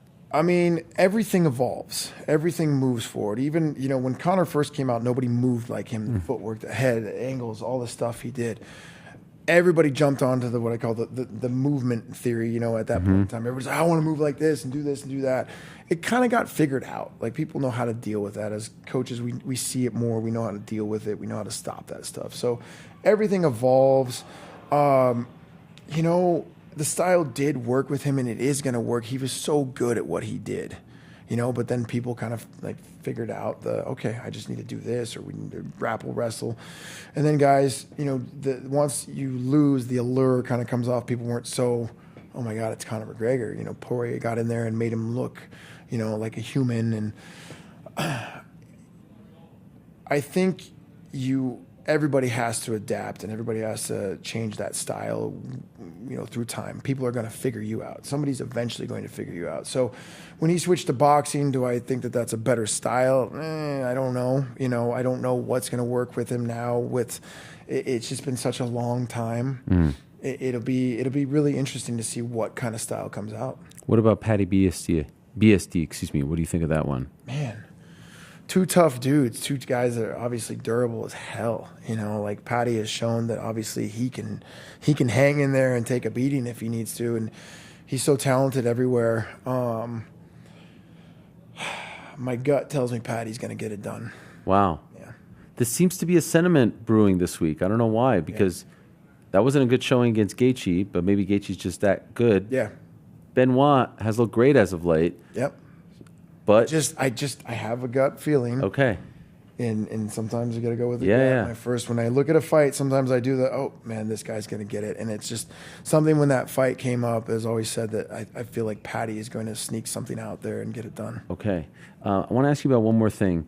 You've been around this game for a long time, and it's something, I don't know what the answer is, but I'm just curious your perspective. Like the Dustin Poirier situation, when the music ends for these guys.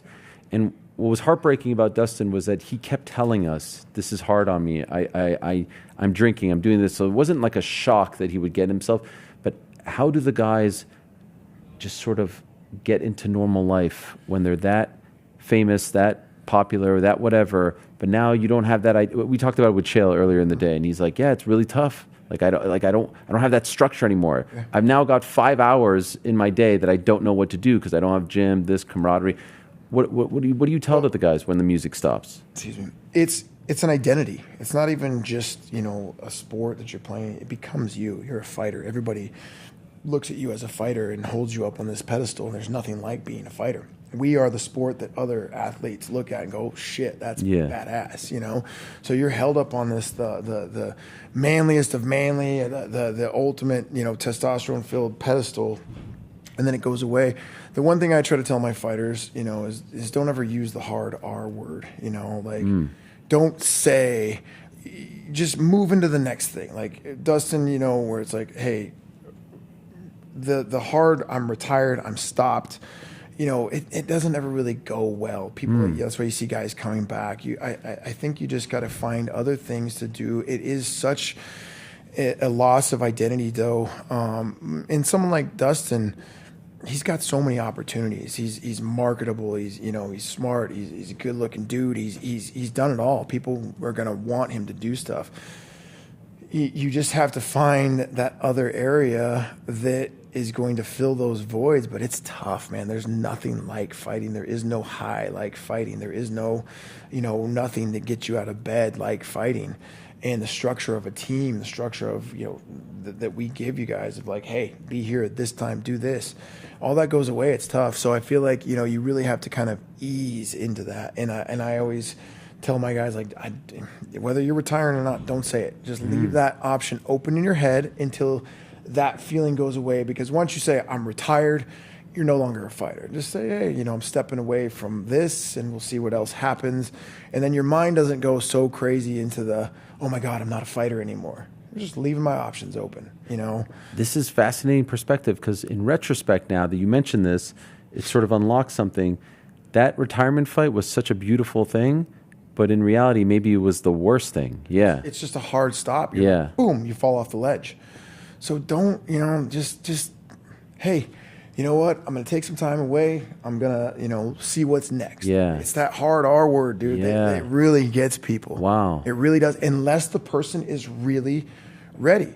Obviously, what we're seeing, Dustin isn't ready for that, Right. you know, and he's a great dude and he's going to get it all figured out, I'm sure. But it's just, like I said, it's such a stupid little thing. But like I said, I'm retired. That's tough. It's tough for anybody in a lot of professions. Of course. People Yeah, if go I came out and said I'm done doing this, I would feel shit, depressed. what am I doing? So yeah. it's like, I'm maybe just done at the moment with this, and then see how it goes, and other things open up, and then you always have that opening. I don't know. Maybe I'll come back. Maybe maybe I'll take a fight in a year. Maybe I take some time off. But when you just cut it like that, anything going cold turkey on anything is tough. And in a profession, in a sport like this, it's really tough because it's such an identity. And then he's probably thinking like, now I can't go back because I just had a whole ceremony. And that adds more. And that's the thing. Is like, you don't want to put yourself, paint yourself into that corner where you feel like, oh shit, I've said it now, I can't unsay it. Right, but right. you always can. My guess is he ain't done yet. Right. He's gonna come back. He's gonna, there's probably gonna be another, who knows, Conor or Gagey. He's already listed off people that he would come back for. Nate. That's not you. Yeah. That's not you saying you're done. He just wasn't ready. And I think sometimes your mind or your body tells you quickly, hey, I'm done. I don't want to do this anymore. Or it becomes overwhelming. It becomes, at that level, there's so much more into it that just goes into training. There's all the shit you have to do with the interviews and the travel and the appearances. It adds up, man, the pressure of it all. And so sometimes you still love fighting, but you're just so burnt out on everything else. The social media. Yeah. I see it all the time. I see guys just get burnt out. And it's like, just back off some of these things. But again, who knows what's going on there. But I think that he'll figure it out. And my guess is he ain't done yet. Do you see guys getting messed up by social media? Yes. How do you deal with that? It's tough because this generation, it's a normal part. Like I grew up where that wasn't a thing. Yeah. Like we grew up where that was not even. And now that's part of life. What happens on social media, what gets said on there is real. That's like a real thing. That concept to me is like, hey, just turn it off or mute them. You know? Like I've even sucked into those things before. We're getting into these social media wars with people back in the day. Kill you, and then it's like, why? It takes so much energy, but it's just part of the lifestyle now, and it is such a big part of your brand. That's how you market yourself. That's how you get out there. That's how you get sponsors. That's how you get paid.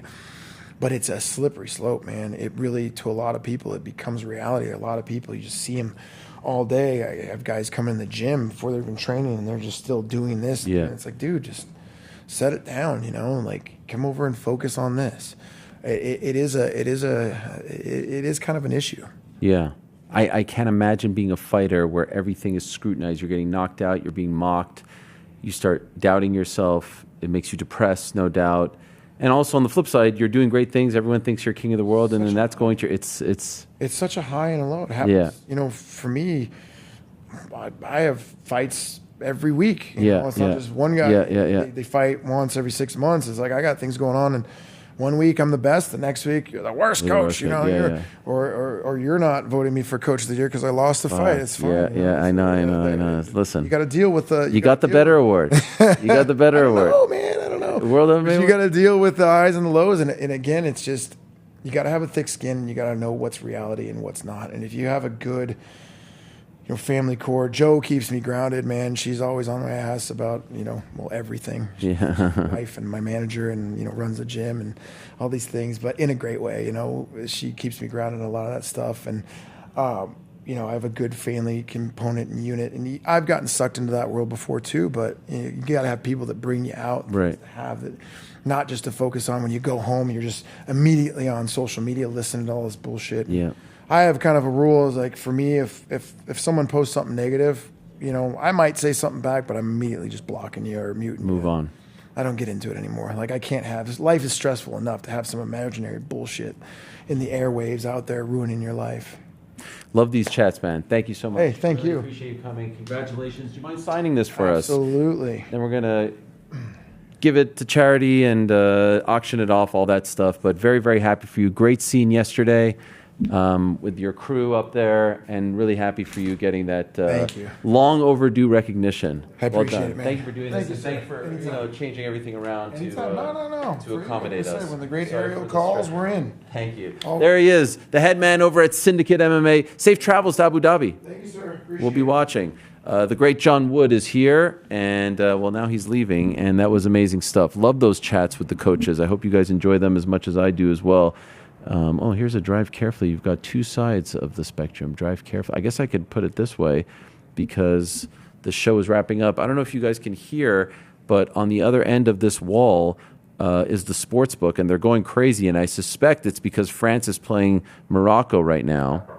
Oh, wait, yes? Another, I was wondering if you were here. I should have, there she is, the one, actual present. Yes. I'm sorry, I didn't see you yesterday. You're the best. Congratulations. Say something to the people with your wonderful voice. Say something to the people. How are you? Good, how are you? Congratulations. You were up there like the big boss, telling everyone, you're going down, you're going to the back. You're the leader of the clan. I loved it. PT and I were watching, like, look at JoJo up there. Yeah. Guiding these 30 people. I was so happy for you guys. Thank you for this. Wow. Oh, the famous. Yeah. Yes. Thank Red. Thank you so much. I really appreciate it. You're the best, JoJo. Share with your team. You've got the best team. Thank you so much. I appreciate it. As do you. The great JoJo is here. Oh, wait, JoJo. Sign the table. Sign the table. You're a legend. Come on. Thank you so much. Sorry about Scotland in the World Cup, but they drank a lot and had a good time, right? Yeah, that was an experience. It was. They made you proud, right? Yeah, I realized what people say. Oh, you hate the English, and I'm like, no, I love everyone. But I was watching Brazil and Scotland, and there was so many English people dressed in Brazil shouting F Scotland, F Not Scotland. nice. I was like, okay, that's why Yeah. say that. Yeah. Much love to you. Sorry. Thank you. So great to see you. There she is, the one and only Joanne Wood, née Calderwood, with the famous Scottish shortbread. Look at this right here. Boom. Wrong camera. Yeah. Everyone's coming with gifts for me today. And it's Jordan's birthday. And I'm getting the gifts. Jordan, after this, we're going to have a Scottish shortbread. I'm opening this. I would love it. And then we're going to smoke a cigar together. But we'll do it. Jordan, I have a great idea. We'll do it after sushi. Yeah, man, I'll be there. Okay, wonderful. Who's winning in the France game? Because I hear all kinds. Nobody. Oh, is that why everyone's There's going? been some drama. Mbappe had a penalty saved. Oh, penalty saved. Yeah, that's when everyone really popped. And they just hit the crossbar. Wow. Do we have any super chats? We do. Super chats. Why don't you read them today, old age? It's not your birthday. Oh, listen to that. The boys coming in, or should I just take us home? I think you should. I think Connor wanted to talk to you about something, actually. Please. I thought that's what we were doing. All right, this is so good. Wow, this is so good. Tell me, what's happening? There's all kinds of shenanigans happening out. Where are you going? What are you doing? Where is he going? What is he doing? Oh, do we have another cake? Not another cake, but we got something for Jordan. Tell Jordan to get in here. Jordan, get in here. Jordan! Happy birthday. Oh, what is this? You almost tripped on the thing. Happy birthday to you. Is he coming? Happy birthday, dear Jordan. Pull up a chair, Jordan. Happy birthday to you. On air, Jordan. Is this your debut on camera? Like actual in studio? Look at this guy. Look Whoa. how handsome he is. Beautiful Jordan. Wait, open that up. I brought specialty. I brought action those that matzo ball soup yes, a couple that's years right. ago. Oh my God, those look Those look fantastic. incredible. Look at Thank that. you to the crew. Wow, on air, Jordan here. Thank you to you, man. Thanks for being you, man. The real sort Appreciate of it. Oh, some World Cup theme imagery. So, Yeah. All right. I mean, custom box too. Had to get that design. How old? 35. 35. Yeah. Kevin Durant year, they said. Kevin Durant year. This is so fun seeing him. I joined this team because I thought I'd win a title, just like Durant joined the Warriors because he couldn't win elsewhere. And look at you. And look at us. We didn't win a title. We didn't win anything yesterday. What do you mean? The Knicks have won a title? Oh, right. But I mean, You like, won 16th? The Uncrowned didn't win anything yesterday. Okay. Well, I would say the Uncrowned podcast has won a lot. They have won a lot. They got a lot. Can we play the clip? We have. Oh, how they did it? We do have the clip. It's, Oh, yeah, this was great That stuff. and the mention of the Ariel Helwani Show. Who's going to play the clip if Jordan's here? That's a great clip. Oh, here we go. Okay, here it is. This is Helwani Show. This is the Helwani Show. Brilliant. Yes. I'm sitting there. I see this. I'm just like, oh shit, we might get some love here. They might play some A little clips. airtime, yeah. A little hot take or two. Great. Shout out Ian Parker. It's gonna be fucking great. inside. They've got like multiple That's correct. clips. Dana Okay. White's contender. Okay. Ah, sick. Yeah. I mean, definitely doesn't make any sense to have No doubt. shows Absolutely no sense. competing against each other. Look at that. Dana White's Different contender. kind of thing. Totally different. I mean, not even. I mean, There's a big dog, leading man of the year, Dana White. Oh, here we go. Now it wasn't even like 3 seconds. Now we did confirm though after seeing that it was the Uncrowned studio, yeah. But that wasn't even like they didn't even let the picture. She literally goes, the Ariel Helwani Show, the Jackson podcast. Yeah, I knew in that moment we had no chance. Why did? Oh, I knew we were fucked at that point. Yeah. Why didn't Tough get nominated this year? It did. Tough was not. That was Dana White's contenders. No, but I thought Tough was after Ariel as well, no? I don't They got remember. nominated for something else. They got nominated for Okay, something. now do we have the other one? Do we have the other one? Okay. The Uncrowned The other one one's as well? ESPN. Okay. There it is. Media source of the year. I Yep. can't lie. I'm a little bit nervous for this one. I'm like, oh, could you imagine? Uncrowned pulls it off. Fighting. I wasn't even sure. I didn't remember. Are we all going to run up on the stage a la John Wood? We should have. Junkie, great. Oh, we got to be getting a nomination. Okay. One Respect more. Sir Dog. We got to be Five. coming. We got to be coming. There it is. What is that? What is that bullshit? Can I ask you a question about this picture? So we clearly find out that this is some sort of religious podcast. Why is there a dude there? That's my back. What? It's just a picture of Oh, my that's back. your Yeah, back. yeah, yeah. No, but like that picture of the guy's back is not associated with that pod. Yeah, what is So that? what did they do? Did they try to like? I think it is. It's a. It was on the Was it? Spotify earlier. Oh, so it's like a. probably they saw that and they were like, oh, that looks Of course, it's that. I was trying to pretend to Ariel that is actually our logo. I was like, what? There it is. I was flabbergasted, but we won one. Well, listen.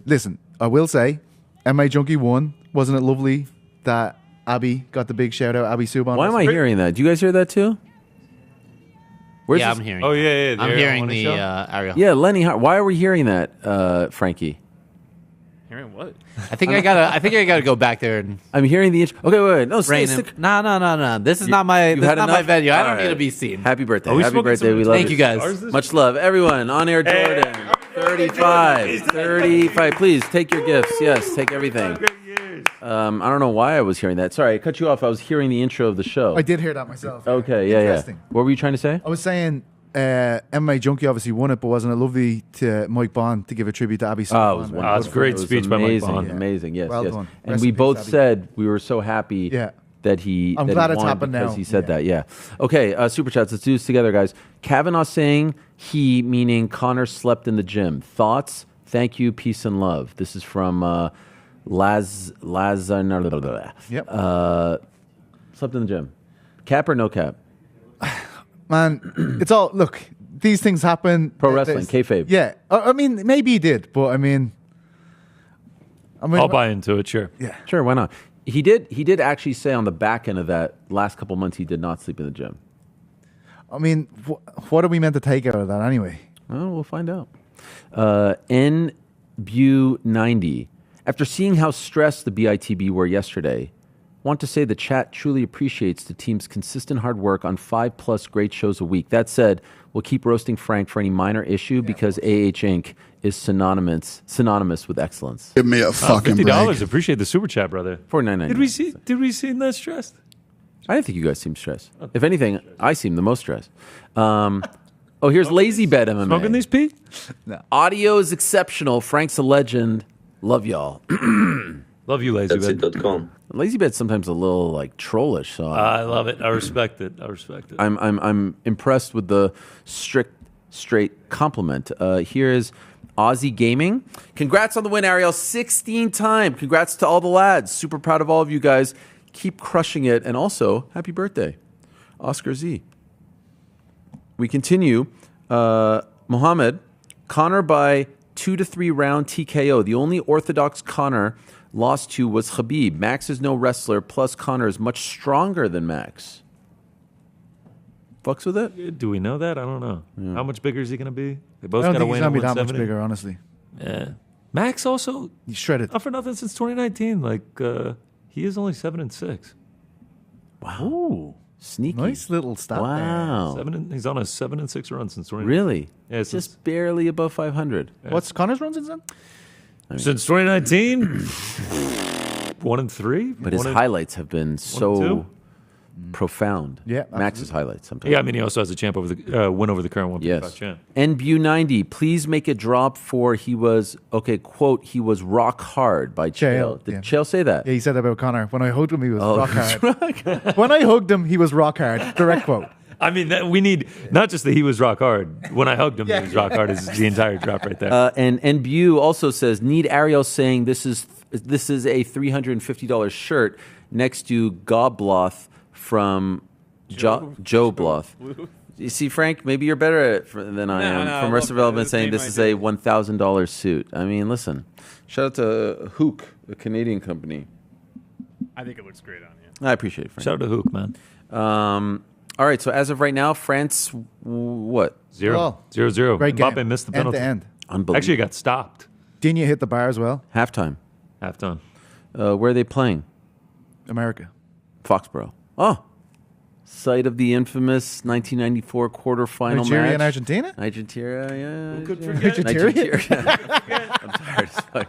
I am tired as F. Gents, we're going to have some sushi tonight in honor of the 2026 NBA champion New York Knickerbockers. This man will not be joining. No, I will not. Pizza, you're afraid, man. Yeah. We're doing fatty boom baddies.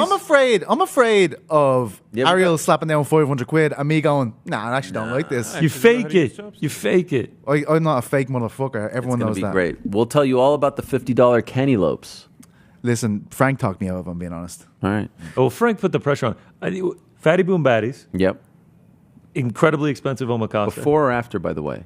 I feel like we got to do before Wait, and then when in between. Going? When he was going? Like before? Listen, there's certain things that you're either in or you're out. Come on, Pete. You can't know. Before or after the Sphere? Before. Oh, cool. Fatty boom baddies, omakase, fatty boom baddies. I'm not going to be there for any of Wizard of Oz sphered. Damn. Sounds like a night to me. What a night Sounds in like Sin a night City to for me, the boys. baby. And the train rolls along tomorrow. Tomorrow on the program, same time, another special edition of the show. Same time, so 10 a.m. Pacific, 1 p.m. Eastern. Rick didn't want to come in, by the way?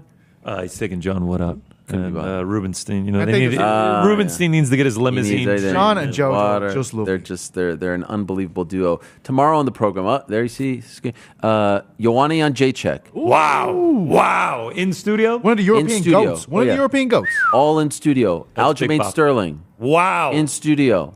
Yes. Bohashinia, Paulo Costa, in studio. Haircut for Rick? Maybe. You never know. Who's to check? You never know. And also, I would say maybe this is our strongest line. And then your guy.